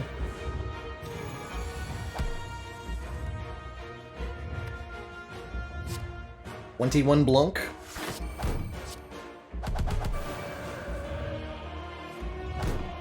Alt is 18 plus 28 block. Easy peasy every time.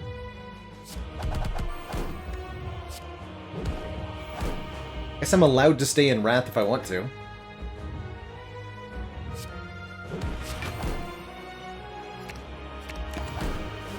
I would know though.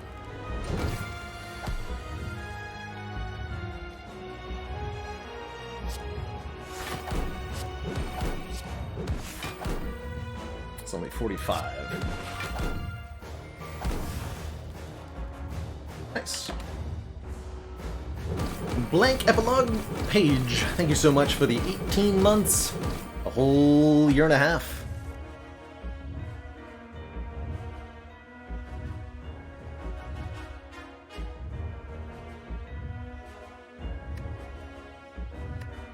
Hello, sir. May I interest you in a wallop? Just you in a tantrum. GG. GG, everybody.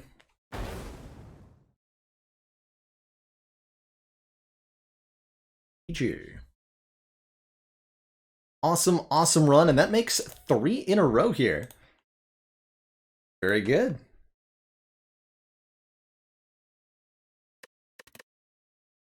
GG. We picked up exactly 1,000 gold during the course of that run. No more, no less. Pretty cool. So yeah, Ectoplasm at the end of Act 1, it's about 700 gold on average that you have to lose. It was really good. Violet Lotus did a very good job. Looks like it was 0.581 energy per turn on average, but sometimes more than that. Especially once we got the Teardrop Locket. GG. Just 11 more, that's right. 11 to go. Shouldn't be too hard, right? No. Surely not. Spire sleeps, but the stream shall not. GG, everybody. GG.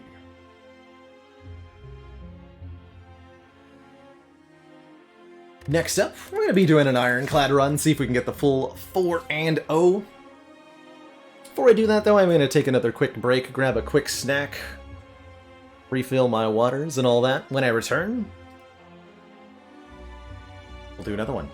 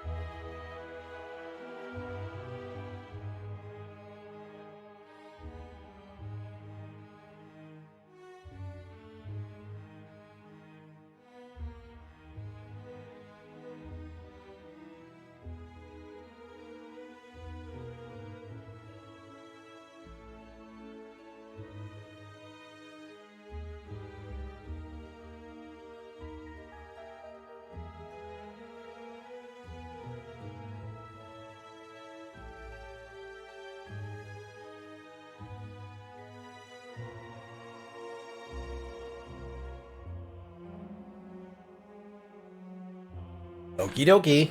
We back. How's it going, everybody? Well, I was away at Kektuiars. Thank you so much for the Prime sub. And the 3 months. Let's play some Iron Boy. See how he does on A20 today. I like rare color starts on the Ironclad quite a bit. Random Common Relic could be good as well. Mostly looking for Apotheosis or Hand of Greed, if we take the rare colorless start. Master Strategy and Violence and Secret Weapon could all be pretty good as well. Anything that says Exhaust on it. Common Relic could be good too. Plenty of really good ones to get on floor 1. Hell, a Preserved Insect, for example. But I'm going to take the rare colorless card. I'm not a big fan of the random boss relic. The 6 health each combat from the Burning Blood is so good. Bomb versus Metamorphosis versus Violence. We are fighting the Slime boss, which makes the Bomb a reasonable take. So on the very first playthrough, I would say either Ironclad or Silent Krogs are. Those are both pretty similar in their complexities, whereas the Defect and the Watcher have some mechanics that are a bit harder to wrap your head around at first glance. It's definitely hard to grasp the power of Exhaust first couple times you play, though. I've done Bomb Start on non-Ironclad characters. Let's see how it does with Ironclad. Bomb says, at the end of 3 turns, deal 40 damage to all enemies. Ironclad doesn't usually have the time to wait for that to go off. But sometimes. And I think I'm going to be bold and try to use that to kill the Burning Elite. See how that goes for me.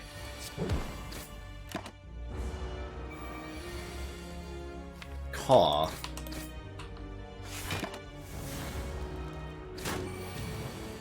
Stinky Cultist. Guaranteed kill next turn? Yes.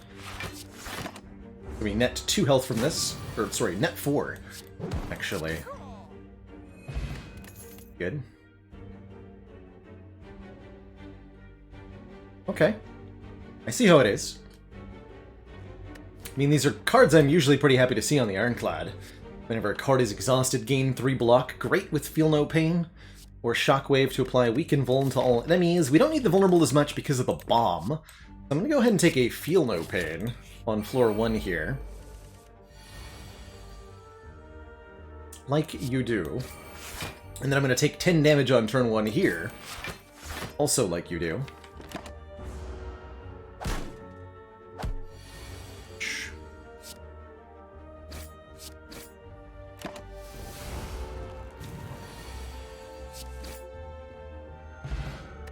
Duke Pot, good with Bomb, and Shockwave is back. Although I think the Headbutt is more relevant, letting us put a powerful card back on top of the deck.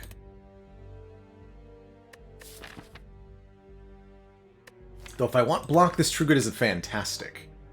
I'm going to take the Headbutt here. Shockwave, no, for the same reason as we just passed on it.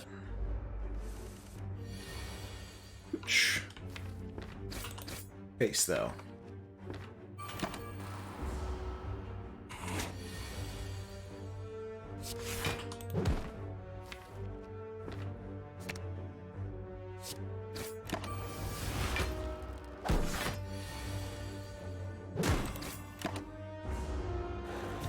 Ascender's Bane can be an upside for the Ironclad sometimes. Ooh, True Grit versus Shrug. An interesting one. I think I'll take a True Grit given the Feel No Pain that we have. Or its ability to exhaust stuff.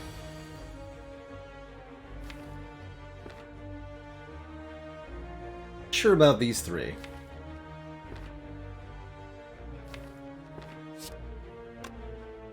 Could play Bomb and try to block next turn. I'm going to play Strike instead. Strike the one with the least amount of health. Regret my choice immensely. Actually, do I? Don't really. sad that we have to take so much damage here. But that's okay, too.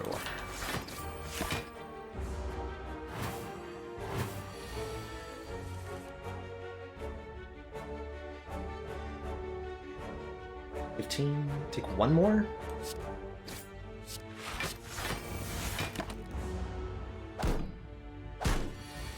Thank goodness for Burning Blood, I suppose.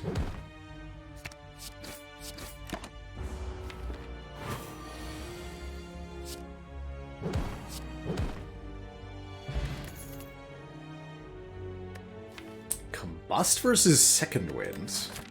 Combust is some nice AoE damage. Into your turn, lose 1 health and deal 5 to all enemies. A little bit faster than the bomb.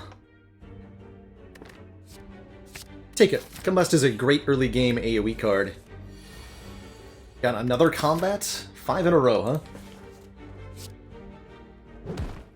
Just half a bomb. Take the 5 to put Feel No Pain in play. I think it'll save me that much.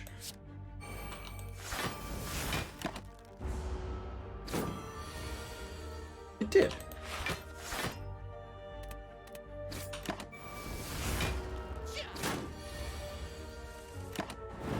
Get him, bomb.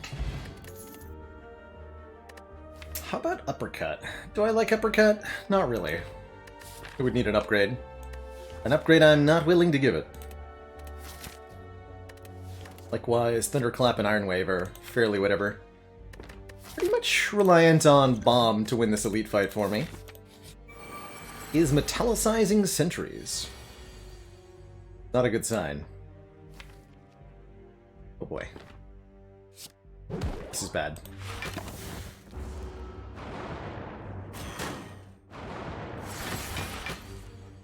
Okay, here's Bomb. And 20 damage. Okay. Ow.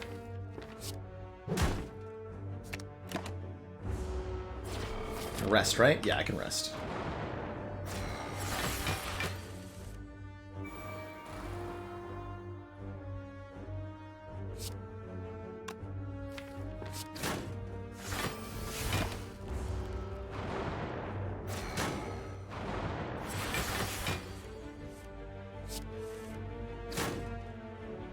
Kaboom!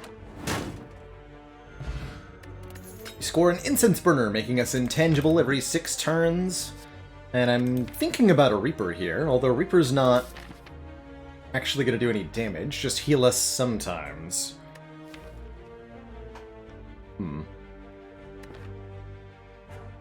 I guess I'll take it. This is a win con later in the run. We just need cards that go with it. What about the Duke Pot? This is either Nob or Lega. Be ambitious here. Okay, thankfully it's Lega.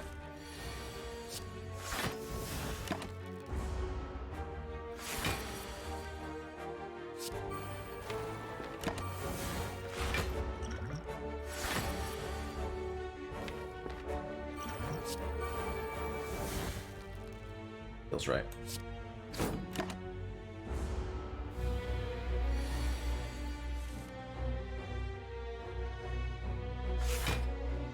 Blocks for more than defend does. We get 4 health back plus 3 block. I should be able to kill next turn.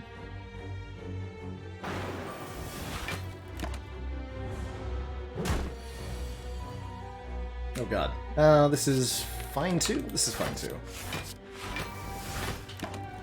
Boom!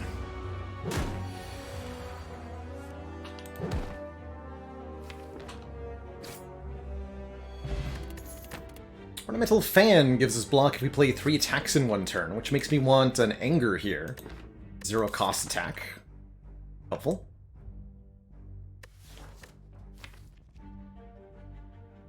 Decent with Headbutt as well. Decent enough with Headbutt.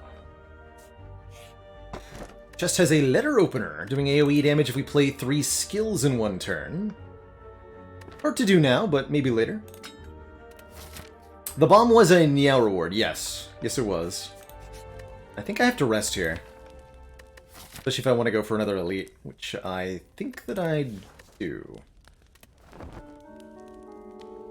gonna try it anyway. Good luck to me.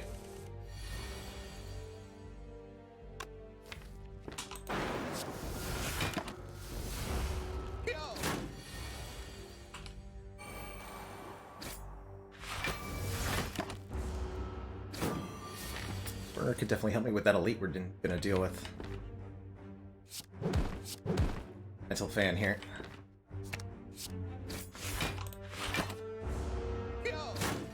Let's not be playing the bomb.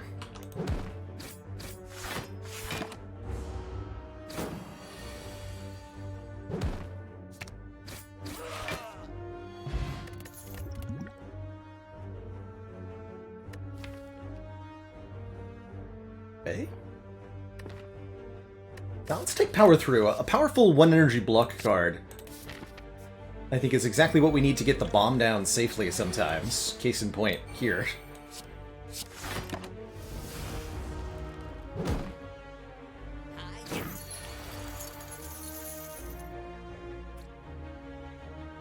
Defense is more block than Reaper is.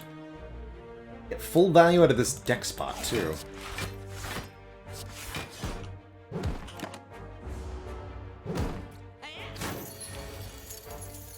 Kaboom.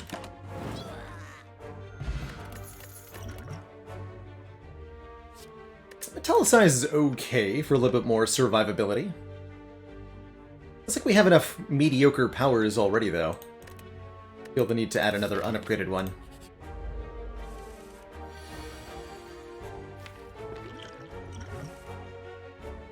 Dash headbutt's acceptable. This fight's gonna hurt a bit.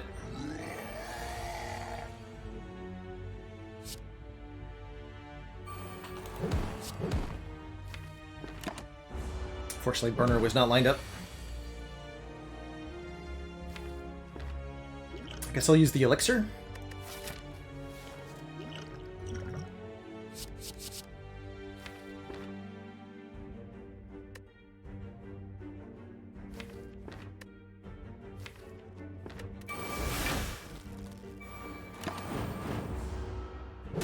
We're intangible on this turn. Even means I can get some of my health back.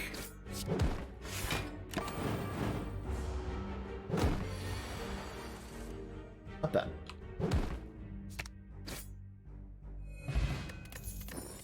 Dreamcatcher heals us when we rest, and here's a Rupture. Rupture Combust is a real way to gain strength.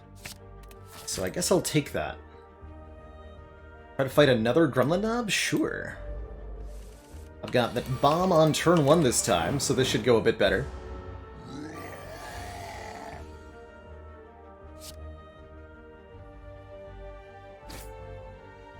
A bit.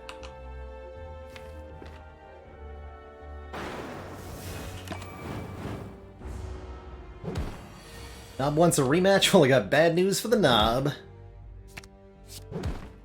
He did. And we have a Guria letting us gain strength at rest sites up to 3 times. Here we go. A lot of these cards are going to work much better with some strength. Although this is still an awkward bomb. Yeah, we're taking... I wouldn't really call this a bomb deck, Dark Saint. We started with a powerful bomb, and we did get it upgraded, but we're not necessarily going to be able to use this the whole run. And the cards that we found so far, especially this Reaper, have gone extremely well with strength. This is not set up correctly. This is unfortunate.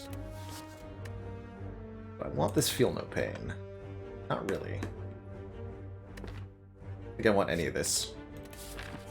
Let's just lift. Gain a point of strength and call it a day.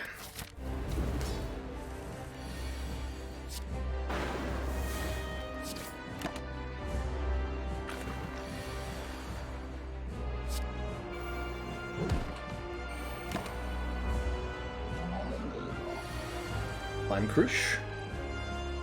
Slime Crush. This part's gonna hurt. 28. We only have 11 turns to win, that's doable. And bomb goes off this turn.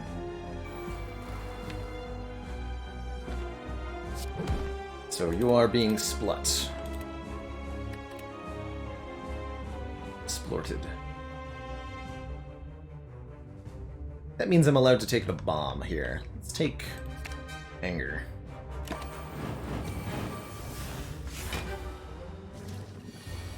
Oh, I could have taken bomb back. Dang it. Crud.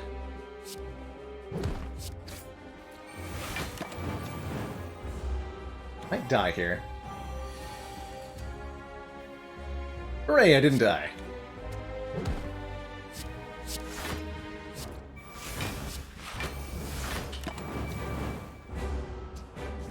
Well, didn't die that turn.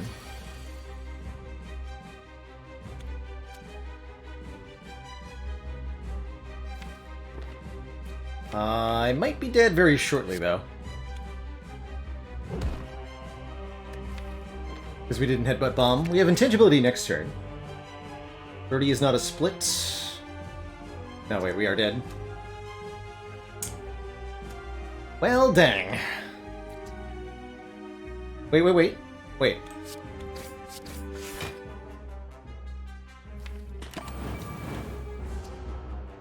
Oh yeah, we're dead. I might be intangible, but that doesn't let me win here. GG.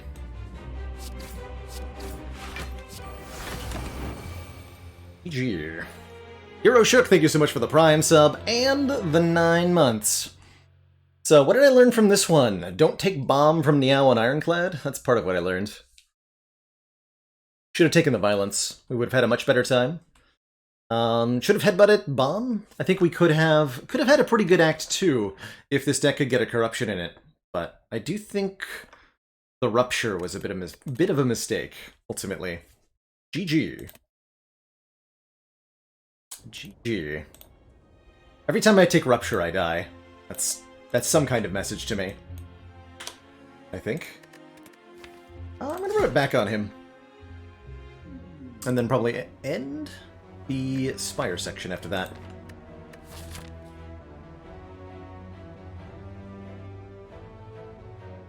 Probably. Probably a Transform 2. 1 strike, 1 defend into Armaments Clash. Good luck to me. Flash can be good. But will it be?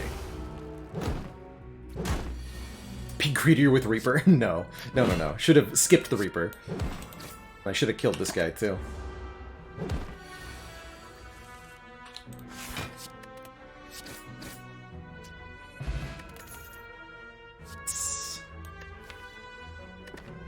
Well, Shockwave's kind of awkward with Clash, right? Well, whatever.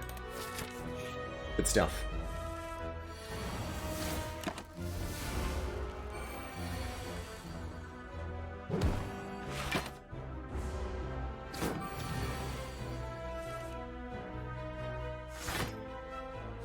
Get him, Clash.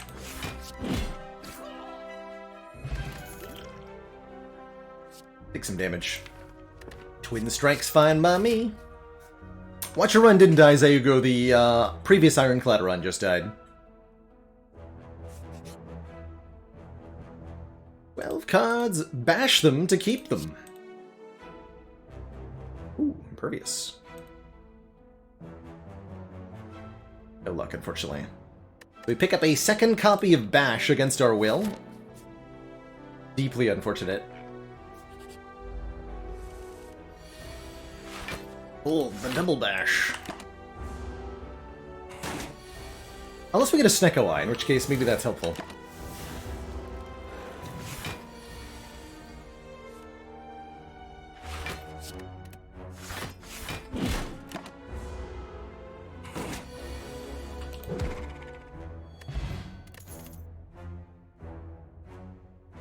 All strikes and bash with Clash? It would be surprisingly good. If there was, like, a lot of Clash. How do you feel about double Clash? I'm gonna try it. You heard me. We're doing double Clash plus early feed.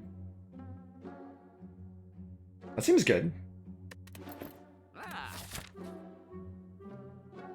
I learned my lesson about upgrading feed yet? Upgrade the armaments instead.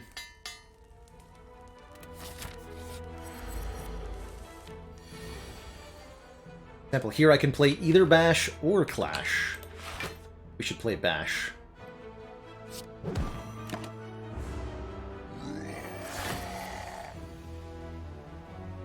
Double Clash against Gremlin Knob. What could possibly go wrong?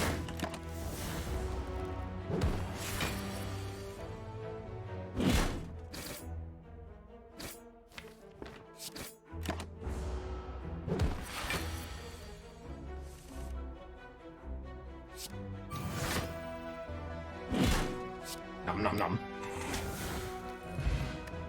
Get ourselves a boat thingy for 10 Blanc on turn 1, as well as an attack potion. Ooh, and my favorite Dark Embrace is here, although Anger might be better. See a Dark Embrace, take a Dark Embrace. Do not take a Stinky Curse. Go this way.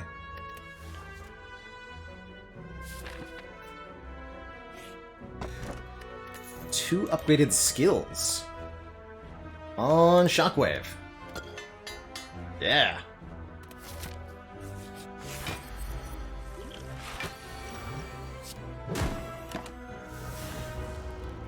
Leg is pretty weak to us. We can get the Shockwave down easy peasy like. So let's get some stuff upgraded. And heal as much as possible off the regen potion here. Shame about the Dark Embrace, though.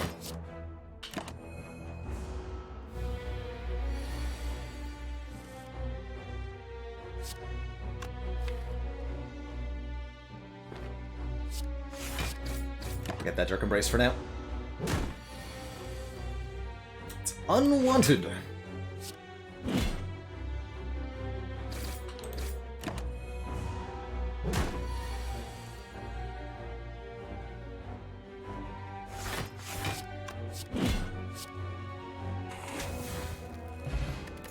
Scoring a Mummified Hand, which makes powers free, and an Exhume to get back something from the exhaust pile, notably Feed. Yeah. Exhume Feed is heckin' strong here. And I think now I am going to upgrade the Feed for a bit more max HP. Greetings, Knob.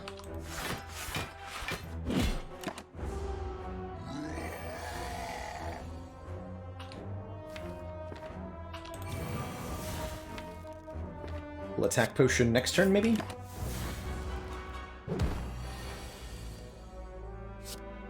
Yeah, there's a couple hits we could get that'd be really good. Uppercut's okay. Does the most damage? It does. Fortunately, does not net me a kill with Feed, though.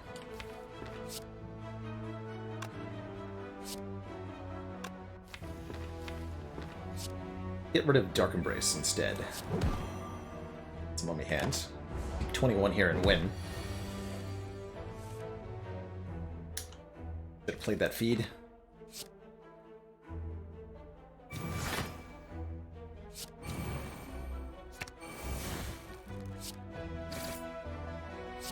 So couldn't play the... Wait, I just killed myself. Oh. That Exhume actually killed me by being unable to play Clash. I figured we might run into that, right? I have 2 Clashes in Exhume. What did I think was going to happen? Well, that's fair. What did I think was going to happen? GG. GG. Let's play some Hades.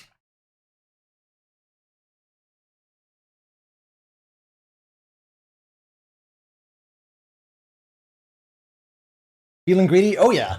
I have no shame about that loss either. We definitely made some unorthodox choices that got us killed. But that's alright. That's alright. We had some really good runs outside of whatchamacallit. But now... Time to play some godlike roguelike.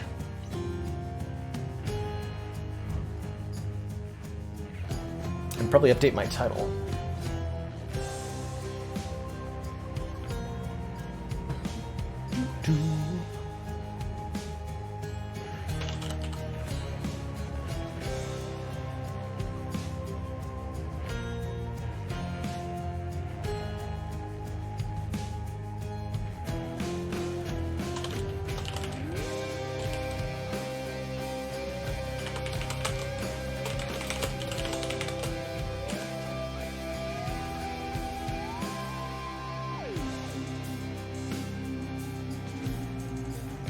What about trying to play Curse of the Dead Gods?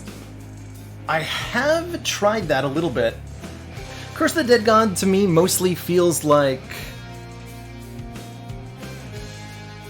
a game that gets outclassed by Hades, if that's okay to say. It's kind of the same core concept. Some action, real-time, action-based roguelite combat.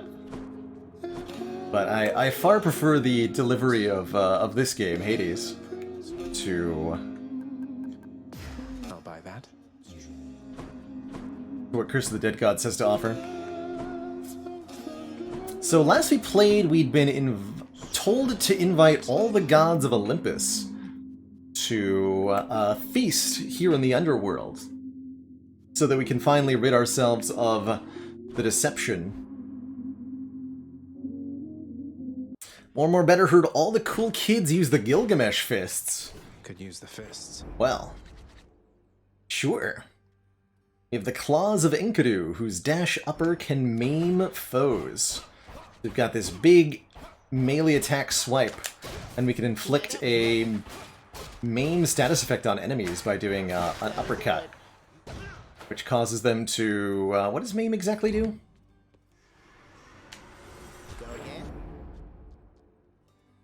Foes take 25% more damage, but deal 50% more damage for 4 seconds, and then at the end they take 400 damage. So it's a debuff that causes the foes to take additional damage, but deal more too. Yeah, we can see which gods that we've already invited using the Prophecy book. Fated list. The fates have planned for me. We still need to invite Poseidon, Ares... just Poseidon and Ares. Those are the only two we have yet to see. We could force them to appear on this run by using their trinkets to summon them forth, but I think I'll stay with the Palm Blossom, giving us a level up every 4 rooms on one of our boons. A good trinket.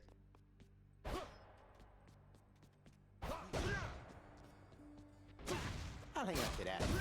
Got the regen cast. I think I have all the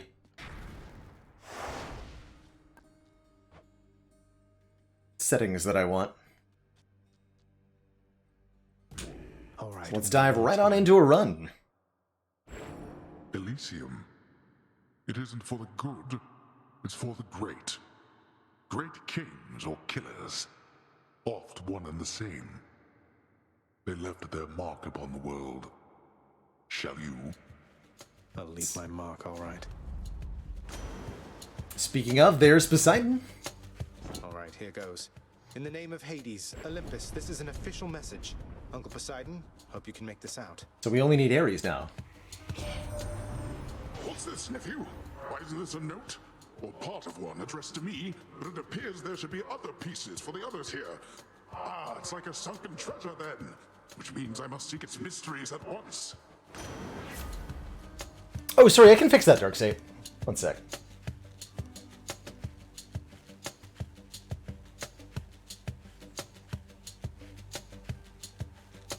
There.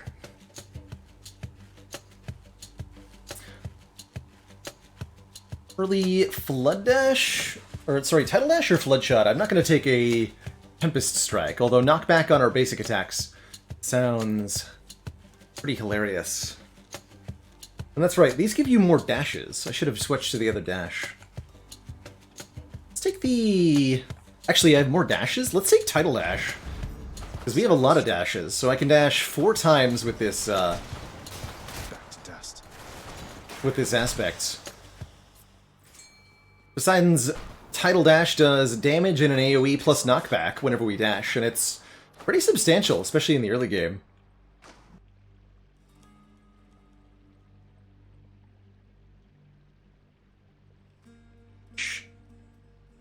Dash rhymes with Clash, that's right. Could you ever lose with 2 copies of Clash? It turns out yes. Yes, you can. Hellfish.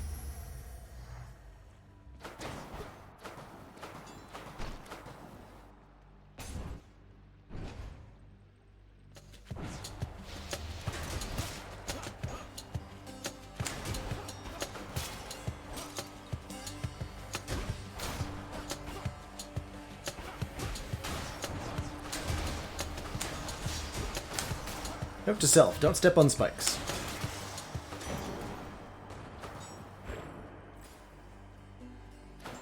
Aphrodite is next. Goddess of Purple. Oh,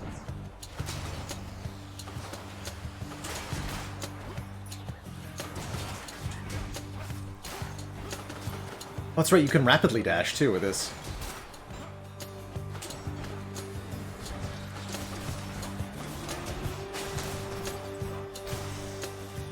Perfect for the Poseidon boon.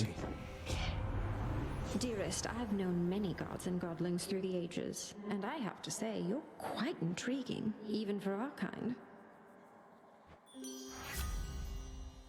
Still only common rarity boons here. I guess we'll take different league. I don't think this can level up with palms, can it? Get 10% resistance to damage from nearby foes is not a very good boon. But none of those were. And I'll take some max health here. Wretches.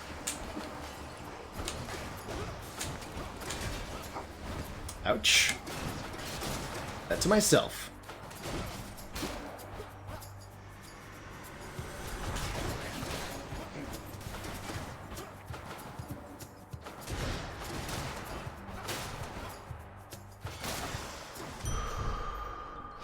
That's better. Tidal Dash levels up. The more palms we get into the Tidal Dash, the more these dashes are going to do damage-wise, and that's going to be enormous.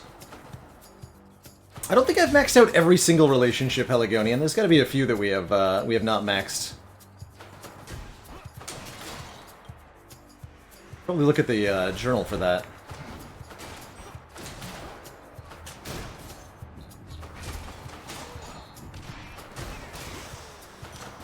A palm of power.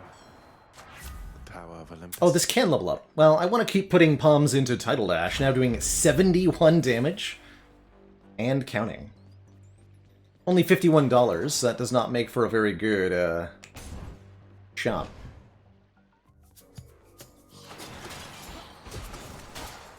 Watcher was successful fireworks, but then Ironclad was not. Twice. Ran it back on Ironclad and died in Act 1. And now I don't even have a starting bonus on Ironclad. Oh well. That's how it goes.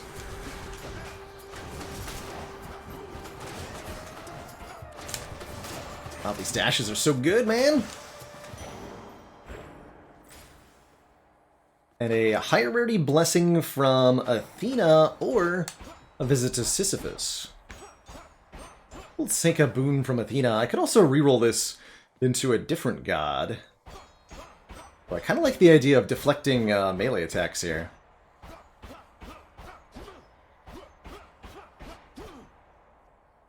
And some are only locked after the epilogue. Yeah, Achilles we still need more on. Patroclus. Learn more by deepening your relationship with Patroclus. Missing Cerberus. Persephone. Everybody else seems to be maxed. Aphrodite's got a lock, too.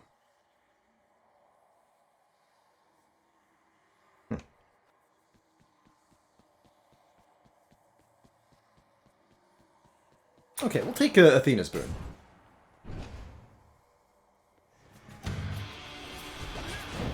Let's go sneak.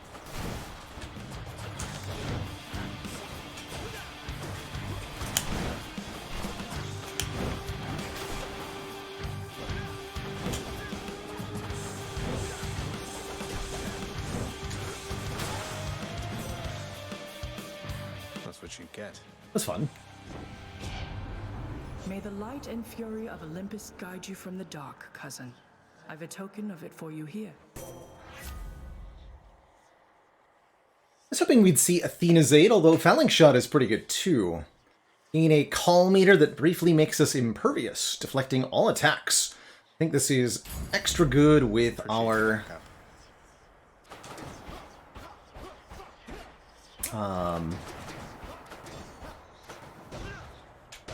with our maim that causes enemies to do extra damage, so we can maim them for the bonus damage and then ignore their own returning additional damage.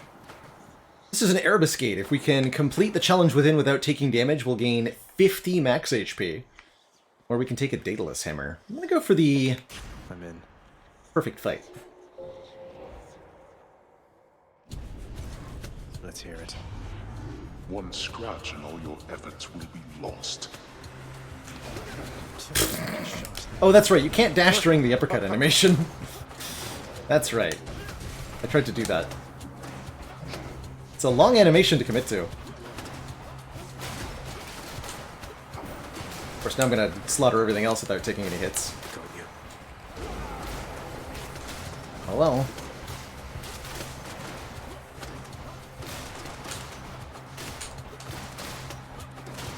Yeah. Mean onion. Delicious onion. Oh well. Yeah, oh well indeed. Let's get a random level up. I'm gonna reroll this. Not what I need right now.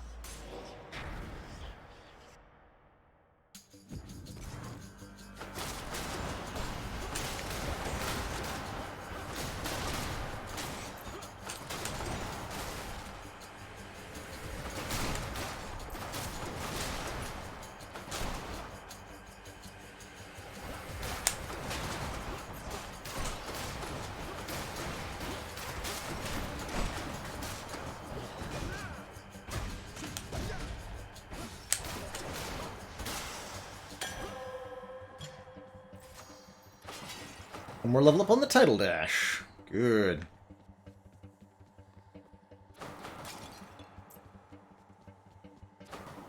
I'll reroll that money. No thanks. More title dash level ups.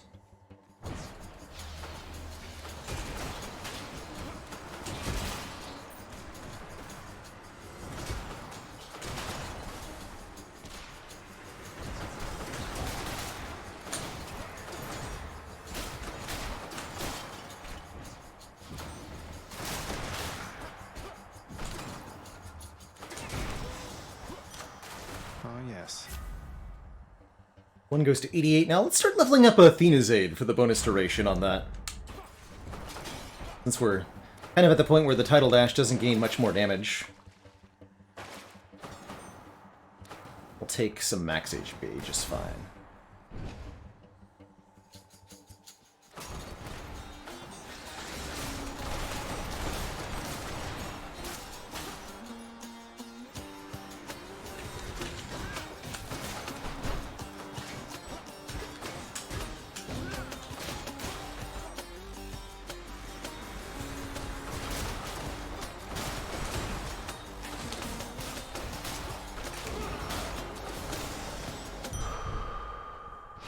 I feel stronger. Consider this a warning.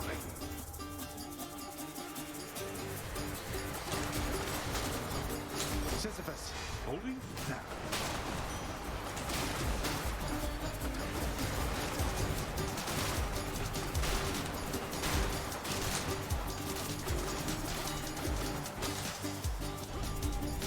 Who is going to clean all this up? Peace and quiet. I'll take it. Pile of Darkness, good. Let's say hi to Poseidon here. More ringers. Get another boon from him.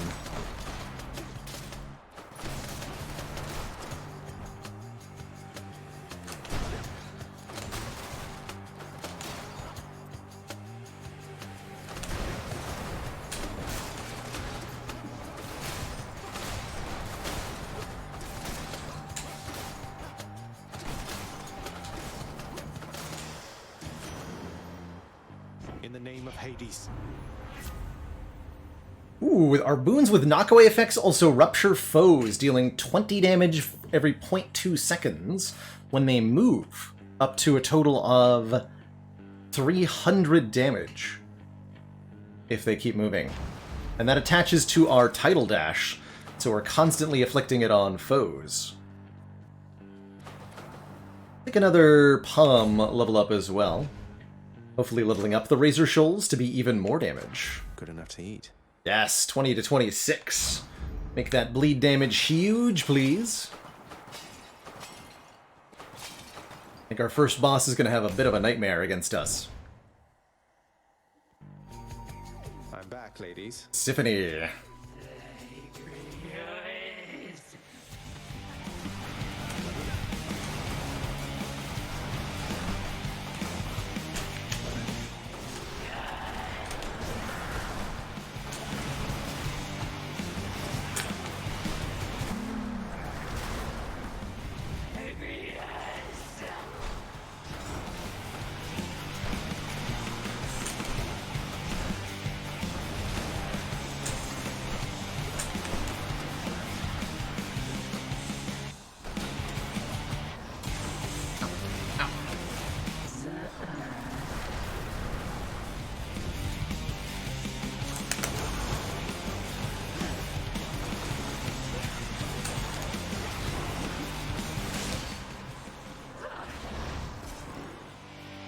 G.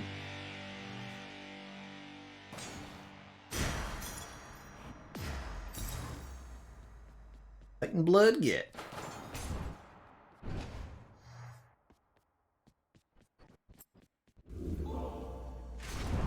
Thing. Gain some darkness, as well as a fishing point. Actually, don't mind selling different league, so it doesn't get palms, but it's okay.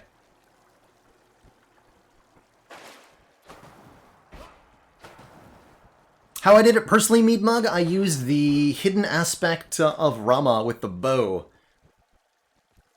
And I believe I used the Zeus boon on the special, so that we used the rapid fire special attack with a bunch of small amounts of damage added to it. It was really good output.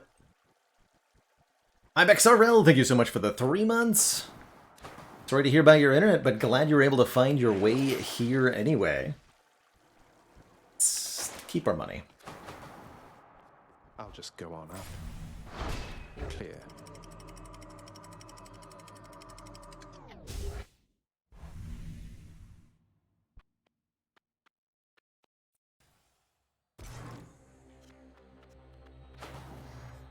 Reroll the money again. How about no? A boon from Athena instead.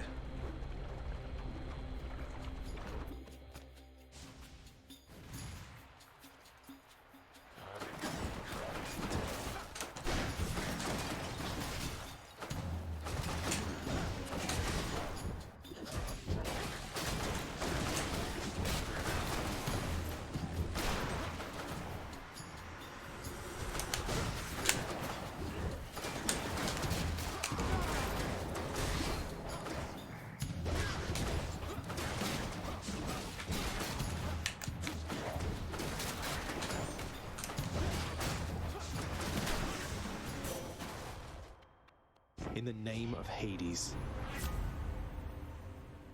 Mind Flourish. Sure, we'll take 114% additional damage on the special, which can now deflect melee attacks. And I think it's high time that we grab our first Daedalus Hammer on this run.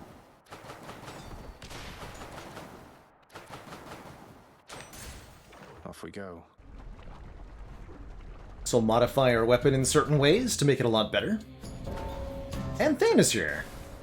And Chaos is here. What do you say we deal some death together, Zagreus? Sounds good. All we have to do is get more kills than Than, and we'll be rewarded. What do you think, Than? Any last words?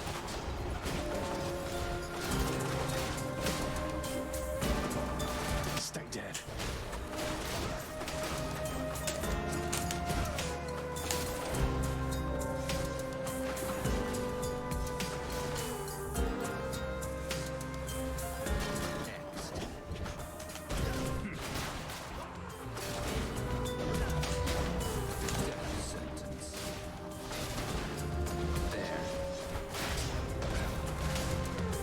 longer. Stop that. Gather round.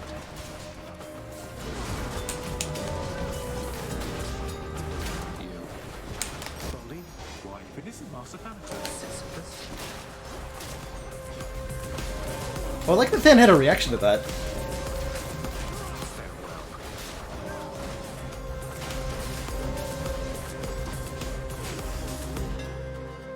And that's Gee. the end of At that. this part. Secrets of the Twin Fists. Ooh, Rending Claws. Foes affected by main take even more damage and move slower. You earn this fair and square. Flying Cutter, hold the special for more range and up to 100% additional base damage, or Quake Cutter. After we use our special, deal 90 damage in an area where we land. Let's upgrade the Maim. This is a unique Daedalus Hammer to the Endeku Claws. And we'll get 2 boons for the price of 1 here. Poseidon and Athena.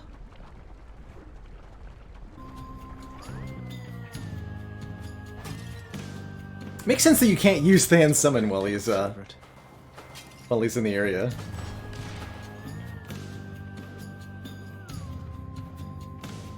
I really hate the penalty Poseidon gives, so we'll take his boon first. Ooh, I love Typhoon's Fury. More damage when slamming foes into barriers. What are the duos with Poseidon here?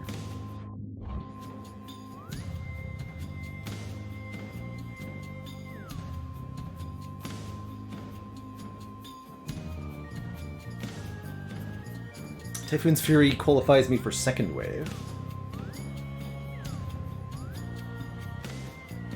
Second cast. Awesome.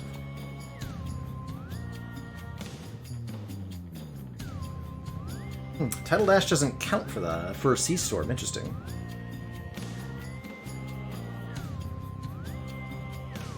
Likewise, I can't get Unshakable Metal with Flood Dash. Interesting. Okay, I'll take the Typhoon's Fury then.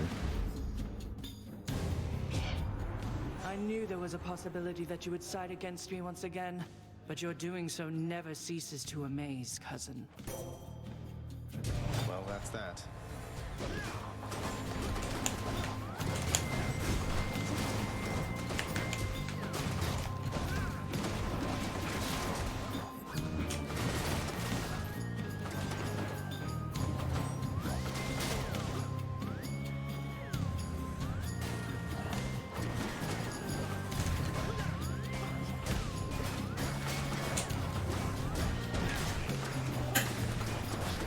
Ow.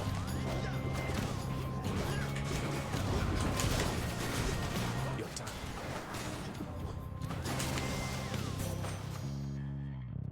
Tidal Dash now level 5, doing 88 base damage. Now then, I hope we can move past this little incident and keep our focus on the task at hand. And sure, I'll take Phalanx Shot now. Gives us an epic rarity cast. This deflects and damages foes in a small area. Next up, we'll take a boon from Aphrodite. I really like an attack boon, and Aphrodite's attack boon would be really good for the weekend. Giving us more survivability. All I have to do is fight these two nerds, who are not at all difficult, I'm sure.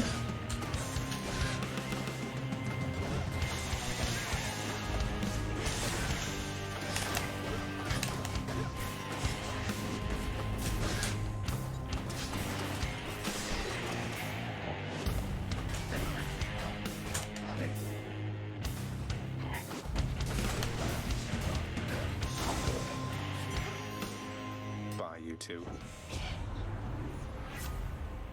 There it is, Heartbreak Strike. We do more damage, only 50% more, but our attack now inflicts weaken.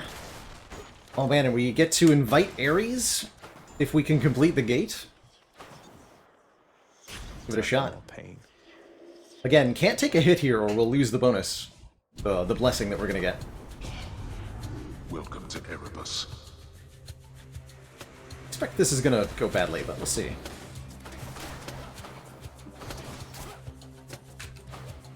Bow guy.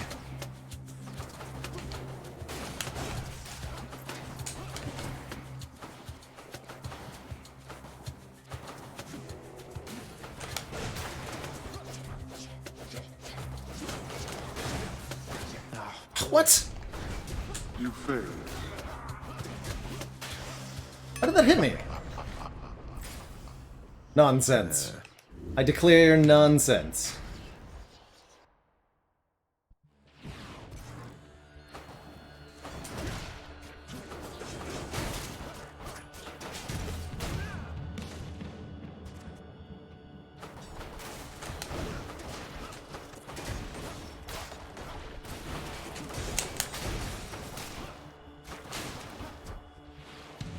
Come on in.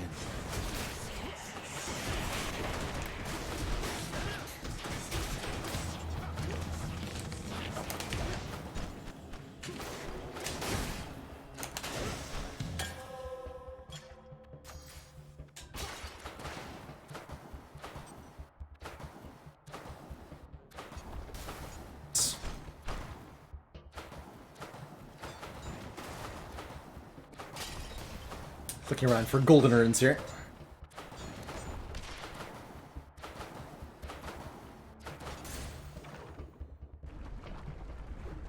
Take a palm over Artemis.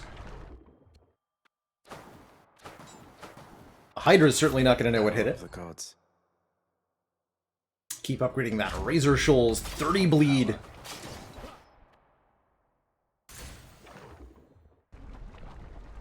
Every 0.2 seconds. Why, Lerner, you are looking positively fabulous, I have to say.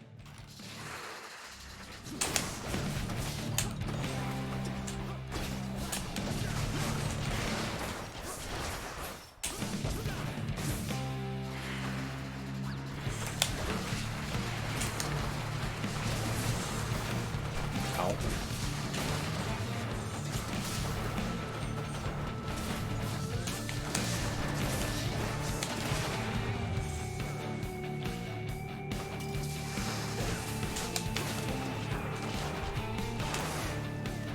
Mostly just taking extra damage from maiming things. Ouch. Baldy? Got you covered.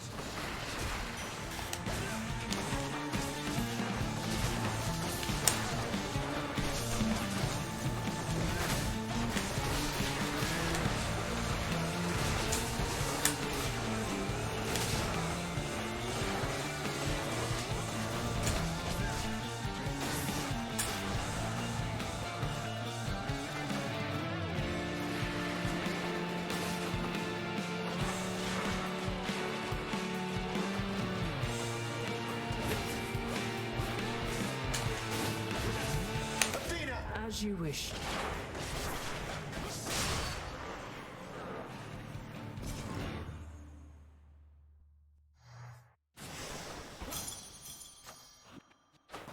And Razor Shoals level up again. GG.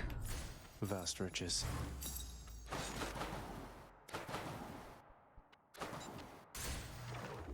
That'll teach him.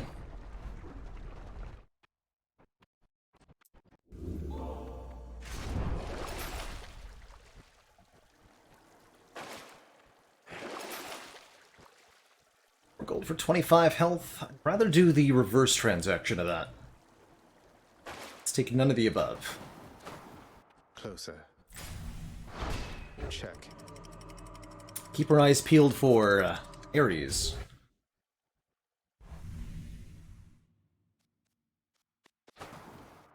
The fields of Elysium. Take our second Daedalus Hammer as well. More great shields. Shield boys.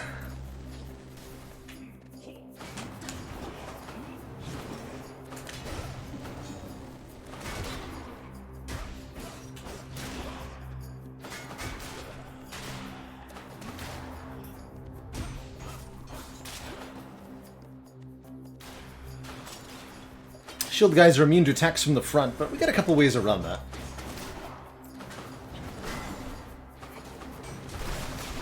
The Tidal Dash will hit them from the front, and we can just slam them into walls. That's nice.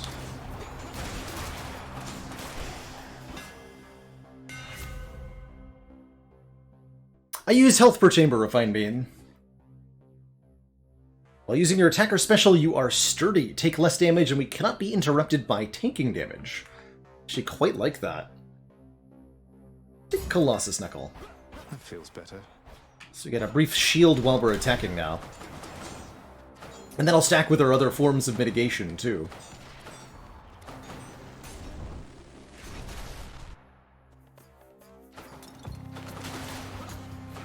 There.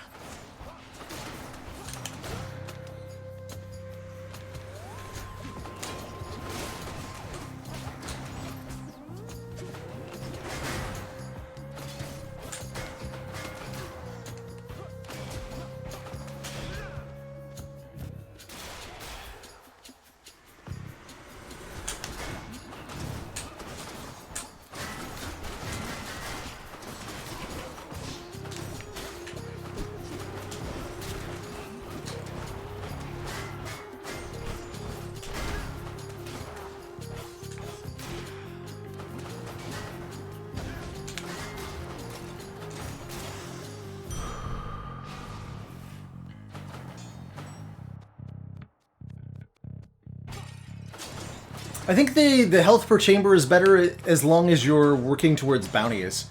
Whereas if your bosses are dropping darkness, you probably want the health from darkness. Take a boon from Hermes here. Hermes, the god going really fast. He's got quite a few good offerings. Whoa. Stinky swordsmans.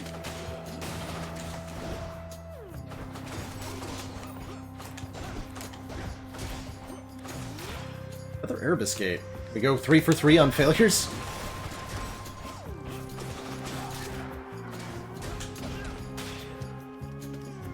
Not had enough yet.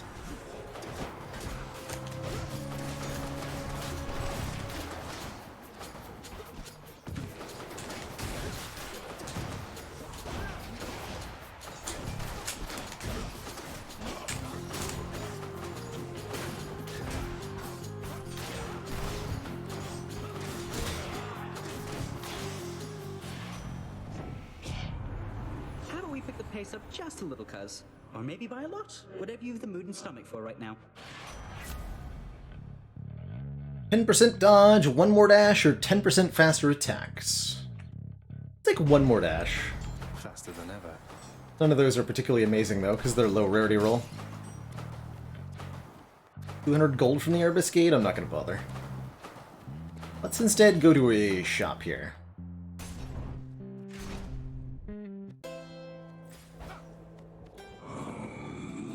Oh. Should help keep me going. Good. She's offering an exchange. Crits. Foes take damage when their cast gets dislodged. That could be okay. Basically 140 bonus damage per cast against bosses. Swap out the fouling shot for true shot. Take exit wounds. And let's... Hey, Charon, want to fight? He does. He does want to fight. Whoops.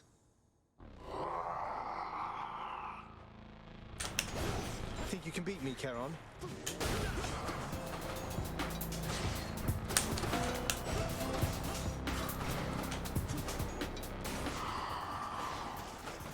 Wait, what? Did I deflect that?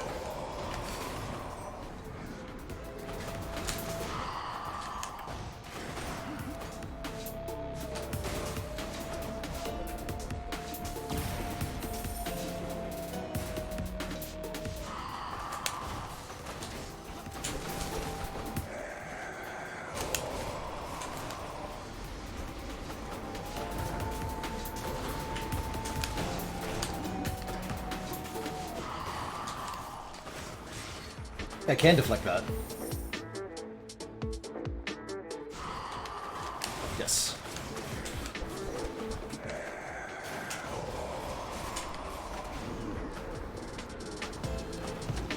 Ow. No hard feelings, right? Wow, that was an easy fight. I've never had that fight go that easily. Oh, yes. GG. Get the membership card, 20% off all future purchases. great swords. I don't remember when you unlock the ability to fight Charon, but an important thing to remember is that to fight him, you have to be encountering him in a store that isn't at the end of your area, so not right before your boss.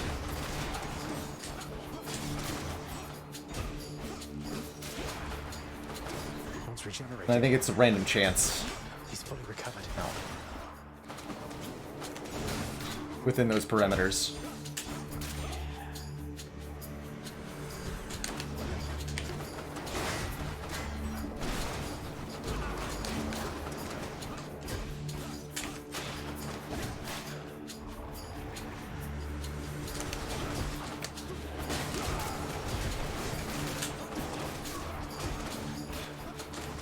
No butterflies.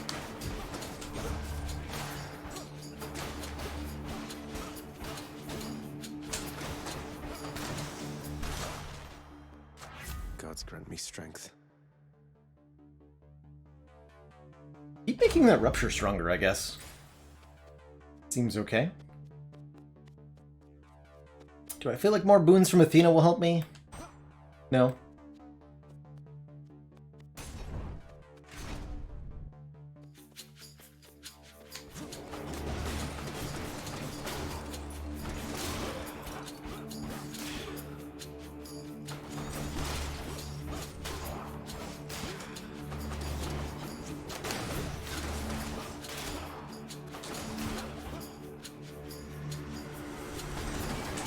Oh, giant chariot.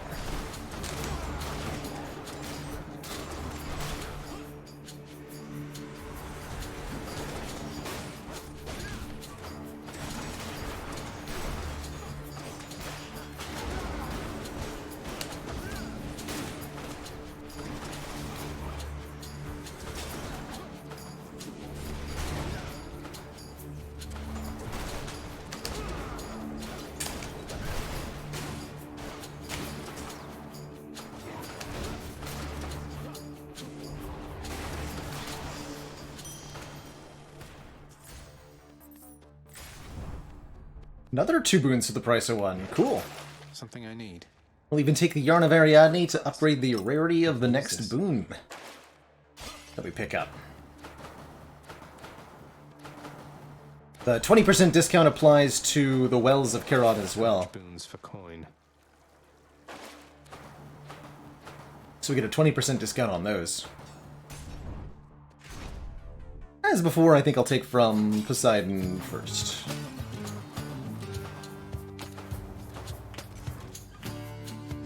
I very much appreciated that. Second wave. Our boons with knockaway effects shove foes multiple times. That means our tidal dash will knock foes back twice. Are you testing the limits of my patience with you, Zagreus? Then I shall test your limits. That's gotta be strong. I hate to do this, Athena.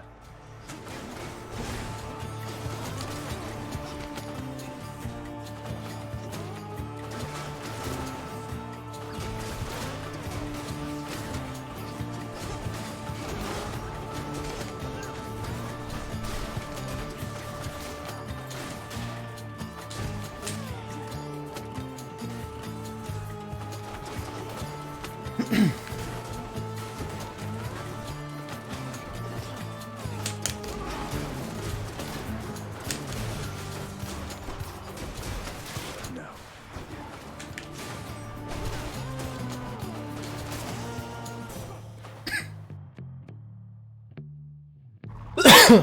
Oh, excuse me.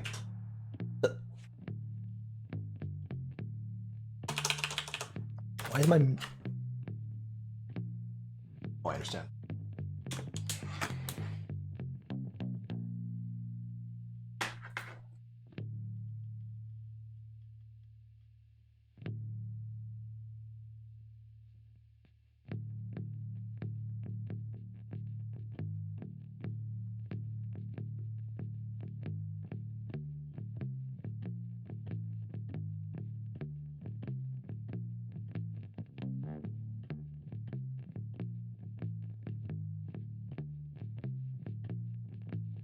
Alright, excuse me, sorry about that. The Revan, thank you so much for the Prime sub and the 6 months. Trendy Kendi, thank you so much for the 14 months. The Butchers. All is forgiven, Doesn't. Zagreus, and I take no offense. Exacting vengeance is just something we Olympians all do from time to time.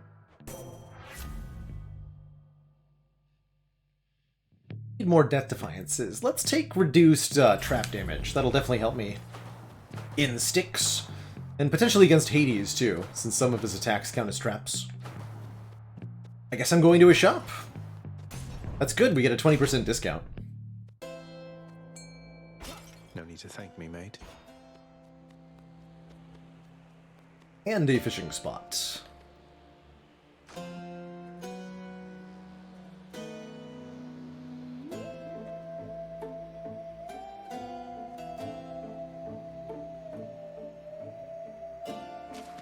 Fish. Got a clam.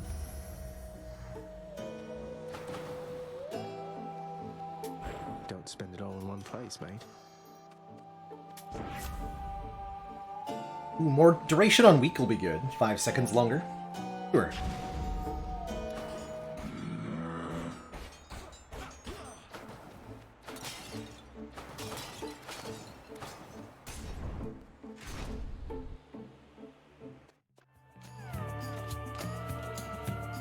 Attack us if you dare, blackguard. Asterius and I stand ready.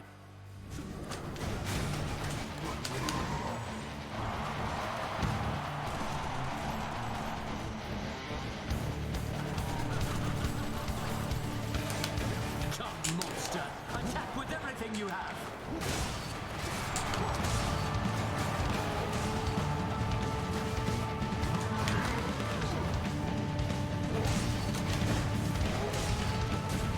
Ow! Too slow.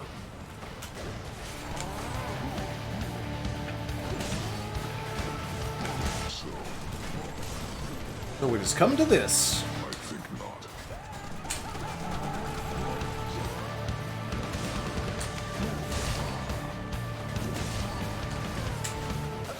Just let them try and stop you.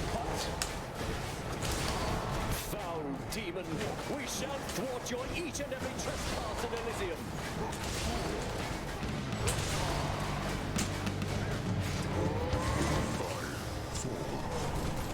No, Asterius!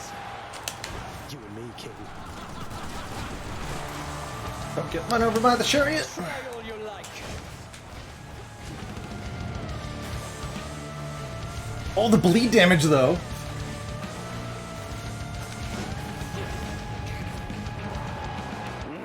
I'll make you pay for this. Oh, goddess Demeter, I must have your support. I guess they're testing me. You monster! GG. That ought to shut him up. I'm not sure I've ever killed him before the Godcast animation wore off. Like that. Good fight. Oh God. Until next time, good shade. Till next time.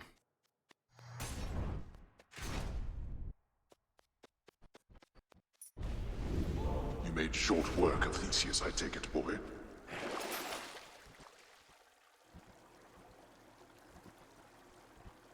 I'll take it. I'll take the Urn of Ariadne, and you know what I'm gonna do? Which one? I'll swap out the Palm Blossom for the Blood-Filled Vial here, so that we can summon forth Ares, or at least try to give him our message.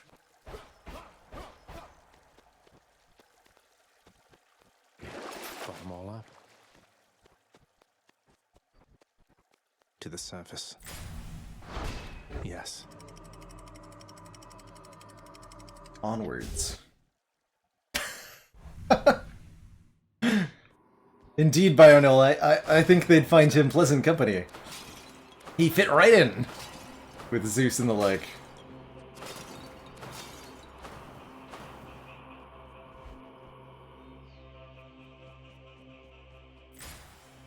We can buy a diamond for only 800. I think I am going to take the hammer swap here. Lose one of our 2 Daedalus hammer boons and gain 2 at random. Let's mix things up, Daedalus. We lost our Colossus Knuckles, so we're no longer resisting damage while attacking. But in return, we gained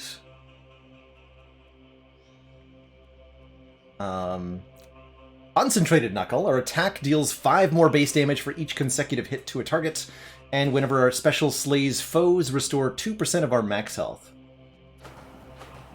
We have a Yarn of Ariadne ready as well. Give that to Ares.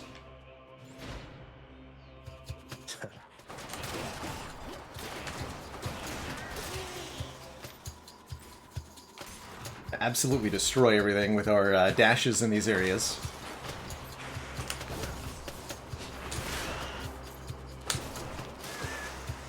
Just like explode from the knockback.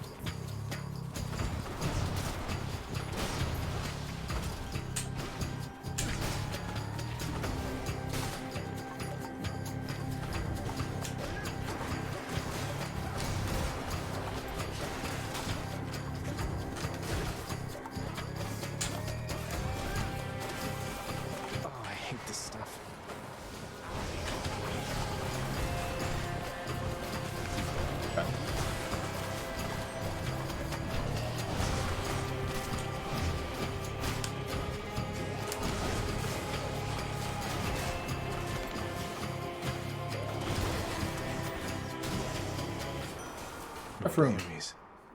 Akmanek, thank you so much for the Prime sub and the 23 months. Here goes then. Almost to 2 years. In the name of Hades, Olympus, this is an official message. Lord Ares, please consider our proposal once you're able to decipher it. My, what is this, my kin? Some sort of invitation for me, I presume? Not just for me. This symbolizes all the others here? Most intriguing. I shall investigate the meaning of this as quickly as I'm able, then. But first... That was the last of the invitations. Just need to tell Mother once I get home. I like both Blood Frenzy and Urge to Kill here. Urge to Kill is 13% more damage all the time, whereas Blood Frenzy is going to be 30% more damage in our Hades fight after we lose our first Death Defiance. I think that's going to be pretty good. I'll take Blood Frenzy.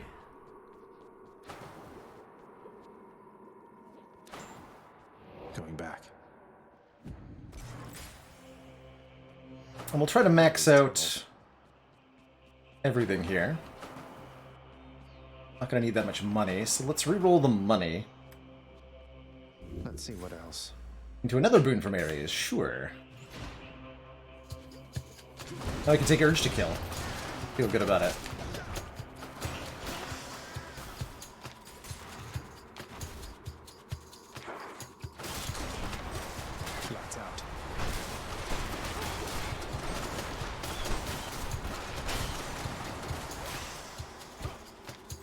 Claw. Yes, we're playing with Extreme Measures 4 on this run.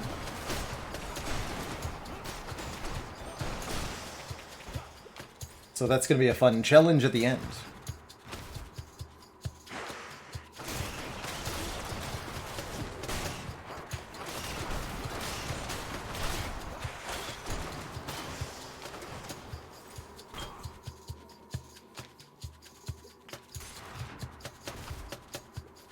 Oh, that's right, I actually forgot about my heal on special effect. Yes, I should have been using my special to try to heal off them. Indeed.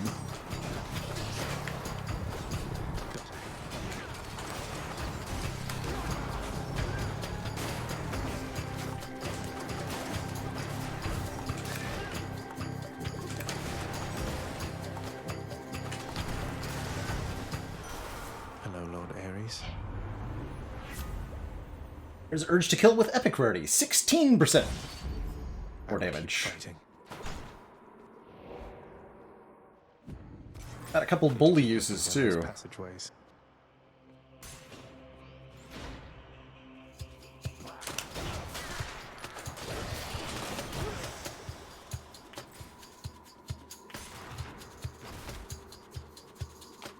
Sisyphus.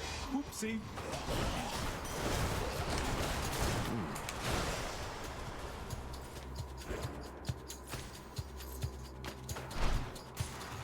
kind of hard to kill things deliberately with the uppercut.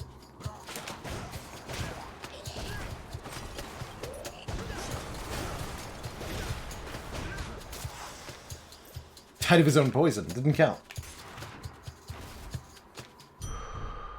No satyrs. I'll just tuck that away.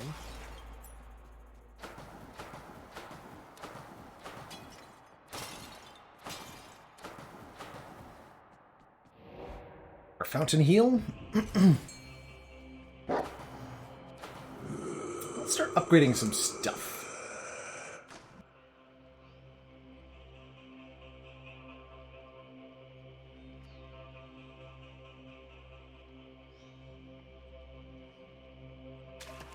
Bite this. I caught a scuffer. Start with the palm level ups Just first. what I need. Try to get them onto relevant stuff. Let's upgrade Urge to Kill. 6% more global damage. That's one. Upgrade the Rupture one more time as well.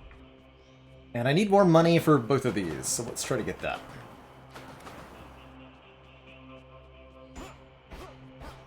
Yeah, the ones that cost more do provide better bonuses. That's right, the Shoveler. The more expensive Palm is 2 level ups versus the regular price one. And for the boons here, this 360 gold one gets a rarity bonus versus the base rarity of the 120 gold one.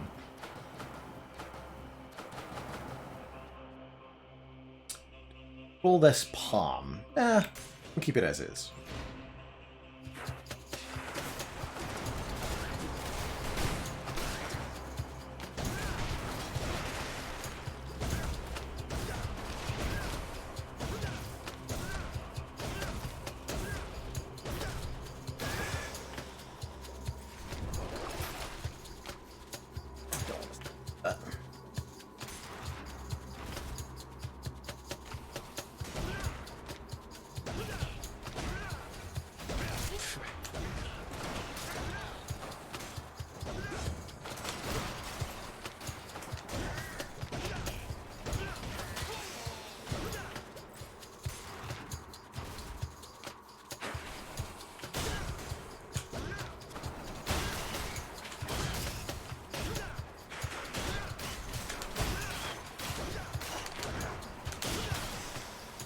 There we go. Got a lot of healing by uppercutting those.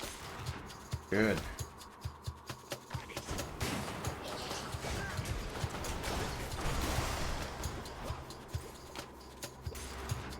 Dead.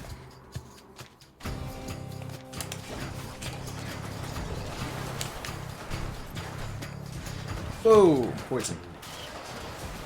Ah!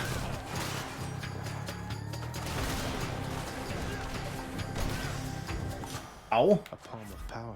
Super not worth it. Got some zest. Maybe I should check the other passageways before I leave. Hey, BS Ben, doing well today.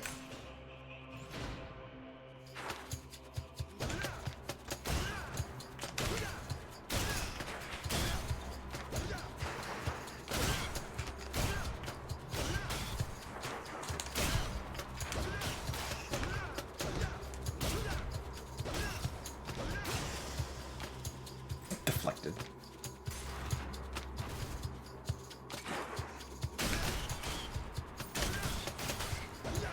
Got him.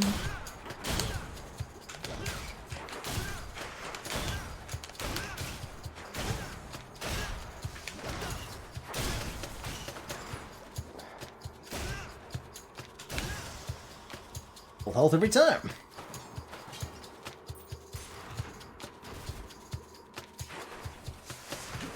I'll be leaving shortly.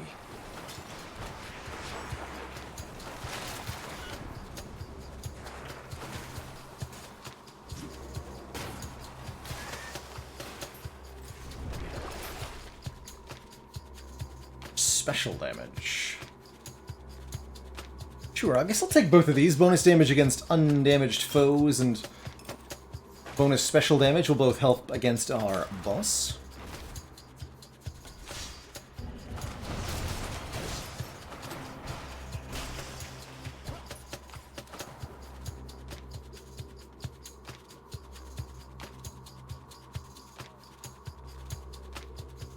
Yeah, Hades is a weird game to talk about max difficulty because the maximum difficulty that you're allowed to set the game to is actually impossible. So people don't play on the max difficulty. Common difficulties frequently played on are 20 heat and 32 heat. I think the highest I've heard of anybody achieving is 50-something heat. But most people don't even play anywhere close to that. It stops getting fun after a certain point.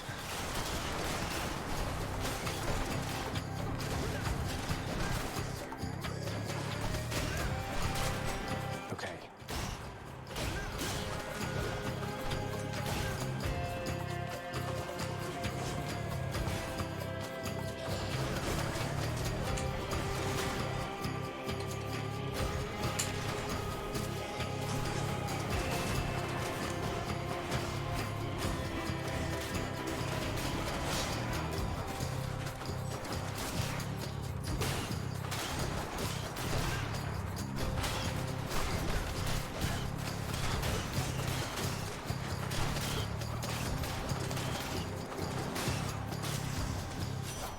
You found me, Artemis.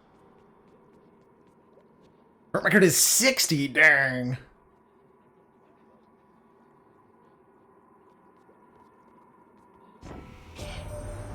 You seem That's a lot. particularly light on your feet there, Zacharias.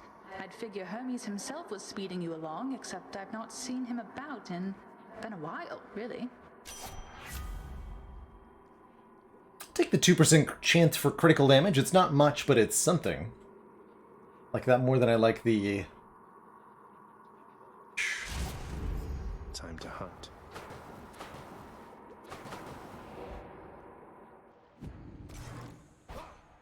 You hungry, Cerberus? I bet you are. I'll take this one. Ooh. Fully loaded. Get 2 extra bloodstones for our cast. Sure. Now we can fire a barrage of 3 of our casts here, and they each do exit wounds damage, too. Hunter's Mark. After we deal critical damage to a foe near it gets marked for bonus damage. These are all crit related, so let's take the Hunter's Mark. Give us a chance of critting. I ought to be ashamed of myself. Thus has the prince again persuaded fearsome Cerberus to get out of his way.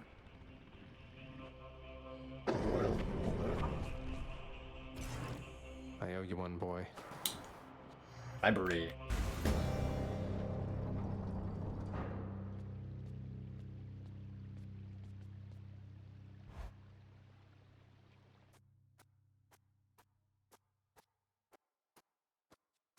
I'm here, Father. Come on. Come show your father what you've learned of late. Do not hold back. Or surely he will not.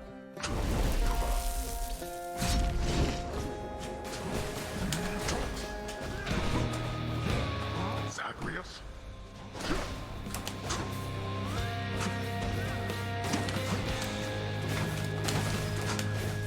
Ouch.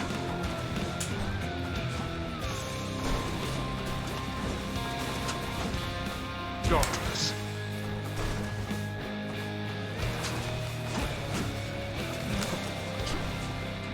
I trust you're having a most pleasant evening, boy. Oh, I most definitely am. Thank you, Father. Ah, yes, indeed.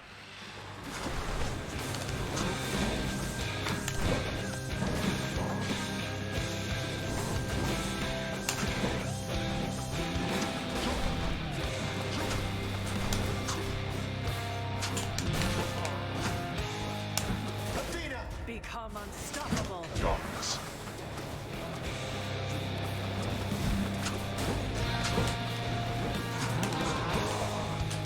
A wasted effort.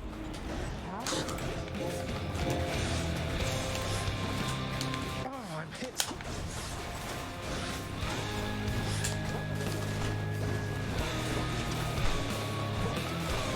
A lot of bombs, dude! Ah!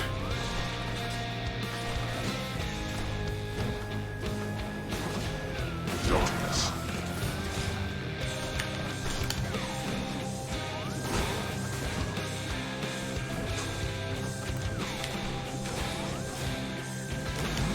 I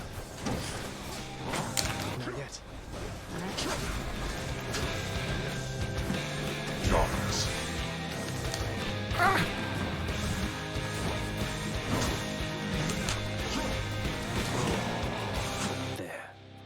Okay, a bit of a rough first phase, but the first phase is the hardest, I think. Blast you.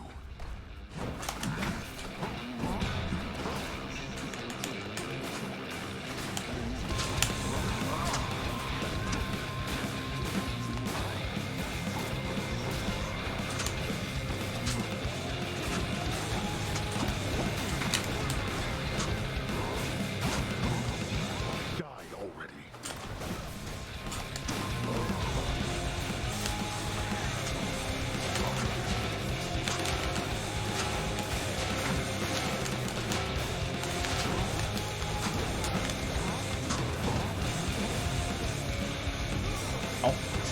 Good spear throw, Dad.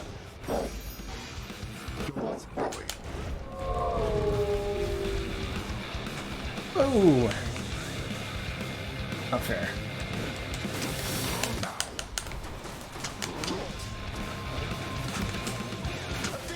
As you wish.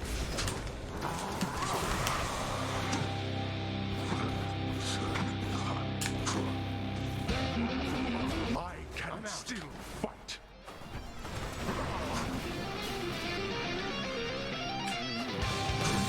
No, I can't.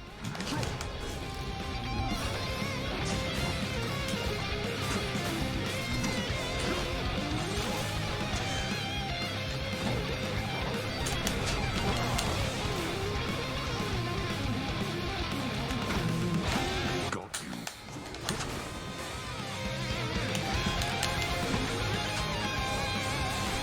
Ow.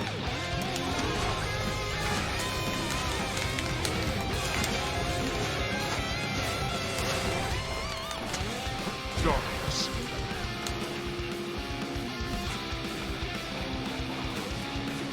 I'm empty.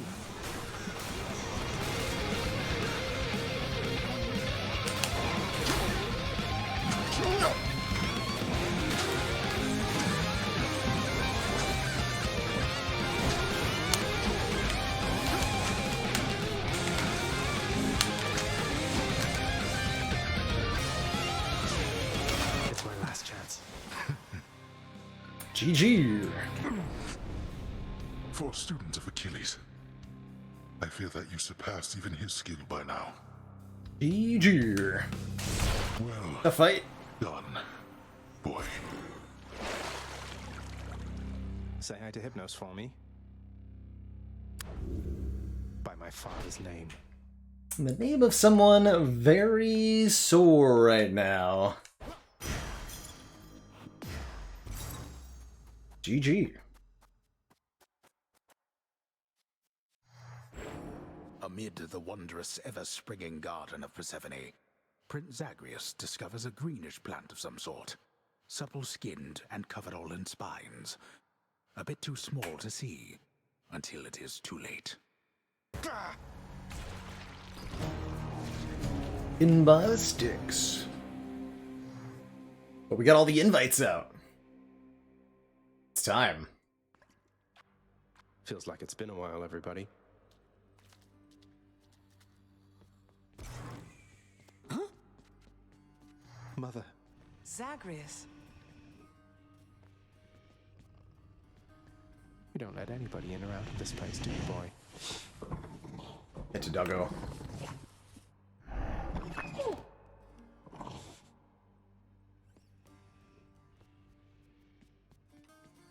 X is something to just. At last.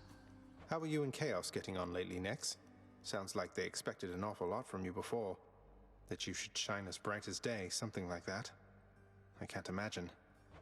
To shine was never quite my strongest suit. During the dawn of creation, there was much to do. This place, all that you see around you, it was more my leaning.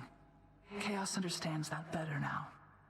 As for me, the work helped me to know which limits I have. What limits are those? You seem capable of anything. Probably even shining bright. Come, child. We each have our limits. Not me. Not me. 200 gems for a Titan blood? No. No deal. Here, you can have these, Chef. I'm much obliged.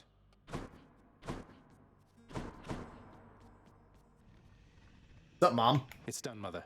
Father, the invitations. Personally sent to everyone with whom I've been in contact. So what do we do now? Excellent, Zagreus.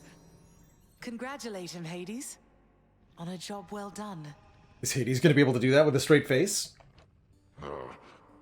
Persephone, how can you be so certain your request was executed to your satisfaction? That's a no. It's known as trust, Hades. Or faith. They're similar. Try one sometime. It'll be good for you.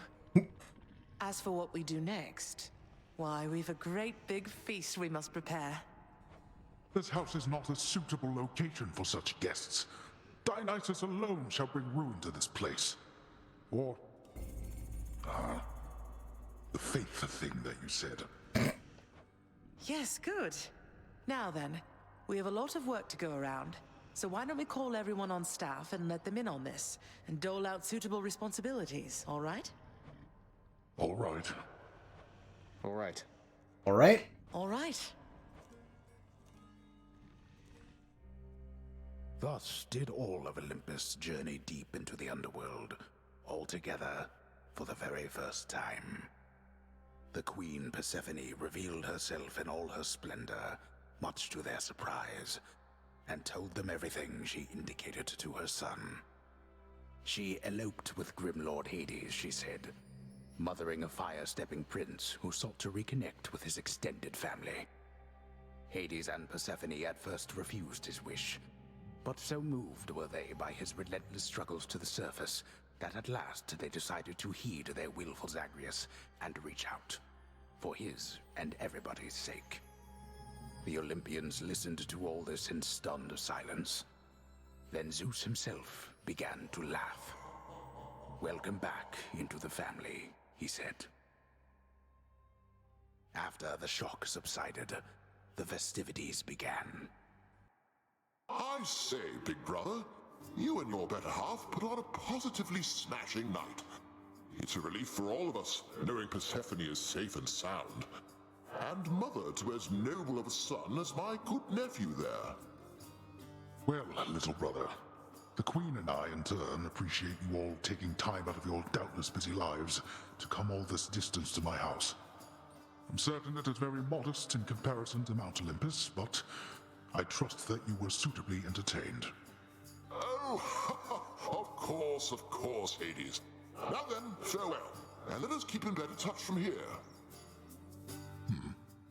Farewell indeed, Lord Zeus.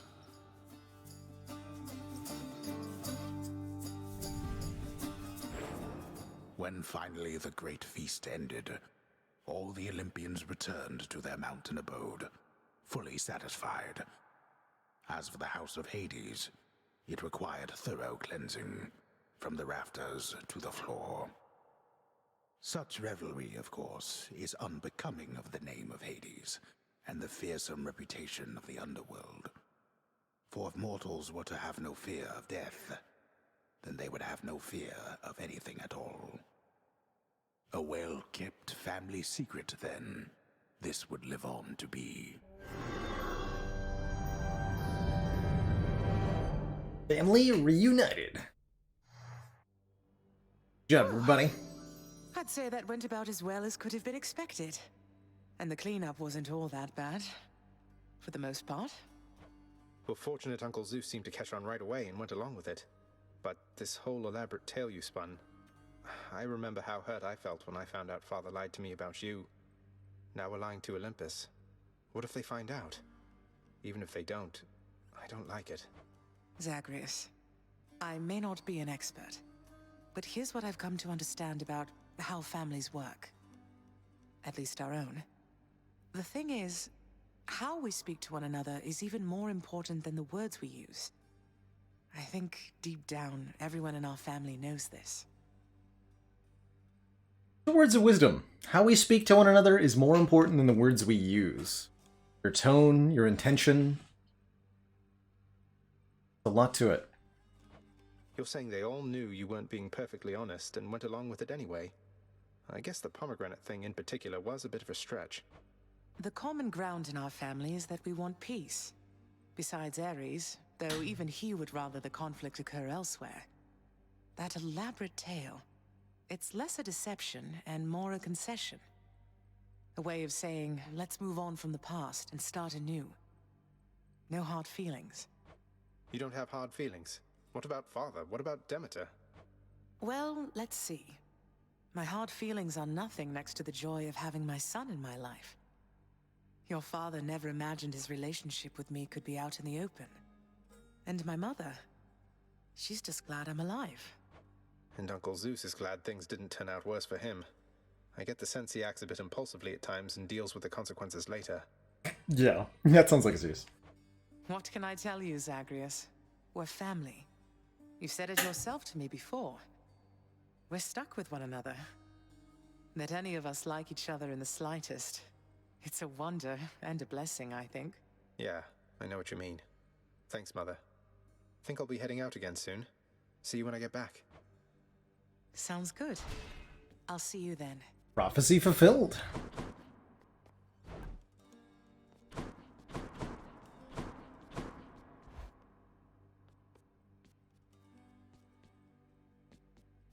Achievement unlocked. The prophecy has been fulfilled. Son of the God of the Dead shall someday deliver Queen Persephone's personalized invitations to each We're Olympian. one big happy family. No issues whatsoever. Get 20, count them, 20 ambrosia. With which I can do what? Exactly? Unclear.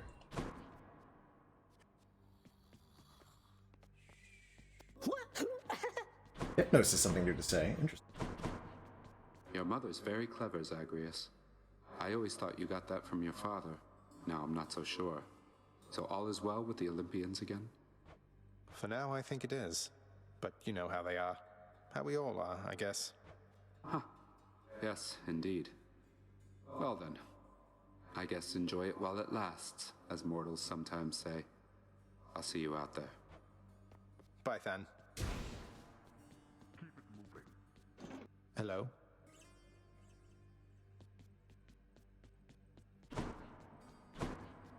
I heard the feast you had here. It was really something else. All the gods together in one place, eating, drinking, not killing one another. That must have been a sight. You should have been there, Hypnos. Not that I noticed your absence, though what happened? Other pressing business? Slept through the whole thing. Yep. Wow. Explain. So, I'm quite confused, I must admit, my friend. The Queen Persephone, she is your mother then? How is it that she came to reside here? Well, it all started when my father saw her on Olympus, and they fell madly in love. He swept her off her feet and brought her here. The Olympians, they got pretty worried when they saw she was gone. But now it's okay. Everything's out in the open. But surely the Queen's mother on Olympus, the great goddess Demeter, surely she would quite like it if she saw her daughter still from time to time. Oh, that. Thing is, Mother ate some pomegranate seeds when she was here. And we have rules about that stuff, you know. It means she cannot leave this place for very long at all. I'm sure Demeter will understand. And unfreeze everything when her daughter's around. Ah, yes, pomegranate seeds, of course, of course. Though, there is one more subject I don't understand, which is how you fit into all of this. Were you not trying to escape from here? Forget about me, Orpheus. This isn't about me, it's about Mother. What's important is she's here where she belongs. I see. I understand. Well, thank you then for clearing all that up. It is a splendid tale, I must say, and every part of it makes sense to me at last. At last. Same goes for me, mate. Same goes for me. Denied. So do we see... Next. Box? Yeah. State your purpose. I missed you, room. Oh, room.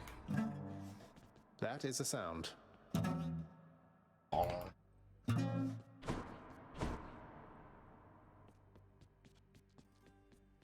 You must have had yourself a real bash with all those fancy gods and stuff. Could hear all the festivity from all the way out here. How was it, pal? It went better than expected, all in all. I hope you didn't feel left out. It was a pretty limited guest list. Kind of a diplomatic mission, I would say. Not quite as good a time as it might have sounded from the outside. Oh, don't you even worry about me there, pal. I much prefer the solitary life. And besides, when things are good for you, they're good for me. Glad everything worked out. Same here. True. Come, Segius. Take the Poseidon Blade for a spin. Poseidon Blade dislodges bloodstones when you use your special, so we'll swap to the... Night and darkness guide me.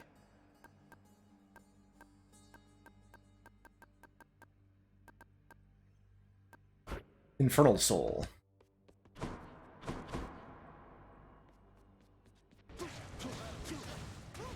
Ah, you shot me. So they pop out when you hit them with a special. You can cast again!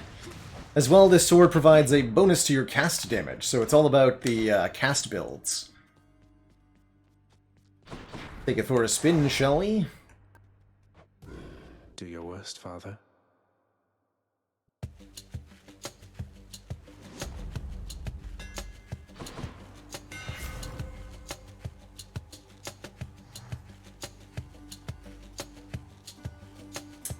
World Splitter. Our attack becomes a big chop, doing 90 base damage.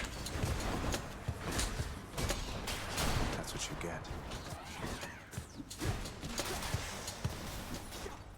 Chop. Hey, Mums2K. I played a little bit of Curse of the Dead Gods. I tend to think that Hades is the better game in the genre, although with some updates, Curse of the Dead Gods could of course change that.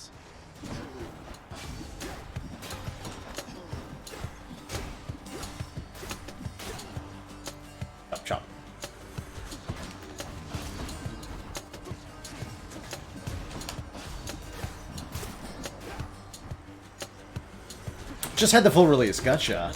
Might be worth a try sometime soon then. See how it's evolved.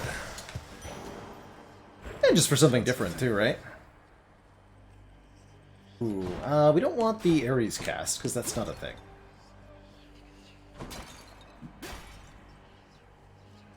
Well, here goes nothing.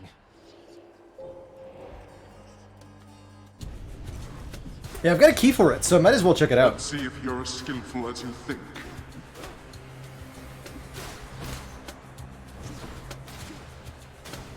Chariots.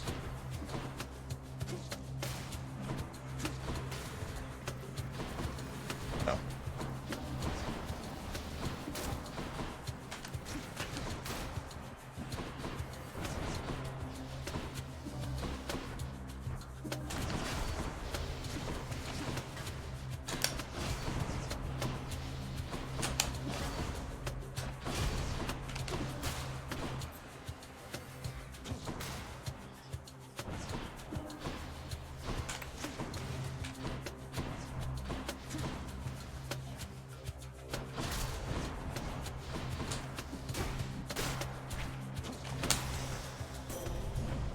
All right, I've seen enough. It was my privilege to have visited your father's house, and briefly had a chance to meet you, Zagreus. Nyx and your mother each are very shrewd. Perhaps you've taken after both of them. As for your new responsibilities, exposing weak points and defenses is my specialty. Yeah, let's take Divine Flourish. Give ourselves a special deflecting flourish here. Am I gonna let Ares be my cast?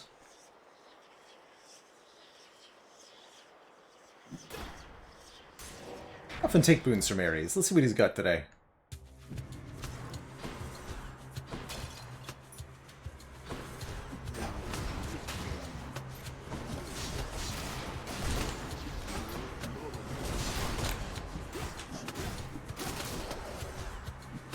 Look who.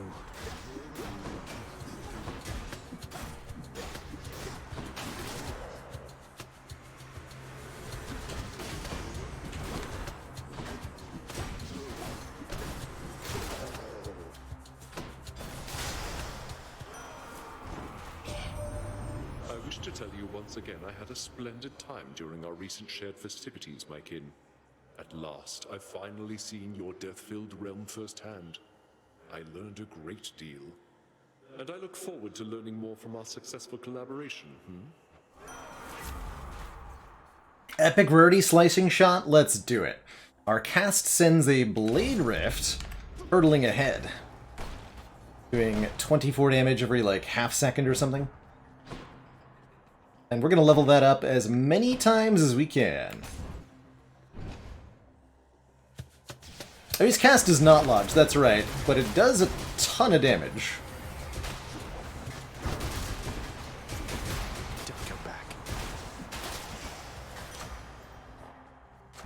The power of Olympus. 28.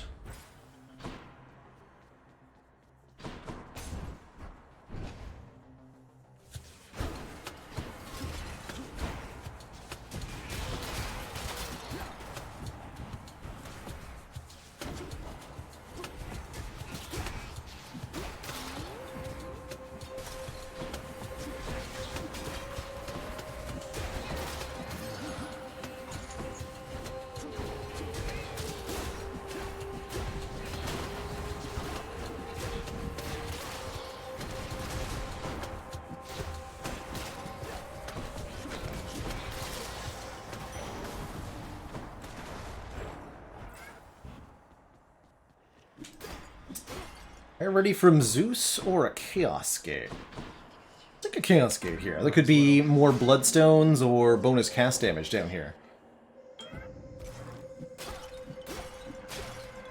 And yeah, we've got, with Slicing Shot, we should look for... Let's see what the boons we want are. We want... maybe Freezing Vortex. Curse of Drowning. Your flood shot becomes a pulse that damages foes around you. I've never had this. Curse of Nausea. Hunting Blades, though. Cast creates a faster blade rift that seeks the nearest foe. Seems good, as does Vicious Cycle. Fires Black Metal or Engulfing Vortex. Wider area or last longer and pulse foes in. We want one of those two. Pleases me your gathering of the Olympians occurred. Oh, Curse... we still have the Ares thing equipped, don't we? Detected quite so many of my Brud. offspring in a single space. Swap that out. 62 max health. Yes, please. Or special's not bad. 62 max health. We lose a bit of dash range, but whatevs. And here's Artemis. Let's try to get that duo.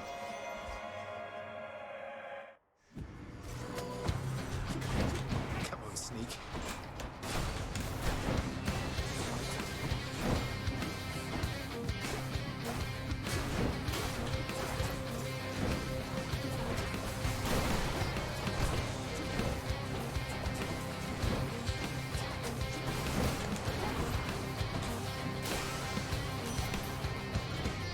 Who's laughing now? Have to say, I had a pretty decent time with everybody at our little visit recently.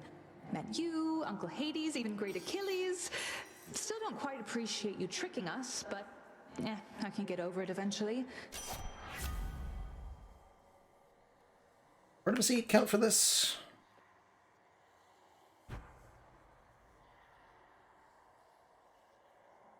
Yes. Take her aid. Bringing us a god meter. And I guess I'll take Sisyphus over 100 gold.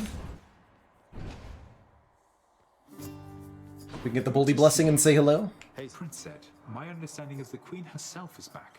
Is that correct? Moreover, I have heard a truly fascinating rumor about her. That I'm her son. It's true, sir. And she's back with us for now, indeed.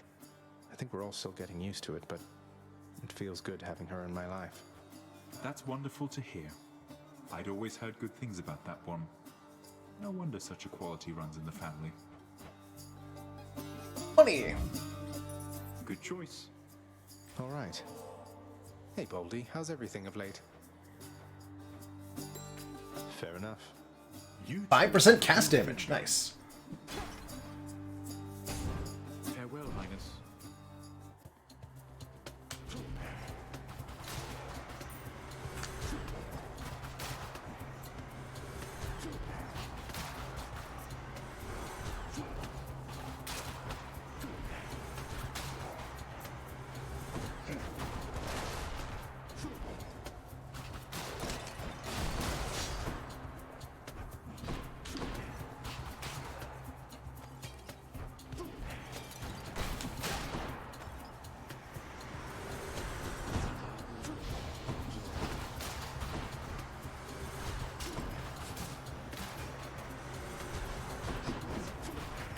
Somebody earlier was asking about the pink circles. Those are a special ability that some enemies have. It's an aura of slowing.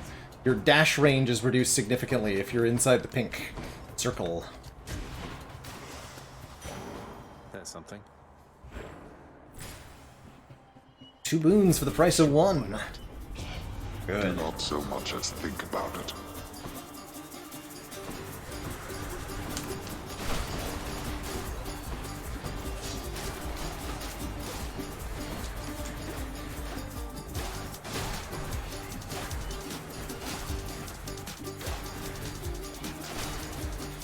Get out.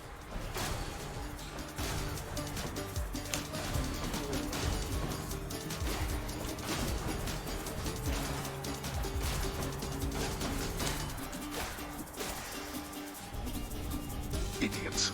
Slow. Cheers, father.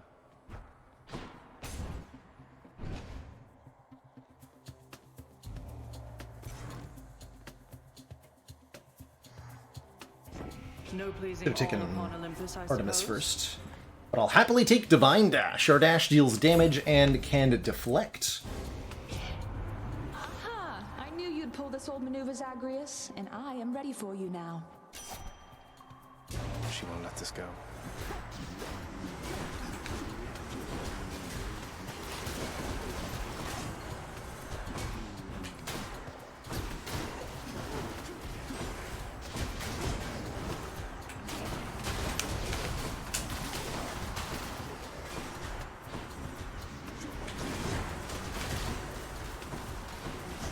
I'm sorry.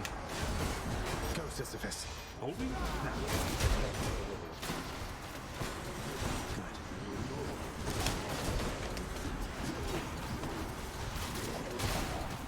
Ow. Yeah, definitely should have done these gods in a different order. It's okay.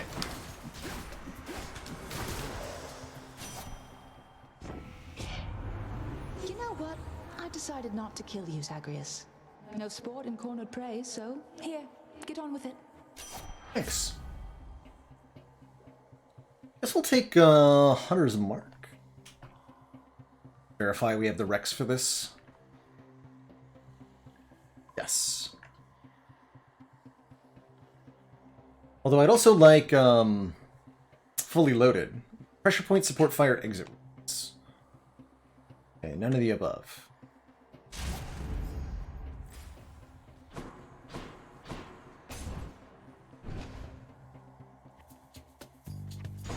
Am I interrupting something?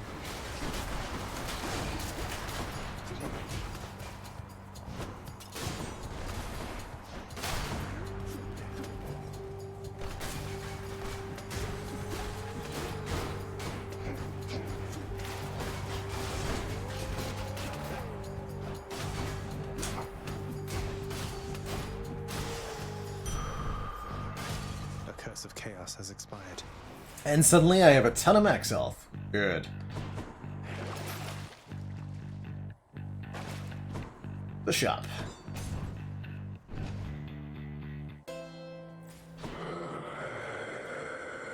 Good question about rerolls, Fractal.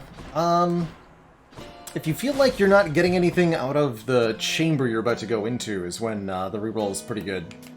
That's, you know, easier said than done to determine. Take an early side hustle, and hell yeah, I'll take more base attack damage. Don't mind if I do. Hope you enjoyed the feast with the Olympians, Charon. We didn't have much of a chance to chat, though it looked like you and Hermes were having a good time. We'll have to do it again sometime. Right. We're on 40% jury summons right now.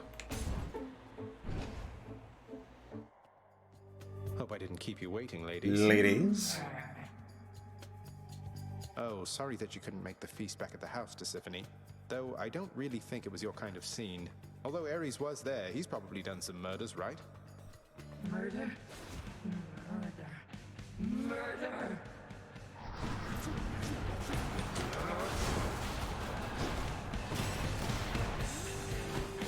Good damage.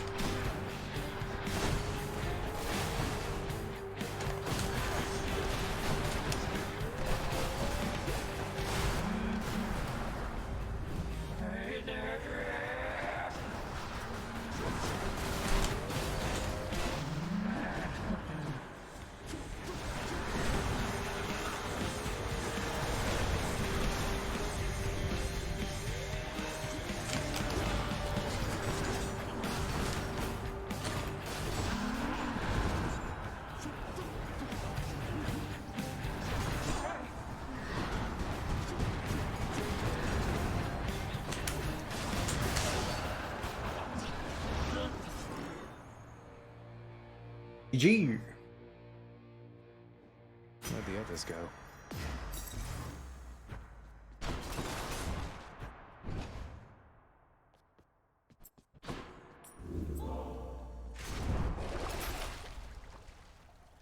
Got to keep going. Swap out our trinket too. I have the blood-filled vial equipped, which I no longer want. Let's go back to the palm blossom, I guess, for more random level ups. That's always my favorite.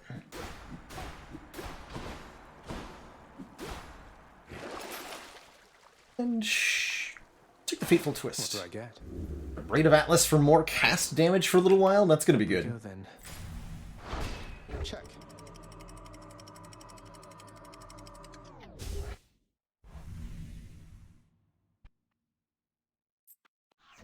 Getting warmer. Another Gate of Chaos, which I will happily enter here. What's up, Chaos? Let me have it. Your last boon was so good. In the name of Hades. +1 Bloodstone, one more cast. Could also get Addled Defiance for one more Death Defiance, but we'll definitely take Halting Grasp here. Get minus dash range for 3 encounters, relatively reasonable. And at the end of those 3 encounters, we have 4 casts instead of 3.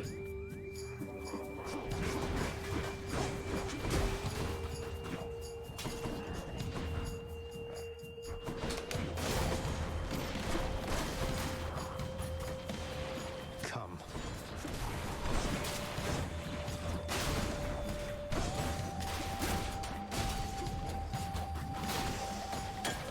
Time to collect.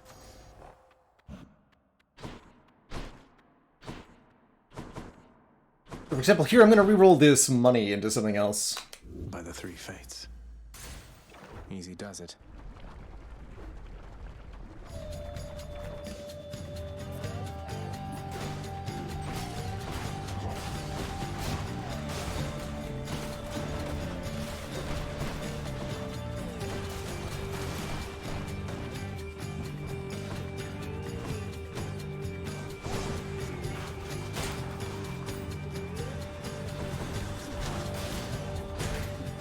Right.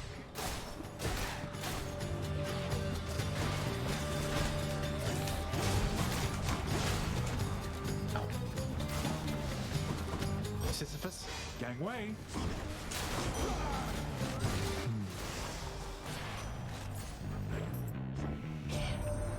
Gotta tell you, cuz, that was a real something of a feast back at your place. A little awkward having to pretend we just met, but hey, I'm an Olympian, means I can posture with the best of them.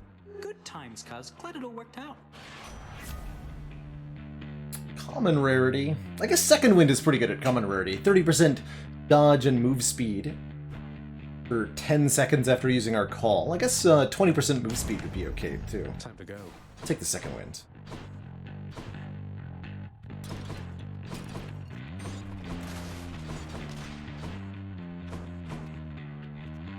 Keep taking boons from Artemis.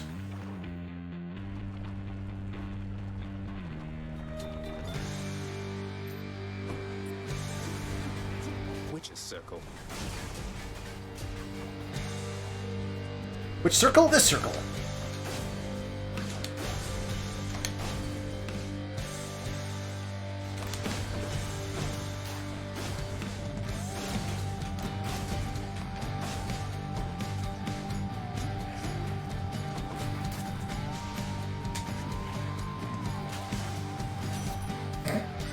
My Chaos Boon switched to a new effect. Easy. In the name of Hades. 4% global crit chance with pressure points. That's one of the requirements for fully loaded as well, so I will definitely take pressure points here.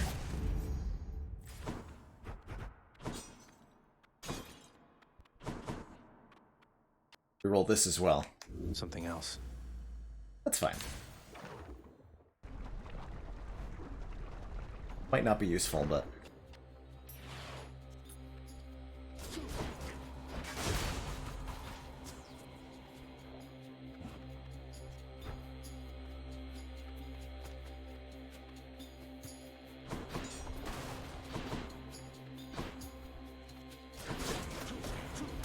We have 4 casts now.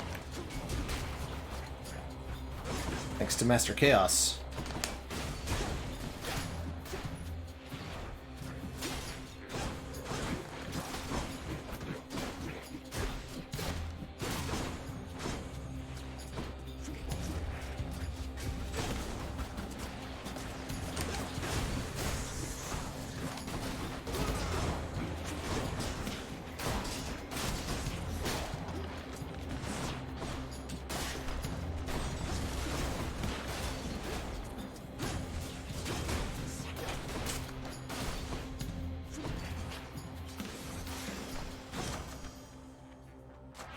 Power of the gods. Yeah. Get anything good? It's okay. Don't bother with gems.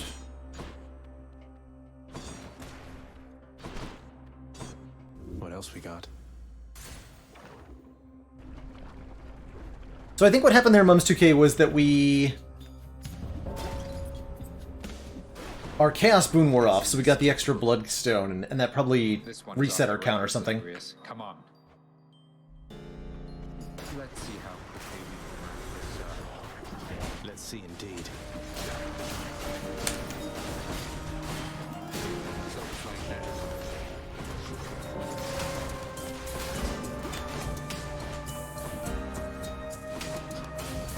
Death and decay. Time is up.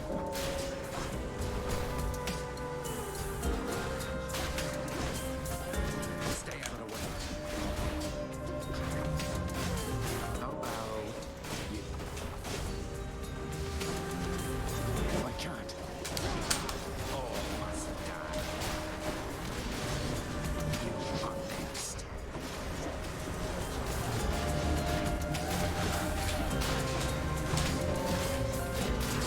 Next. That's Double max HP. You took down more than I did. We are chunky.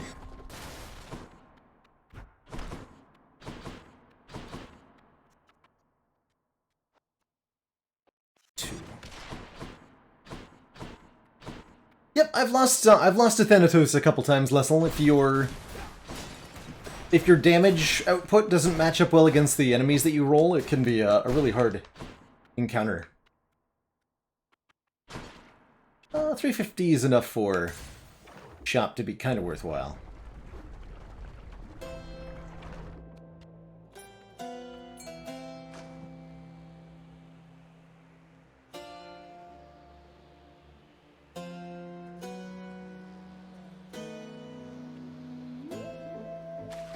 Come on out.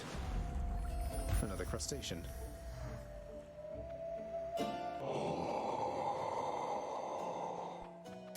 Tart and tasty. Or keeps them. Why not? You must forgive us, little godling, meaning our extended family here upon Olympus. Some of us are terribly stuck up and must be making matters much more complicated than they have to be. I wonder, dearest Aphrodite, whether you'd be willing to repeat such things directly to my countenance. Oh, you must know full well that I would do much more than that directly to your countenance, Athena dear. Quite frankly, you could use a lot of work. Parting Shot. Your cast gains any bonuses you have for striking foes from behind. Ooh, I will take that. So our cast is doing 35% bonus backstab damage on the cast, as well as anything else we might be able to add related to that. That's pretty cool. That's really cool. I didn't even know that was a thing. I'll buy your darkness. Should come in useful. Shouldn't have to hit the foes from behind. I don't think. Lenny, if you'd like for me to kill you, hiss. Maybe it does. Now see the exclamation points on the numbers? It doesn't seem like it.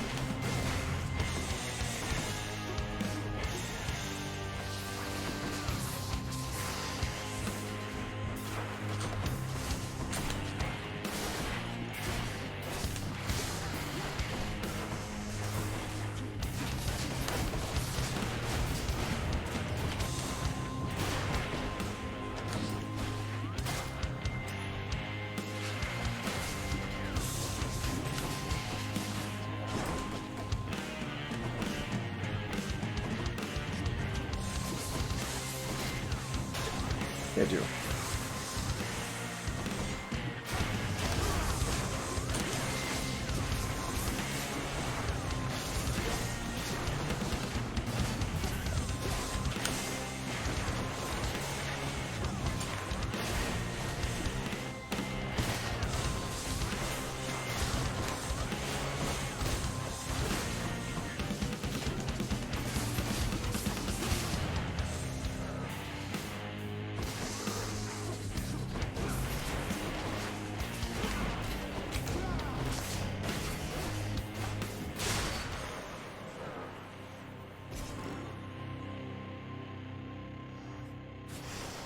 No more heads. Sure.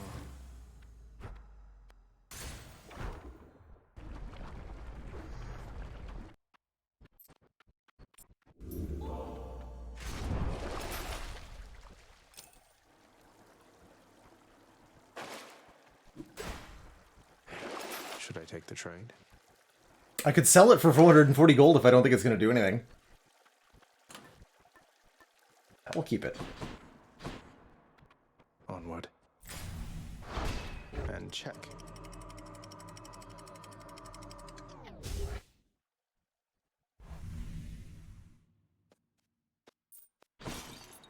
Pleasant temperature.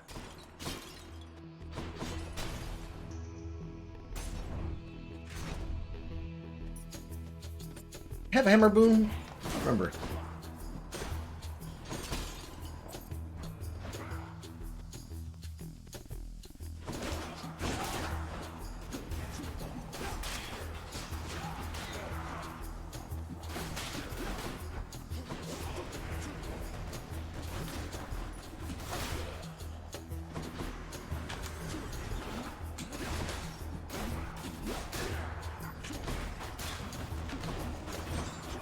Oh yeah, see, it's, the slicing shot says backstab. Sometimes. Totally works.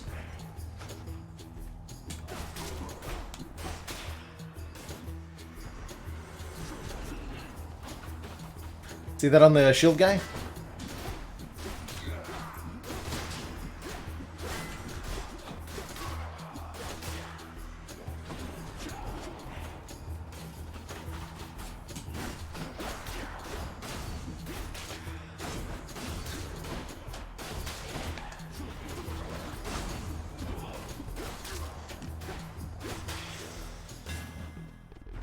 Oh yeah, I've got the chop. That's right.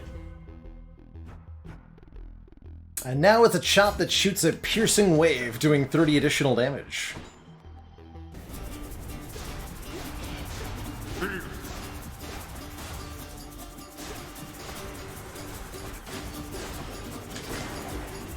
Ow. One's rearming.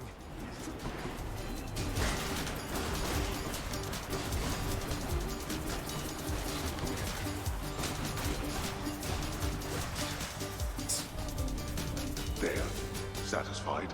Oh, that hurt. Thank you, Father.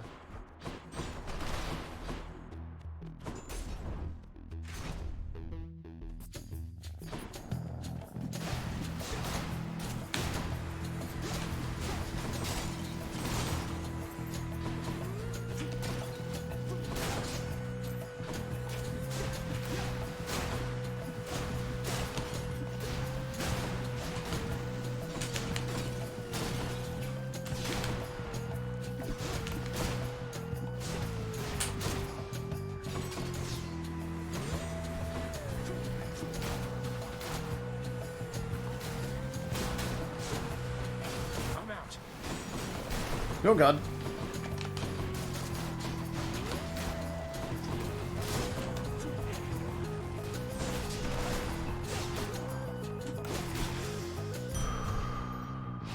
Hey, slicing shot leveled up again? Good. And 2 boons for the price of 1. Also good.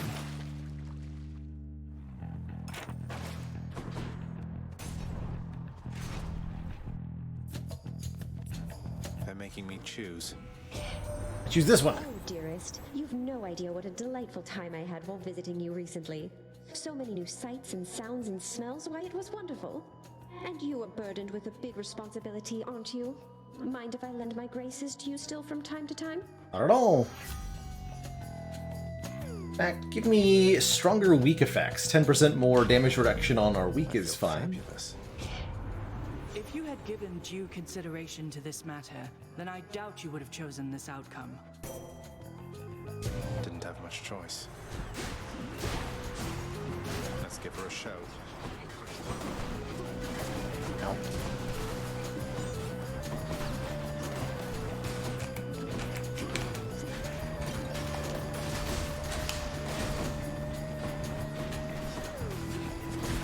That one fully rearmed.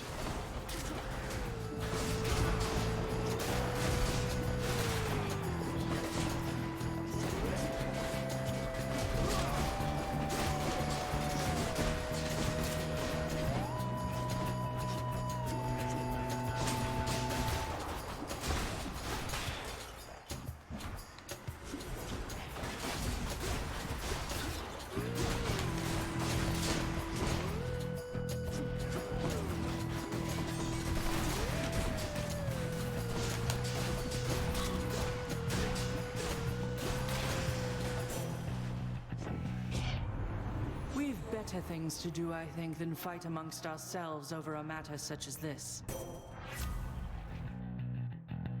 Your abilities that can deflect also make foes exposed, causing them to take additional backstab damage. Epic Rarity Brilliant Riposte is also really good here. When we deflect, it deals more damage, 183% more. Let's take that first. We'll get Brilliant Riposte next time, which might be... or not Brilliant Riposte, the other one. Next time, which may well be here. What's up, Asterius? Everyone's saying that the Queen is back. Do you know what that means, Short One? Well, for me at least, it happens to mean quite a bit. I'm her son. It doesn't mean a thing. We're still here to fight. Though for what it's worth, my mother also was a queen. May yours treat you better than she treated me. Better than I'm about to treat you here.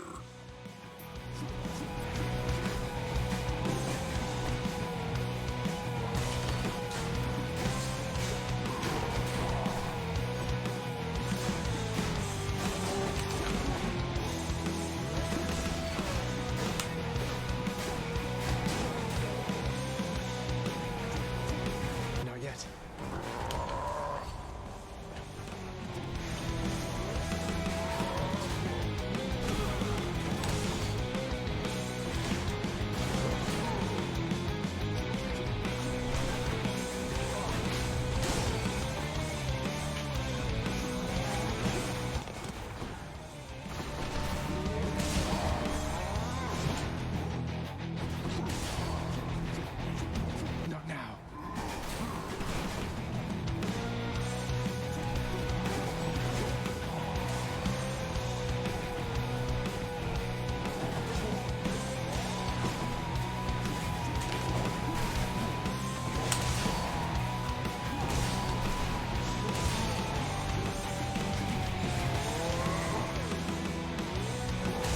Ow.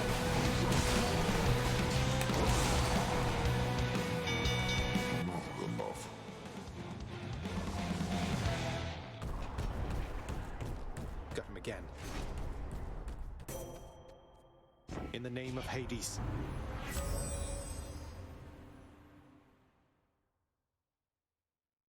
Well, I was hoping to take Blinding Flash, but I see we've got better options. Deadly Reversal, after we deflect, briefly gain big chance for crit, or Divine Protection, we have a barrier that negates 1 instance of damage and refreshes every 20 seconds. That's the one I'm going to take. And that's this permanent glowing barrier around us will absorb the first time we would take damage.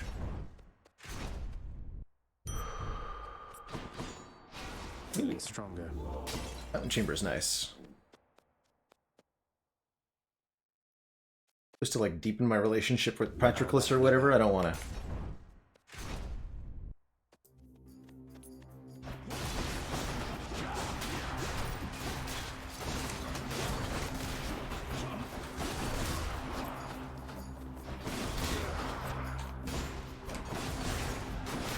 One's regenerating. Damn, he's recovered.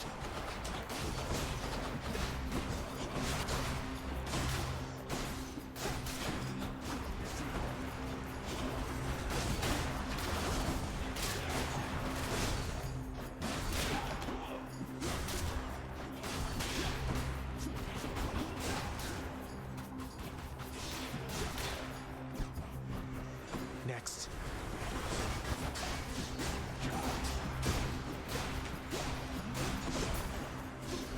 Can't do that.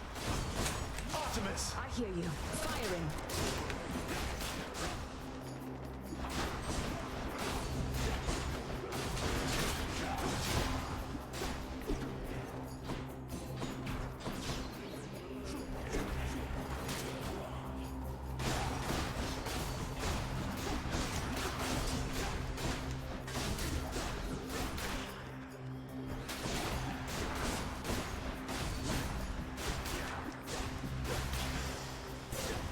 Goddess Athena.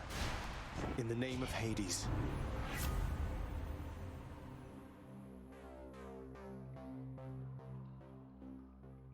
Bump out our strike. Let's go with sure footing though. Less trap damage. Not what I wanted there, but that's okay. Keep taking more max health, I guess.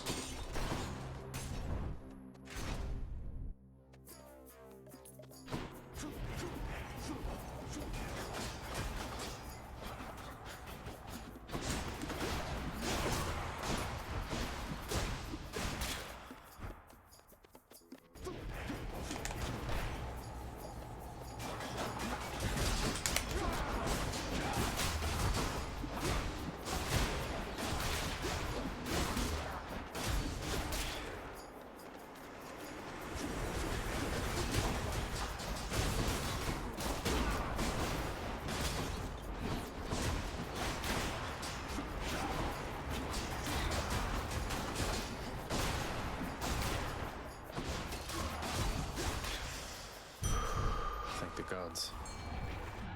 Brilliant Riposte leveled up, so it's 215% more damage now. Of the deep, arise. Stuff. Bite this. Ooh, a sea mare. More boons from Artemis. Come on, let's go. I want those seeking blade rifts.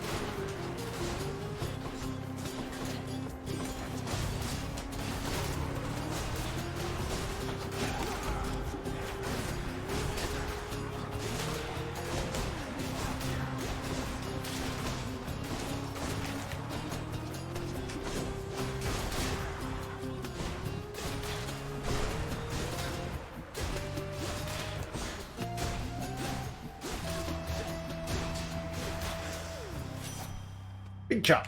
In the name of Hades. It looks like we've got our work cut out for us, Commander. OBG, thank you so much for the generous host. Welcome on in, folks. Joining us for some good old Hades today. Got a cast build with the Poseidon Sword going, where the goal is to... goal is to use our enormous blade rifts. Do pretty much all of our damage. But welcome on in, folks. If you're new here, my name is Baylor Lord. We like to slay the Spire, but also play some other roguelikes from time to time. And right now, Hades is that game. I accept this message. Well, these are the boons I wanted. I'm definitely going to take Hunting Blades. Creating a faster blade rift that seeks the nearest foe, although the 2 additional casts would be great to go with. We definitely want the priority here.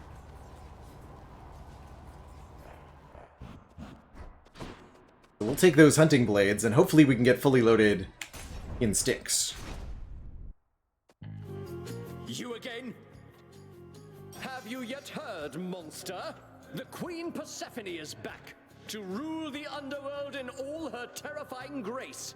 Perhaps one of these days or nights she shall be present in the stands to witness your destruction at our hands. Yeah, about that, she's my mother. So maybe watch your fool mouth with me, or else I might just put in a bad word. Oh, you disgust me, demon, that you would even dare to say such things about the Queen. Prepare now to be vanquished in her name.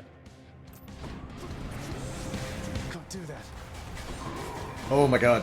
Oh, that's savage.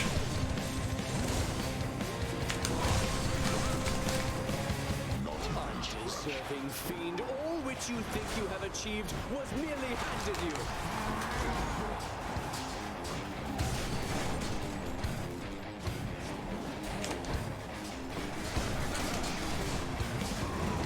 Wow. Ow.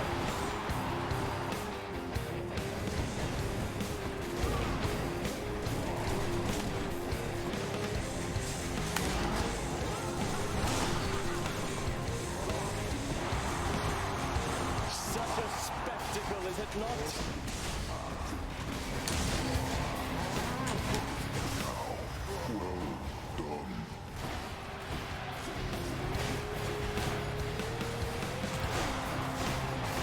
It shall take more than that. Wait for him to sit still for a second.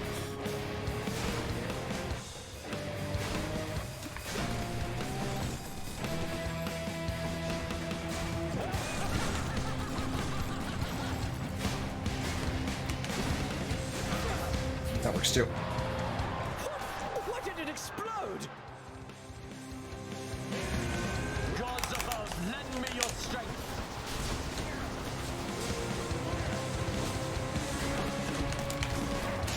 You fiend! What a loudmouth. Gee.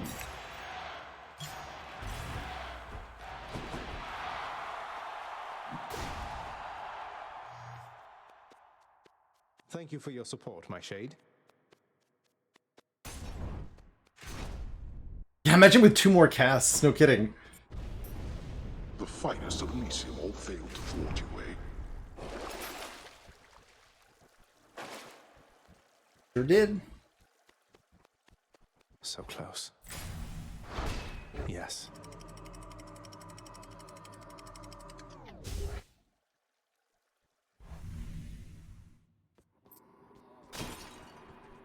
The temple.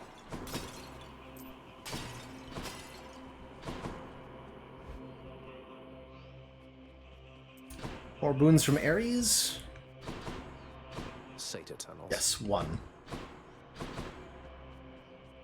Start with this. I can use this. Yes. After we deflect, gain a chance for critical damage. On the prowl. Don't mind if I do.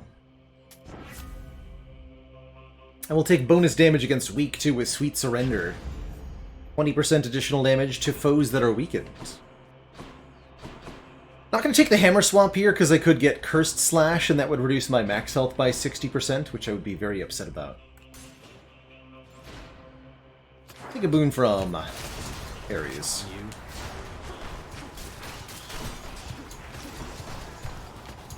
Got them.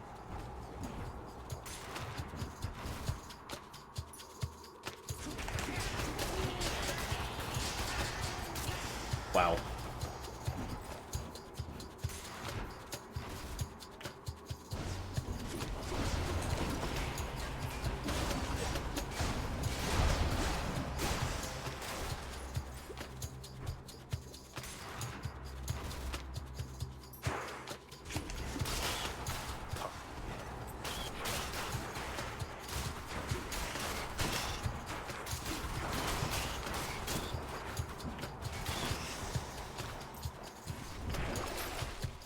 Yes, Yarna Variadne. Upgrade the rarity of this Ares boon I'm about to get. Good.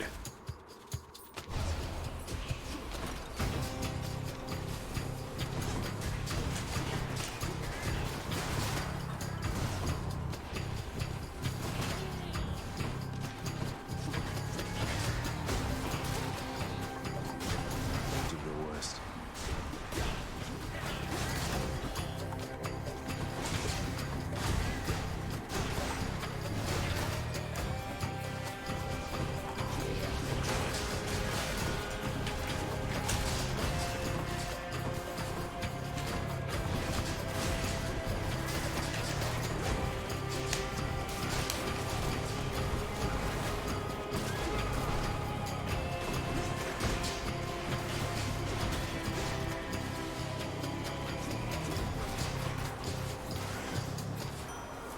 Olympus, I accept this message. Perfect. Engulfing Vortex. Our Blade Rift effects last 0.3 seconds longer and pull foes in. So we get slightly longer duration. And it should be even more difficult for foes to not be inside them at any given moment.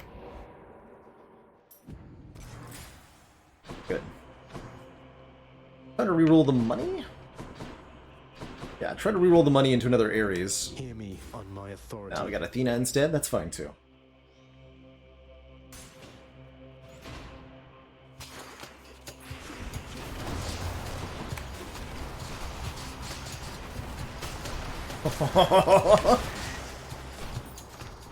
But it's so satisfying.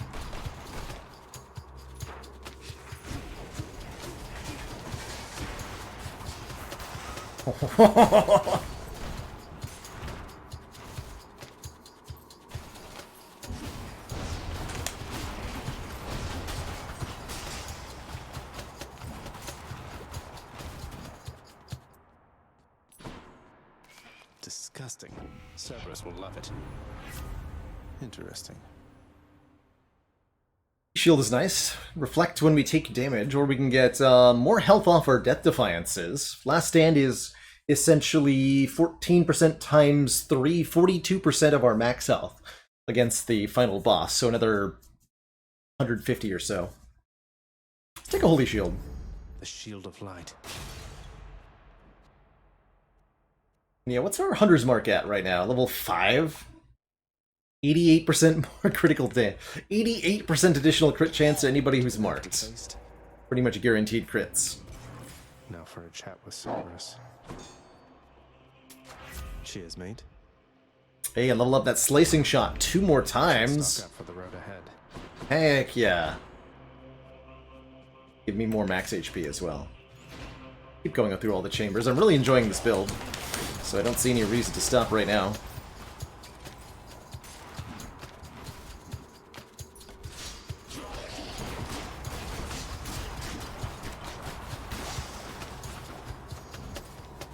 Level 6 now. So now it is 91% chance.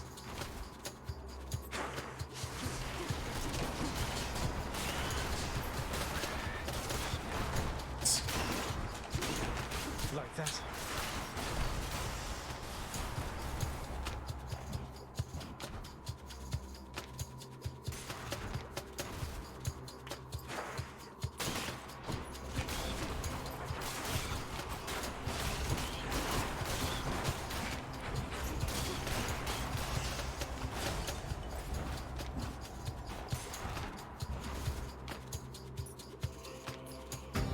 Disgusting layers, huh?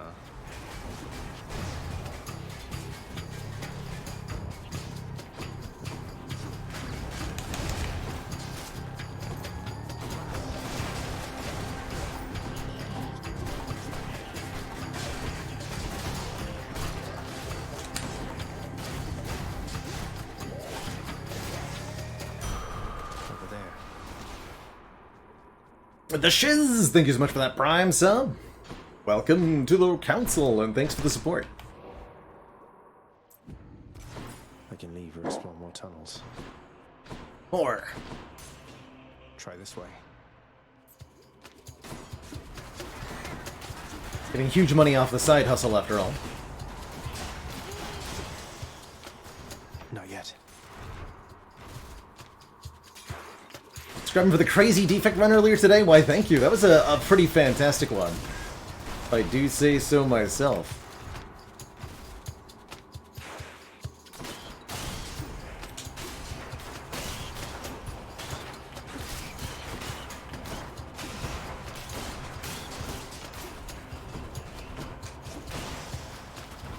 Not now.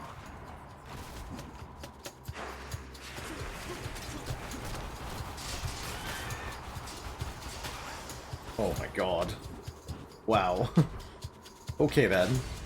I'm rich. More bothers?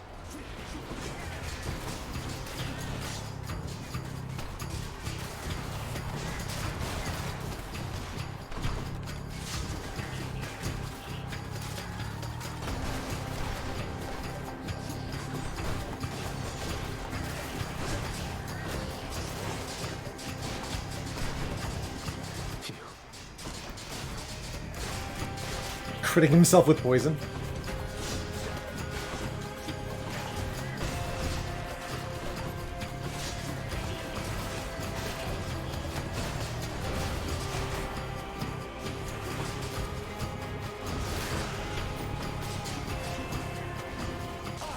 All right, taking the shot. Hi, Aphrodite. 5-second extra weak duration, since we're also dealing bonus damage to weakened foes.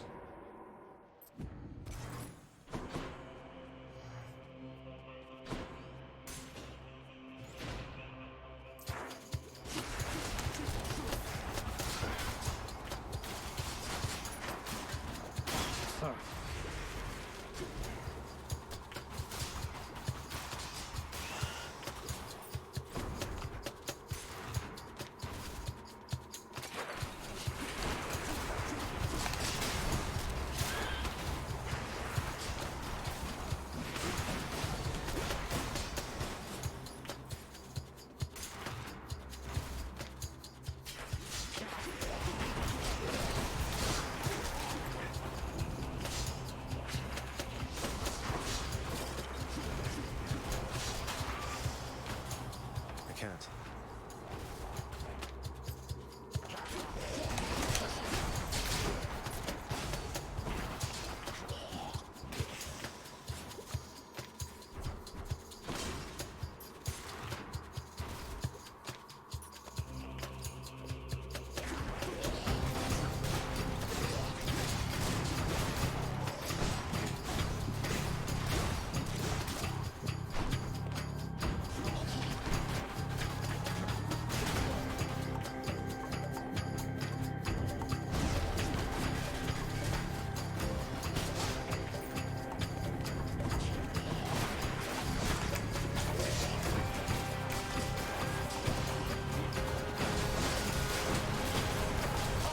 Oh, hi. Remember me?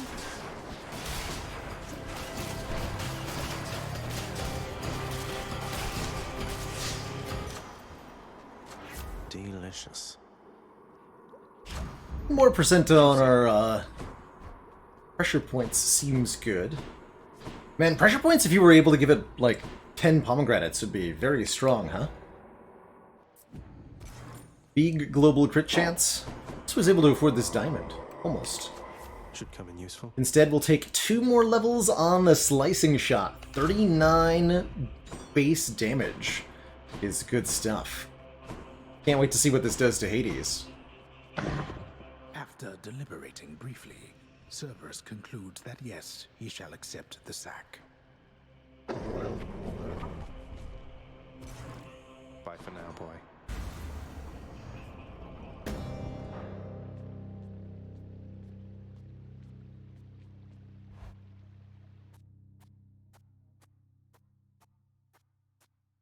I don't think I'll ever get accustomed to the breeze. If you are here, then the Olympians must still be lending you their aid, just as before. I scarce believe the Queen's preposterous idea worked. That all it took to settle an old score was a blasted family feast. Come on, Father, even you must have enjoyed that feast to some extent. We ought to do it more often. Good thing you trusted Mother's judgment on that one. So then, to the death once more? Indeed. To the death as always, boy. Zagreus, ready yourself. No, you ready yourself for what's about to happen.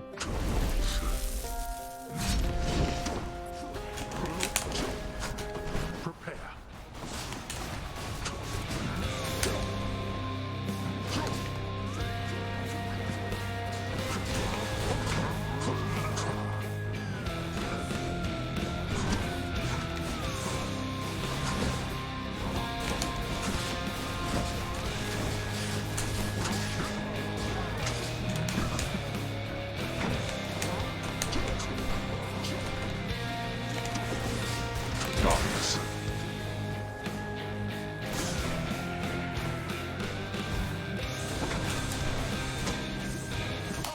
I'll take care of this.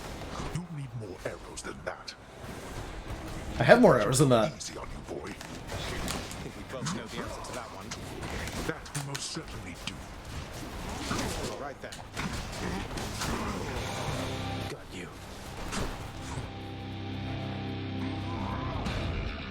You truly dare.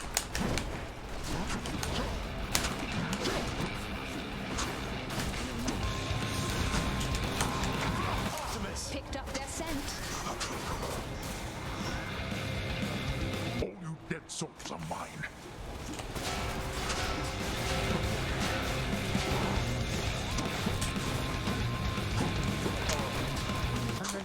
Enough of you. Let me go.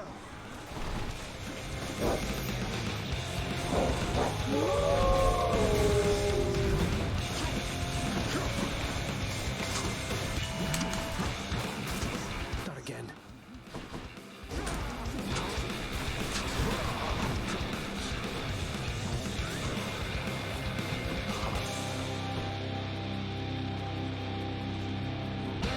Then this is it. Hey, Voldy. Why, Master Hades, sir?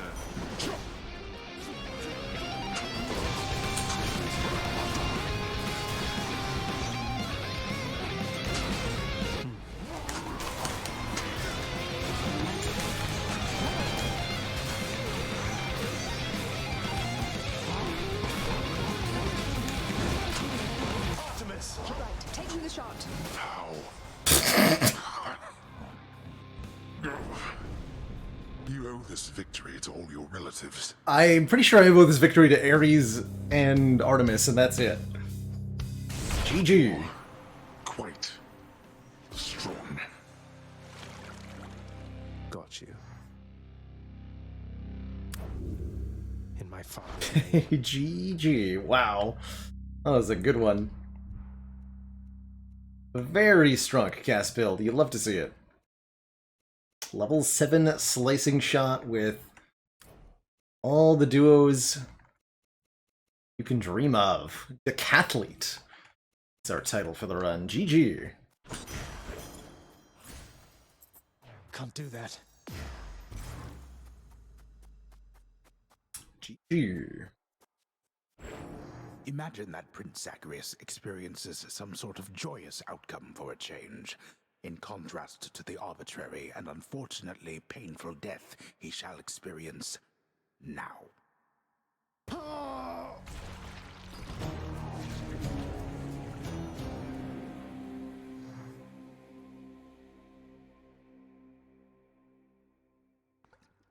Oh.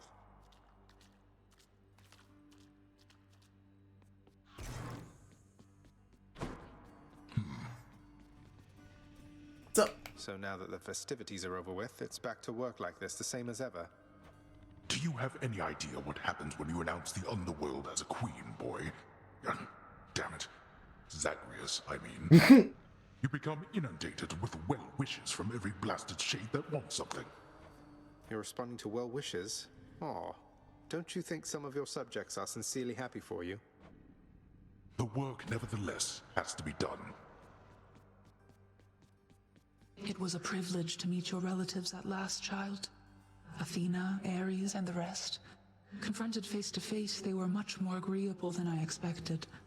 A night we shall remember, was it not? A memorable night it was indeed, Nyx. For most of us, at least.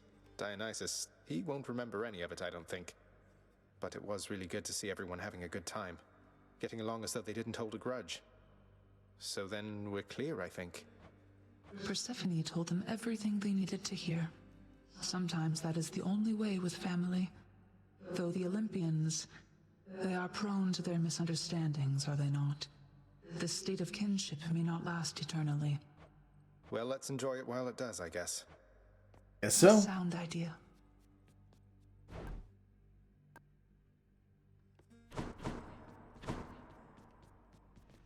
And if you ever need anything at all, Your Royalness, you can always find me wide awake right over there. Yes, that's... Though I really shouldn't leave my post like this, not even for you. Wide awake. I truly appreciate it. We're all very proud of you, boy. You were so well behaved at the feast. I was worried sick one uncle or the other was going to set you off at some point, but you were patience incarnate. Thanks for helping show our extended family a good time. How Infernal Cerberus, the Hound of Hell, managed to maintain civilized behavior throughout the duration of the recent feast remains a mystery to all who attended. So, lad, tell me then, how went the family feast? Was everything all right? Well, I confess I was perhaps a little nervous for practically the entire thing, but all in all, I had a good time, and I'm very, very glad it all turned out the way it did. How about yourself? I quite enjoyed it too. Last time I was invited to a feast, I was still busy warring on the surface. That's how long it's been. I must say, your mother's quite good with words. Had everybody chatting, laughing. She really pulled it off. But for all her confidence, I don't think she knew she had it in her. Because if she did, if she reached out to Olympus sooner, a lot of things could have been different. Don't dwell on that. I spoke a bit with Nyx. Your mother had her reasons. No one gets to act on perfect information, right? All we have is what we think we know, and what our conscience tells us. Your mother got to where all this was possible, all thanks to you. All thanks to me, sir. I had ample help along the way. For instance, I could not have done it without you. Would have been using an old chair leg as a weapon, I suppose. And what a fearsome chair leg it would be. In any case, you heading out there soon? Olympus should be more than happy to assist in your security review, if that's what we're calling it now. Yeah, I should go. I'll see you not too long from now. And you in turn. Later. In fact, I'll be seeing everybody later. This is where I'm going to be winding down the stream for today after a couple excellent Hades runs. Hades runs. Oh. Hey, Zach. Hello. Hi, you two. Zagreus, you don't have any doors. Why are you always so surprised? Zagreus, you don't have any doors. Link for First Dane's Discord. I should have that trendy candy. Let's see if I can pull that up. But yeah, I should.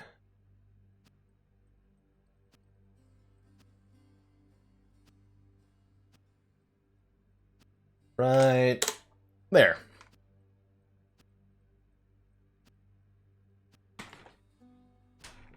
Meg, Than, what are you two? What's going on? Whatever it is, I can explain. Oh, wait, you're both smiling. Oh, let me just take this in a moment here. Meg has her whip in her hand and is smiling, and Than is, well... You give Thanatos and me too little credit, Zach. We've known each other longer than you've been alive.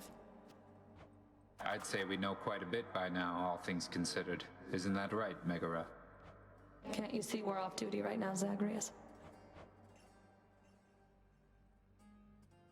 Go to them. Huh, well then. If this turns out to be some sort of dream, I will be very, very mad. Though, I guess there's one good way to find out.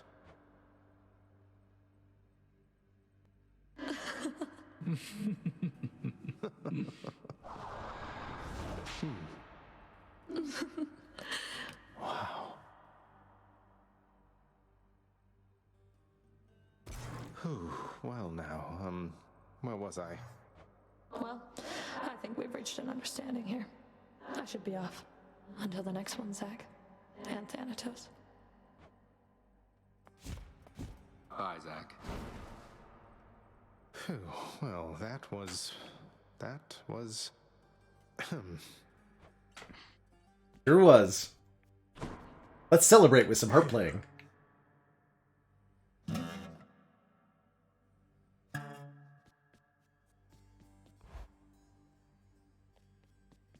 There you are. Fresh dialogue for me, Skelly. Very well.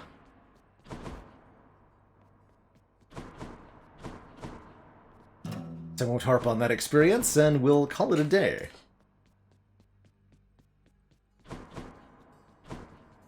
So, thank you so much for watching, everybody. Pleasure to have so many folks here joining me for the Hades action, and of course the wonderful Slay the Spire runs earlier. We'll be back tomorrow, not later than noon Eastern Standard Time, with some more Slay the Spire. One variety or another. So? Looking forward to some more FTL Faster Than Light this week as well. I'll probably do another challenge-style run. Missile weapons only is on the docket, I think. So that should be fun. Next claim. But yeah. Thanks so much for watching, everybody. Ta-ta for now. And I'll see y'all next time. Until then, toodaloo.